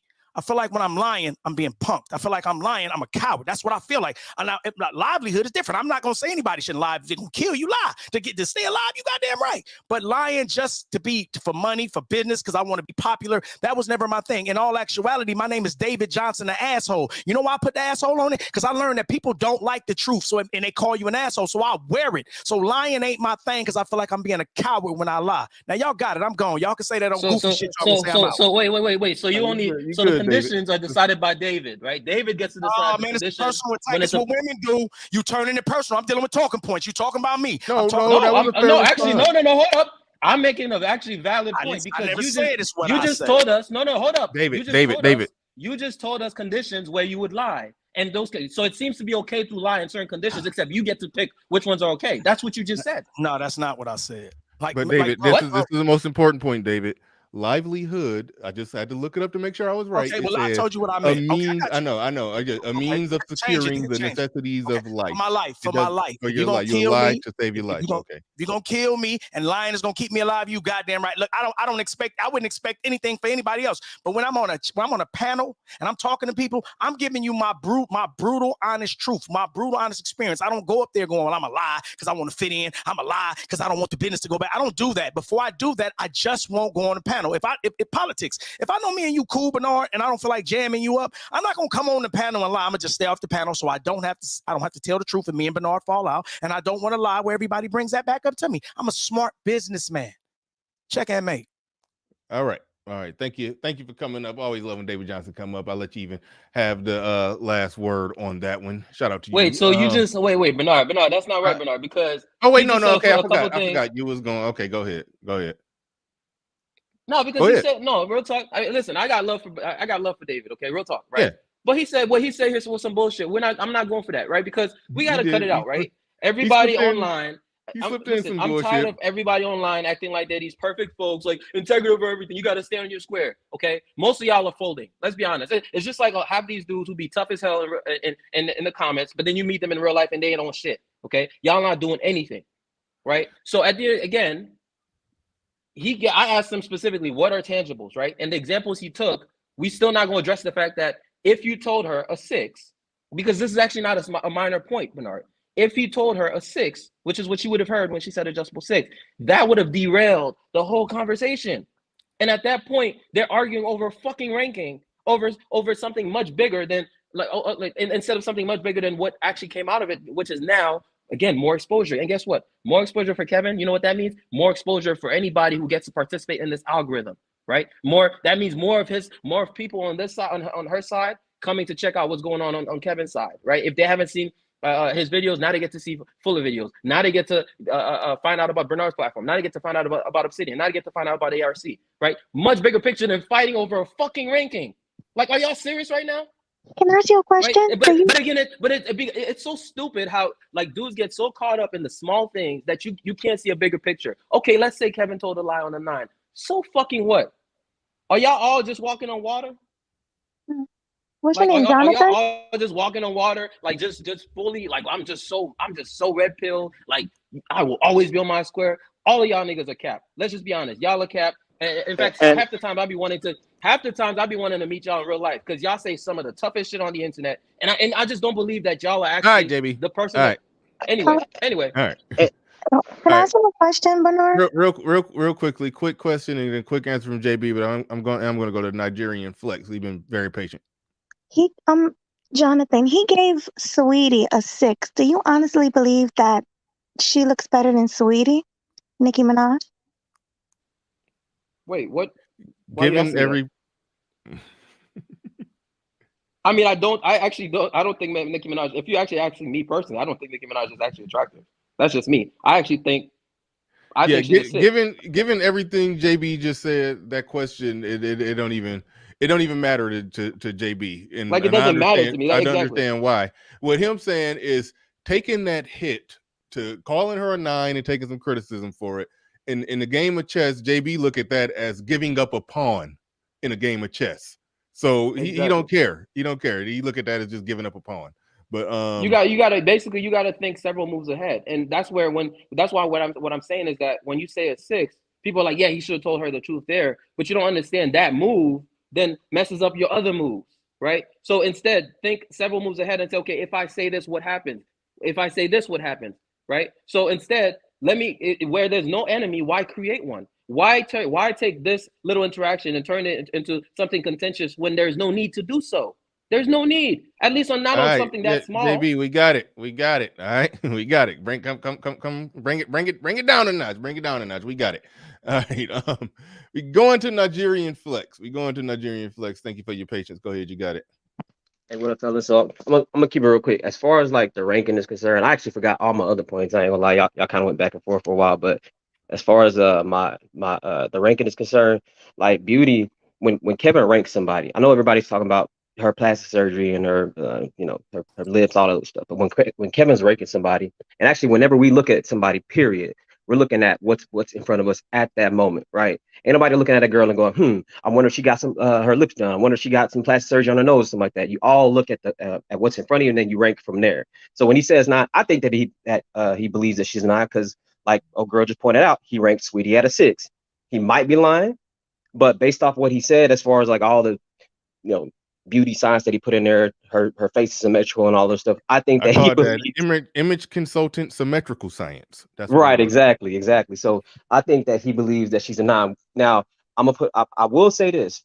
Most of the time when he does his rankings, he says fresh face out the shower, but 9 times out of 10, he's basing it off what's in front of him on the webcam, right? He ain't telling none of these girls, go take a shower, come back and rank yourself. right? So when we talk about the ranking, I think me personally, I think it's all subjective. I'm kind of on JB's side. Who cares, right? I think that the bigger issue is the response to when she was like, "Eat a dick, niggas." I think that's the bigger issue. But because I'm not Kevin and because I'm not in front of Nicki Minaj, I don't like when people talk in absolutes like this is what he should have done, right? Because at the end of the day, we don't know what's going to work. We just know what happened we don't got enough information to know how this is going to play out. We just know that what happened a couple of days ago happened, right? So when people say, well, he should have done this or he shouldn't have done that, I don't think that anybody should be talking like again, saying in absolutes. At best, we should be saying, you know what, I think this might be the way that this plays out. I think that this might be the way that plays out, and then have the conversation from there. That's a good point. I love that point. You feel me? So have the conversation from there. That way the conversation is way more productive than y'all niggas ain't gonna do nothing if we in real life. You feel me? Because that's when people start getting kind of emotional. I'm not saying you emotional, JB, but I'm just saying that's when people get emotional online. When people start saying, well, this is what you should have done. Because if you're defending your guy, the first thing you're gonna say is, well, what would you have done? And then the response from there is, you wouldn't have done that because you're not that type of nigga. You feel me? No, I mean And that's a so good point. No, that's a good point. You got it. That's a good point. right. So I just think that like to move the needle, move the conversation along, the premise that we start from should be this is what I think this is going to happen, and this is what I think he should have done. And then as far as what he did, me personally, I have a problem with what he did. I just don't have if this makes sense. I have a problem with how he responded because I would have hoped I would have responded differently, right? But I don't have a problem with the response at the moment because I'm not him. I'm not in that situation. Me personally, right? Yeah. So I just kind of look at it like that. I mean, again, I didn't realize that he went onto her platform. I think that personally, with him going onto her platform, some of the things that he did seem a little bit more calculated. Because if you go onto somebody's platform, you kind of prepare for what's going to come at you. You may not know that she's going to say rank me, but you might have like some type of blueprint to like what might happen, right? And so I'm just gonna leave it at that. That's really all I wanted to say. I'm gonna let y'all chop it up, but I appreciate you for having me on, Bernard. Right on. Good stuff. Good Bernard, stuff. Go. Who was that? can I? This Pablo. Oh, go ahead, Pablo. I thought that was Rod. We go to Rod of God next. But go ahead, Pablo. I mean, some of y'all sound like really, really crazy, ridiculous to me. And I'm going to use another one of my sports analogies. Y'all sound like me watching NBA Ticket, and I'm watching LeBron, and I'm watching LeBron and Steph, and I'm saying I wouldn't have done that, Steph. I would have done a step back and not a side step at that dude running out to challenge me for the 3-pointer because my game tight. It's fun when I'm sitting on my sofa critiquing Steph and telling LeBron, when you did that half court bounce pass and hit Anthony Davison's stride for the dunk, what I really would have done was done a one hand baseball pass is what I would have done, LBJ. So I mean, hey, I'm Pablo sitting on my couch in my underwear drinking a 22 ounce. Yeah. It sounds good, but I'm not in the position or the skill level of the person that's doing what I'm critiquing from the sideline. It's the extremes, man. It's like it's an extreme, to be honest, Pablo, to try to say that black men in the black manosphere should not have an opinion or cannot express an opinion. You can have it, but Wait a minute. you can have it, but you're the guy Hold on the sofa in your underwear. Wait. Hold on, Pablo. Let him finish, guy. It's like it's these extremes. Yes, you can you can couch quarterback. You can couch coach. That is a part of masculine. That's a part of being a man, is getting together and talking these things out. Iron sharpens iron. There is nothing wrong with people having criticism. Now, I was the number one. Go and look at my content. You will see my first 2 videos was, y'all shut the fuck up about Kevin Samuel, okay? Because I'm like, yo, he needs to be protected until he gets to that point where these machines can't take him out. once he's there, now come on. Now, I mean, he's not Jesus Christ, okay? He's not somebody that you can't have any criticism of. And what is extreme to me is that if people just have legitimate, now there's these extreme criticisms going second by second through the video and trying to twist and looking at everything from a perspective of, look how she got him, look how she got him, fuck out of here. That was a chess match. Number one, him even realizing like, yo, do this, because if I get a global superstar who is disrespectful to men, has disrespected men like Joe Budden to his face, muted him on her show, kicked him out of her studio. If I can go up with her and we can kind of tangle horns a little bit and she treated me with respect, come on, man, that's a win for every black man, even though she tried to, stick in a little, slick comment. At the end of the day, bitch, you talking to him with respect. You'll notice, even when she stopped and said that. Oh no, go ahead. That comment about, all these, excuse me, Kevin, I'm talking to them. That's respect, bro. You can have legitimate criticisms and not be like attacked, like, but why are y'all making such a big deal out of rating? It's because his system has certain parameters and he did not stick with those parameters. Not a big deal. Yeah. Now I think you're making the fair point to where I'm at with it, because I mean, hell, I damn near, that ain't the only thing I do, but part of what I do is reaction videos for a living. So shit, I react to stuff all the time. So I'm always having a discussion about, what was said here, what was wrong with that. So I get it. So I understand it from that perspective. I think, again, like you was pointed out, the extreme is when people go full Chicken Little, the sky is falling. He's selling out the Manosphere. He's selling out. He's going Steve Harvey, going Derek Jackson, because he didn't come out all guns blazing in the conversation with Nicki Minaj. That's where people are going to the extreme with it. So I understand your points, and I understand JB point. Well, actually, it was my point. That it was sacrificing the pawn in that situation in a game of chess to just go ahead and give her a high rating. But we hope. Here go that hopium. We hope that the strategy is he do a collab with her, go on her podcast, siphon over a lot of her audience. They come to his channel. He normally stand on the excuse. I mean, he normally stand on the truth when it come to making that. He normally stand on the truth when it comes to women calling into his channel. Now that sounds like an excuse. That sounds like an excuse for him doing that. But we can sit here and say legitimately, no, Nicki Minaj ain't no damn 9. We can sit here and legitimately say that that one shit that she said that he ignored or sidestepped or didn't even really deal with, she said something to go diametrically opposed to his message. We can point that out. And we even to some degree could say, okay, well, he probably should have said this. But I think the extreme criticism, let's use this as an opportunity to just hit Kevin Samuels with every stick we possibly can, with every bat we possibly can. Let's throw every stone or brick at him. Let's break out the pitchforks and the tiki torches. That's where it get ridiculous from my perspective. But we can do a breakdown of it. I guess what my point was, Bernard. Exactly. Hold on, wait. They said a Freudian slip with that excuse. It technically wasn't a Freudian slip because the word excuse was coming in the next sentence. So that's so it wasn't a Freudian slip. It wasn't a Freudian slip. The word excuse was coming in the next sentence. Do you think he rated her a 9 because he's a fan? That's also possible. No. Okay. No, that was high level chess going on right there on both sides.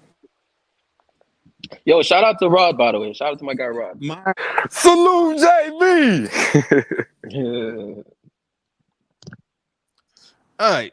But my issue is that they're not just offering criticism and critique. They actually think they're better than the million subscriber celebrity YouTuber. Yeah. They think it should be them. I'm talking about those guys. Yeah, and that's where you and Rod, y'all more or less agree. You're not going after. I don't think you're going after people like myself who just did a breakdown and think that I was a missed opportunity there. I wish he would have said this, versus the people who like, see, he ain't worthy. Like some people going all the way there with it. Some people got out the pitchforks and tiki torches and in the whole works. I think if you're talking about them, I get it. That's sort of back to JB's point. He was like, he's there for a reason. He know what he's doing. Let him work the game. But anyway, we got Alvin Holden. Well, let me actually you on. Let me hold on. Let me blow you up and properly introduce you. Even though I can't see now, I can't see your name because I got my shit in the way. Anyway, introduce yourself. What's going on? What's up, man? Bernard, chat. Shout out to all you guys. I'm always ninja watching. I'm kind of new in this YouTube, in these YouTube streets. I was on Dennis Sperling's live yesterday, and I was a little disappointed in a lot of the conversations that we're having here. First and foremost, I don't think it shouldn't have even been this big of a deal as far as the interview. It was a handshake. It was an introduction. It was like, hey, this is me, this is you. Well, if you're new to the YouTube, space, one thing that you're going to learn is that that's always a big deal. Absolutely. That's a huge deal. Absolutely. Yeah, you will learn. and even coming back to that, I'm new to the YouTube streets, but I've been doing production for a really long time. And no one has mentioned that Nicki Minaj has been interviewing presidential candidates. She's been doing a lot of things, and she's been speaking publicly a lot. I have a hard time believing that Kevin was on her platform without having some sort of prior conversation about how it was going to happen. I have a hard time. Here we go with believing the that conspiracy theories. Look, hold on, man, what did this you say? is- Hold I on, have wait, a say hard- that. Hold on, say that again because I got distracted by a comment that didn't make sense. But go ahead. What'd you say? I said I have a hard time believing that he and they had that conversation without having some previous conversation. They don't you don't have those type of interactions with a Nicki Minaj or whatever without having a producer or somebody say, hey, we're going to cover this, and this. We won't cover this, and this. Like she won't walk into a conversation with anybody without some parameters. So I have a hard time believing wait a minute. It's some truth to what you said because there was somebody who was listening to Kevin Samuels live, and right as his live was wrapping up, I forgot how it was initiated, but then Kevin Samuels was like, okay, we'll try this. And then so he tried to go into Nicki Minaj's live, and then something happened where the guy said they basically talked to each other on the phone before it actually happened. And so they did have a little pre 15-minute conversation. Like, so it wasn't just a random, fully spontaneous thing. They had a conversation. It was semi-planned. Exactly. So and so she knew what she was getting into. She knew about the whole thing. And then again, she rated herself a 7, which I think it was a kind of an olive leaf, like a kind of a realistic. That's what a lot of women say, right? He definitely overstepped with the 9, but I think again that was a gesture. I think she did come in expecting a little bit of a fight. I think Kevin pulled some judo, softened her up a little bit. I think when he asked her about her husband, she kind of sat back down a little bit and he kind of took some of the power back. But ultimately, it was just a positive conversation introducing the Manosphere or our type of content to their space in a way that wasn't threatening, that didn't require a lot of extra. Now, where we go from here, who knows? But I don't understand all the anger. I just don't understand all the anger. It seemed like it was a very positive conversation. Same here, brother. I think the anger I think the critique. Go ahead, JB. I was just gonna say, I think the critique is absolutely okay, and in fact, I think we should have critique. I don't think anybody is beyond criticism, right? But my whole thing is just about I'm seeing people literally saying Kevin Samuels sold us out. Kevin Samuels, and I'm like, I'm reading these comments, and I'm reading these comments. I'm hearing these conversations. I'm like, what are you guys talking about? Did we watch the same thing? And then so I'm with you. Well, you gotta wait, hold on, JB. Let's explore this because allegedly Sexy Red keeps saying stuff like this. Kevin literally melted like the Wicked Witch of the West in his chair. Now, I think women have a vested interest in coming in chat rooms and saying stuff like that because they want to do something to just try to they want to break up this whole thing. If I can get If I can get the men on the ground to think that Kevin Samuels did something wrong, I get the men to turn on Kevin Samuels, and then blah blah blah blah blah. Like they have a reason to do that. So I get what she's doing. I understand exactly what she's doing. That's a tactic that we see here all the time. What blows my mind is that Divide and it's conquer. a lot of divide and conquer. It's a lot of men with the same strategy when it comes to this space. The same Once exact again, strategy. What the hell is up with that? I mentioned it before. It's a necrocracy. Like it GC is. petty. How do you say JC? Nigga what? Negocracy. Negocracy, Now okay. I'm gonna Hey, play. GC, I'm you gonna gotta play put this devil's in. You gotta advocate. put it in the Urban Dictionary, GC.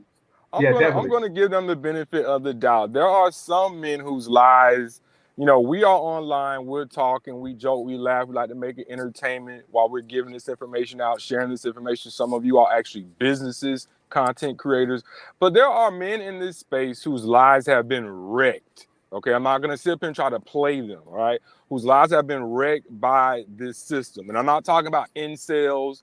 I'm talking about there are men who just like the rest of us had to live through this shit and found this space and was like, wow, man, like I'm not alone. I'm not crazy, right? So because it's real, it's not entertainment for them. It's an outlet for them. It's cathartic for them. And then now Kevin Samuels being that one who's going to now take it out into the mainstream, there is going to be some expectations put on that figurehead, right? So if they looking at it, they had very serious issues going on that brought them here, and now the figurehead interacts with this, kind of epitome, this kind of, quintessential archetype of a lot of the stuff that's wrong in our culture, and then he seems to kind of not engage on issues where maybe on points where he should have engaged. It is going to be it's going to be frustrating to them, and it's going to seem as though, like you said, Bernard, Chicken Little, the sky is falling. The sky is not falling. That's why it's good to have these conversations and like realize like, yo, he has to walk a very fine line, a tightrope balancing act. So it's not about like off with his head if it's not perfect. Right. Real quick, based off what RM said in the chat room, am I echoing? Well, people on the panel, y'all don't hear me echoing, do ya? Nope. You sound fine. Chat room, push 1. Okay, it's gonna get confusing. Push 1 if I'm not echoing. 1 if I'm not, 2 if I'm echoing. Or just no if I'm echoing, yes if I'm okay. Bernard, you just made this so said that, comfy. you said I that did. she said that you were echoing, or that she was echoing? No, she says, Bernard Riley, you are echoing. Yeah. So I'm not echoing. Thanks for the no. Okay. All right. No, All you're right. not. That's on your end, RM. All right.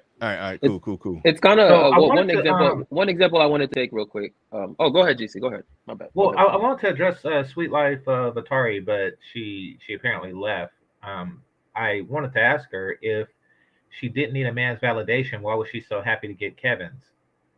Like to the point where, she was stretching and saying, he gave Nicki Minaj a 9, therefore he gave me a 9 because I'm Nicki Minaj somehow.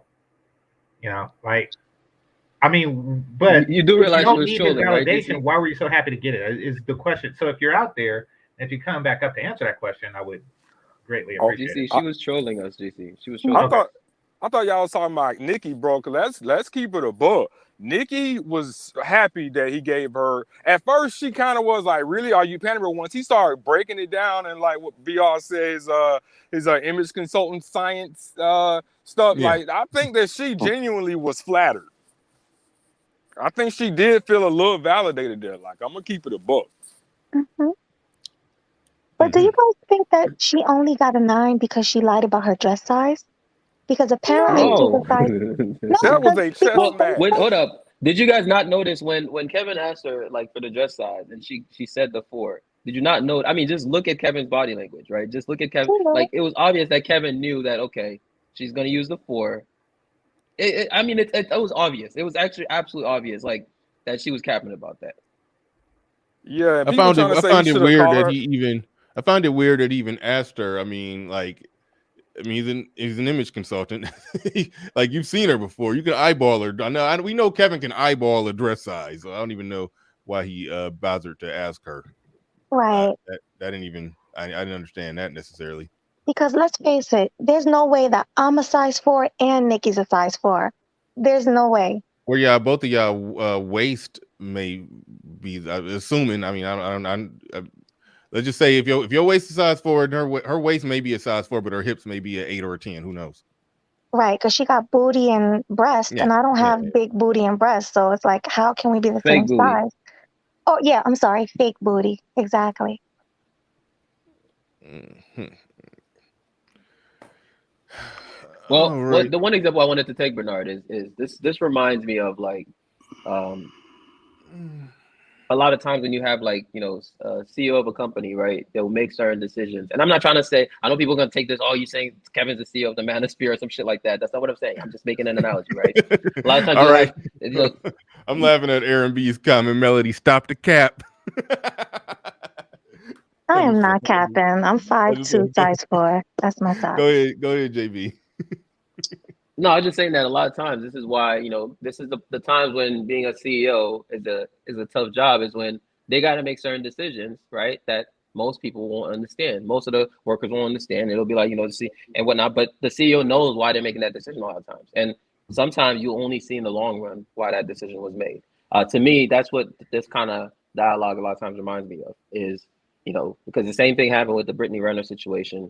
When, you know, because I mean, in a way, like a lot of people look at Kevin as a representative of the space, not something that I think he chose on his own. But, you know, the same thing happened with Brittany Renner, where they're like, you know, Kevin should, you know, he folded, he did this. But it's like, you know, are y'all seeing the bigger picture or not? Are y'all seeing the type of exposure that, you know, you have to look at things from a cost benefit, you know, kind of way, right? Where it's like, okay, sure, there's some cons to this. Sure, you could say, okay, you know, depending on the optics, depending on how you look at this, you know, you could say he's selling out. But what are the pros? If we only focus on the negatives, on the negatives that we see, the perceived negatives, you don't actually see the pros. And to me, the pros are much more significant, right? The pros are much, much more significant. That somebody with that type of platform could give us this exposure, because that's what they're doing. Well, that's what Kevin's doing. When they come on Kevin's side, the algorithm will bring them over here. We'll bring them to Bernard. We'll bring them to shout out to Big Nate, right? Lil Big Nate, right? Well, Lil Big Nate, etc. And that's a good thing.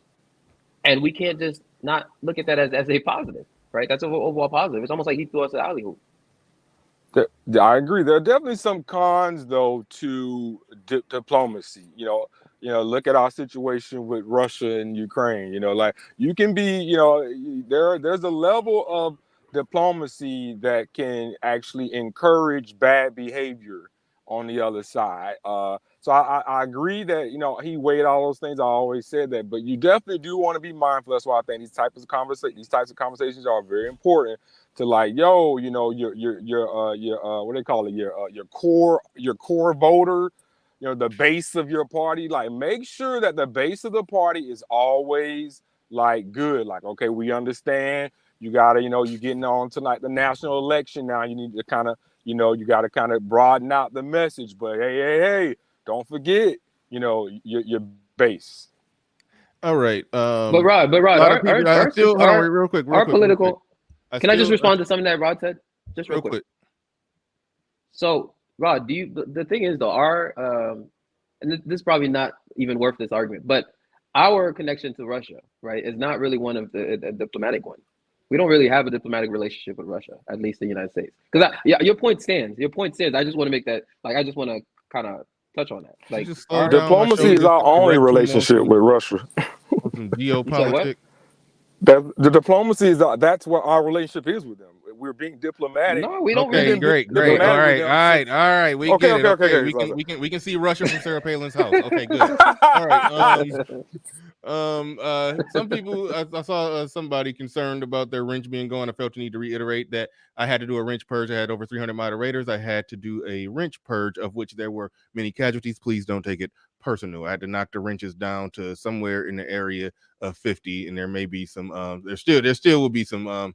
There probably will be more casualties. I haven't got it all worked out. But so just so yeah, that's so I saw somebody posting in the chat. Wasn't personal. You didn't do nothing wrong. I had to hack a bunch of wrenches for a lot of technical reasons. I just cut them down. All right, where are we at? Uneducated Lame in the building says spectacular show. I probably missed some super chats, but the ones that I can get to that I did star, we will go through those. Some of those were some good points being made that we can have some conversation on. So we'll talk while we read through them. So shout out to I think I saw this one already. You guys are speaking in extremes. Civil debate has never been considered niggerdom. Again, bigger picture of what the goal is. Agreed with that when Charles Gilmore III says everyone wants to hate on success that they have never tried to achieve. Good point. Most will never get in a conversation with Nicki because that's all of our hopes and dreams to just talk to Nicki Minaj one day. And he says, and want to hate on a man who does it with tact. Good point. Most would be eviscerated. I don't think they'll be eviscerated if she just started performing and cussing them out and stuff. Toya Son in the building says big facts. CG3. I don't know who that is. CG3. I don't know who that is. But apparently he said some big facts. Thank you, Toya Son. One of your last super chats. That's their initials, I think. Okay. One of your last super chats. Space Hopper 45 in the building. He says NM Nicki Minaj, I presume. Nicki Minaj has 175 million subs on IG. KS handled this perfectly. He going on her pod, and then the future collab. Entertain ET more coming. Congratulate another black man. Don't denigrate. Stop the nigrocracy. Shout out GC. Whoever that is, just unmuted, mute back up because you got background noise. No one in the building says, was Nicki high during the interview? Her eyes were everywhere. They always everywhere. That's part of her performance. Shout out to, hopefully people can finally recognize what influence can do. No Guarantee says people can finally recognize what influence can do. Nigerian Flex, who was just recently on the panel, he says 9 rating is understandable. Beauty is determined based on what you look like now and not what you looked like. Thank you for that. No one comes back. He said the rating part was so minimum we don't seem to understand charm. Well, I mean that's okay. Decorum and the decorum and manners. Thanks. KS. You should have said 8. But KS takes the non-controversial route to MS. FNF takes the controversial route to MS. Mainstream. Both options have its pros and cons. A battle of approach. Pillow talk. Bernard, do you mind if I respond to that real quick? Because I think that's an excellent point. But do you mind if I just make a comment on that? Yes. Go ahead. Oh, because I do think that's that whoever made that comment, I think that's an actually excellent point. Fresh and Fit has their approach where they don't mind just going at everyone at everyone's necks, and they don't mind the negative publicity, right? They don't mind like getting and I don't think Kevin actually minds it, but I think Kevin more so, especially on other people's platforms, he tries to approach it very differently with tact, right? And so I'll tell you the negatives of this though is that you see a lot of times the new people who discover Fresh and Fit, right? They immediately label it as a place for incels and a place for this, and like it's immediately labeled with a bunch of negatives immediately off rip because they don't mind that negative publicity that comes with it. Whereas on Kevin's side, even though he still gets the negative label, but it's much better that especially if he has this type of interaction where people are expecting him to say certain things, they're expecting him to act, get out of character, or I guess maybe stay in character, if depending on how you frame it, right? Because they're expecting that and then they see something different, that actually puts a certain light on this space, in my opinion. And I know some people may disagree, that actually benefits us. So why are you yawning while I'm talking? The disrespect. I'm yawning because I'm tired. Yawns are involuntary. You yawn with those are involuntary muscles. Disrespect. You could have been talking about anything. All right. I feel disrespected, Bernard. No, but yeah, I don't know if you get my point. I don't know if you get my point. I don't know if you get my point though. Oh no, your point. Your point was made. Your point was understood it. The Pillow Talk with Sorrel Bay says, I have to drop off. This is from when she was on the panel. She says, thank you, Bernard. Salute to the panel and moderators, and peace to the chat. F Holiday in the building says Sweetie without makeup looks like what the hell is that? Munchichi? Who is that? Munchichi out of water. Munchichi out of water. Did we not see? Who is that? I don't know. Okay. Do we not see her pool pic? No. Jason Barber and Educator says it's easier to agree on who is below a 6 than it is to agree on who is an absolute 9 or 10. That's true. Very subjective above 6. Thank you for the super chat. Appreciate that. All right. We about to damn near wrap this thing up. I'm gonna go to Ace Fast down there, who's been waiting very patiently. I'm gonna let you get your first and last words in before we make our way up out of here. And damn, there's people in the back. Hey, y'all in the back, I apologize. Y'all been waiting there forever, and I gotta end the show. I had to put too many people on the panel. Come back. I got y'all next time. I do apologize. Jackie Jack in the building, she says, but you need all 300 wrenches when you hit 2 million subs. Wink, wink. Oh, you trying to get your look at her trying to get her wrench back. Oh, damn, he just dropped off. All right, cool. All right, we're gonna get last words from Alvin Holden. Go ahead. We're gonna work our way up to some last words. I guess just a couple points. One, Kevin has created an economy for a lot of us. He's created some opportunities for a lot of us. A lot of us are getting looks that we would have normally never gotten. Probably one of the most polarizing figures of the last couple of years. And whether you agree 100% with what the things that he says, he gives Black men an opportunity to speak and be heard. And well, let's be correct. You don't give them an opportunity. Well, he normalizes. He normalizes certain type of normalizes. speech from Black men. Put it Well, like that. I mean, we need to get used to just seeing people like people like, Dennis Sperling, people that have, that are well-dressed, well-spoken, that can carry their thoughts and help make other Black men look good. I mean, I even just from watching you, I've gotten the confidence to jump behind the mic and make my intentions known. So I appreciate that. Shout out to you. And last but not least, I had a conversation with a lady friend about Kevin Samuels' content, and I told her, like, hey, guess what? The content ain't really for you. The content is for men to see what these women think of you. And sometimes I think that a lot of ladies are looking to his voice as something that's for them. But for me, it's me seeing, okay, I see how they think. I'm understanding the patterns. I see how they argue. And that's what I find is helpful or the most valuable parts of Kevin's content. So thank you so much for giving me an opportunity, bro. I appreciate you. All right. Moderators, if y'all have found this gentleman's channel, what's the name of your channel? Project 8020.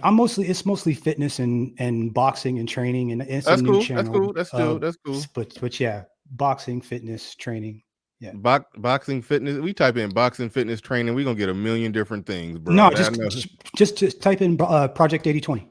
Oh, Project 8020. Okay. Project I think you've been on here before. I've been on here once or twice, man. Type in Project 8020, find his channel, drop the link to it. Appreciate you coming up. Go ahead, Melody, with your last words.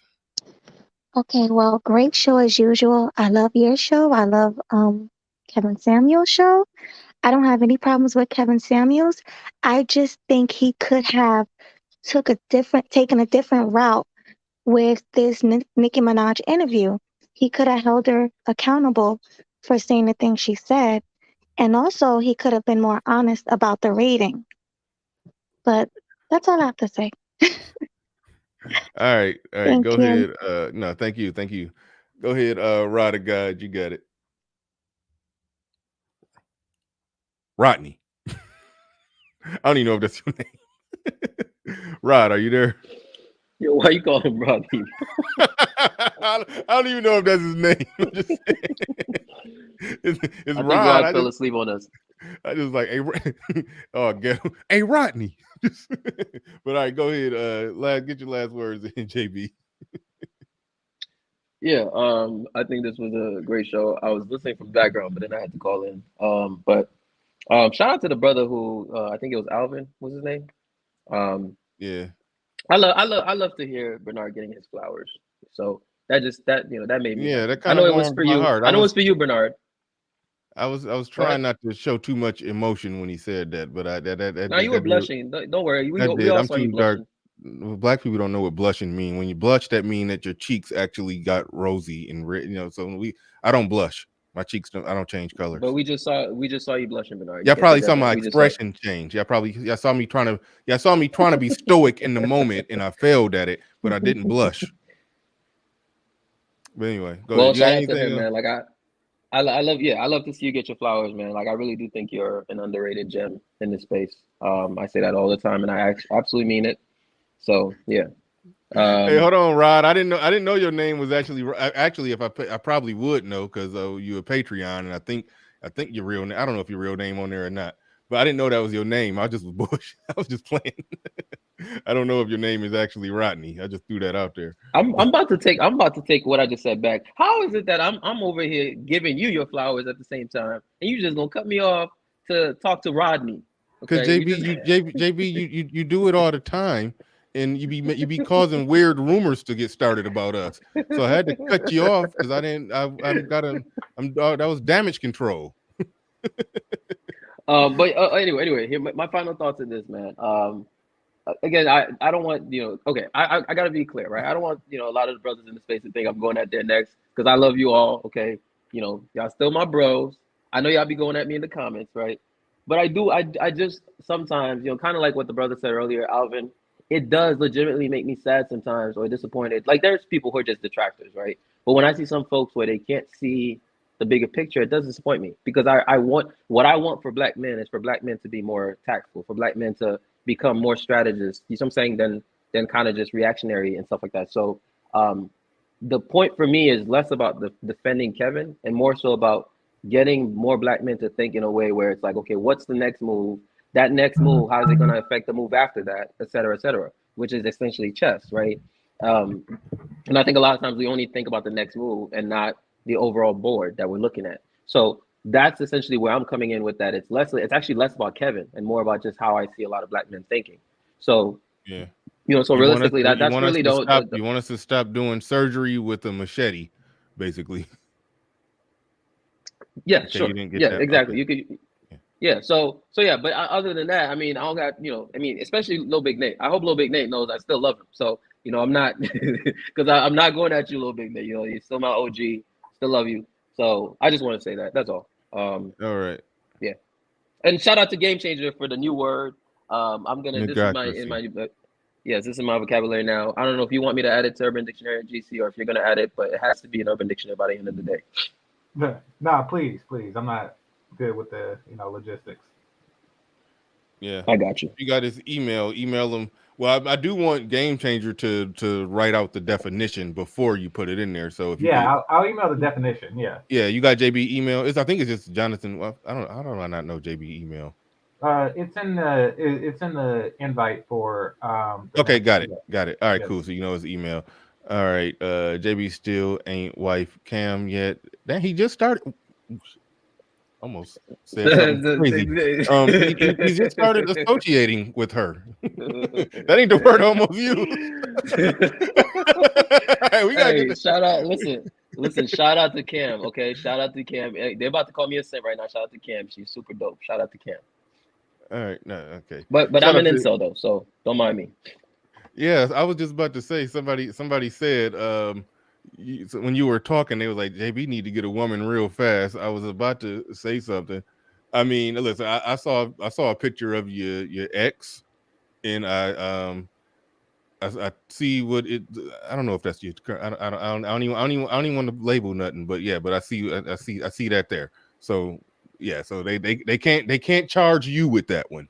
They can't charge you with that one. Put it like that. Listen, Bernard, there's a reason why I don't hide my identity. People who met me in real life, they'll tell you I'm the same person in real life that I mean, that's why I don't mind a lot of the comments that people say. You know what I'm saying? Because I don't come on here and cap. If I talk about fat women, you're not gonna see JB with fat women. You know what I'm saying? Like my life matches what I say. So all right. If you was on a fat woman show, would you still talk about them the same? No, I mean, no, I would not. Yeah, so you get my point. Yeah, you and I, we don't really mess with fat women like that, but there is a line to where, and it's good to have. Shout out to Gail at night. Appreciate the super chat. She says, no comment, no question, just pure love. You slipped TLA in there? Like, okay. That was that's his quote. Oh, really? No comment, no question, just pure love. Okay. All right. Anyway, Matt Tinder in the building says JB and Cam are officially a thing. We assumed, but I didn't hear the confirmation. I don't know if they've actually formally, publicly confirmed it. I mean, when she did, I ain't even about to be petty. Get out of there, Bernard. I mean, you can't. Y'all don't live in the same state, but when you did the show on Lapeef a You few think? Wait, Wednesdays hold up. You ago, think borders? You think borders is an issue for me? no, Bernard? I'm just saying that when y'all did the show on Lapeef, when you brought Cam in, when the show started, you and Cam was in the same location. I mean, that's after Listen, I was just go karting with Cam. After a few shows of flirting back and forth, then y'all did the show and y'all in the same location. So so we Listen, got I was just go karting with Cam, okay, and I beat her ass. So listen, borders are not an issue for JB. So don't worry about that. Yeah, all right. Right on. All right, GC, what's your last words? What's your last word? Great show, and thanks for having me. I appreciate you, Bernard. All right. And Little Big Nate says all are invited on the panel tomorrow that spoke today. Cause I think Little Big Nate is going to be covering this topic. So yeah, JB, you got to pull up. You got to pull up on Little Big Nate. You got to do it. I want to see that happen. When Little Big Nate covered this topic. I got you, Little Big Nate. All right, and Bernard, thank you, Bernard. Bernard, thank you for pulling up my show. I forgot to thank you again, man. Thank you. For I know. yesterday. Yeah, that was very last minute and very inconvenient when you asked me to do that. And then, since I got you here, I never got a thank you, by the way. Just saying. Who? JB, I put up in your show. Remember that one time? GC, I think you like 3 times. Just 3? No, I'm messing with you, man. Yeah, JB, you did 3 hours with just the 4 of us that was there. You did 3 hours and then opened the panel. I was expecting an hour or 2 then open the panel. How the hell you do 3 whole hours and then open it up for another 3 hours? Like that was damn. Here I am closing in on 5 hours. So let me shut up. Okay, I got to get the hell up out of here. So hey, look, thank you everybody, all the Patreons, all the members. Somebody new just joined the Patreon. I gotta make sure I personally put your name in lights on the bottom of the screen. What else? I can't even think of what else. Katie, thank you for that $100 cash app. A few other people. Somebody else hit the cash app. Rigor Mortis. But either way it go. All right, we out of here, y'all. Thank you everybody who liked, share, subscribe, cash app, super chat, whatever you did to support the stream in any way that you did. I appreciate you. And we are out of here. Peace. We gone.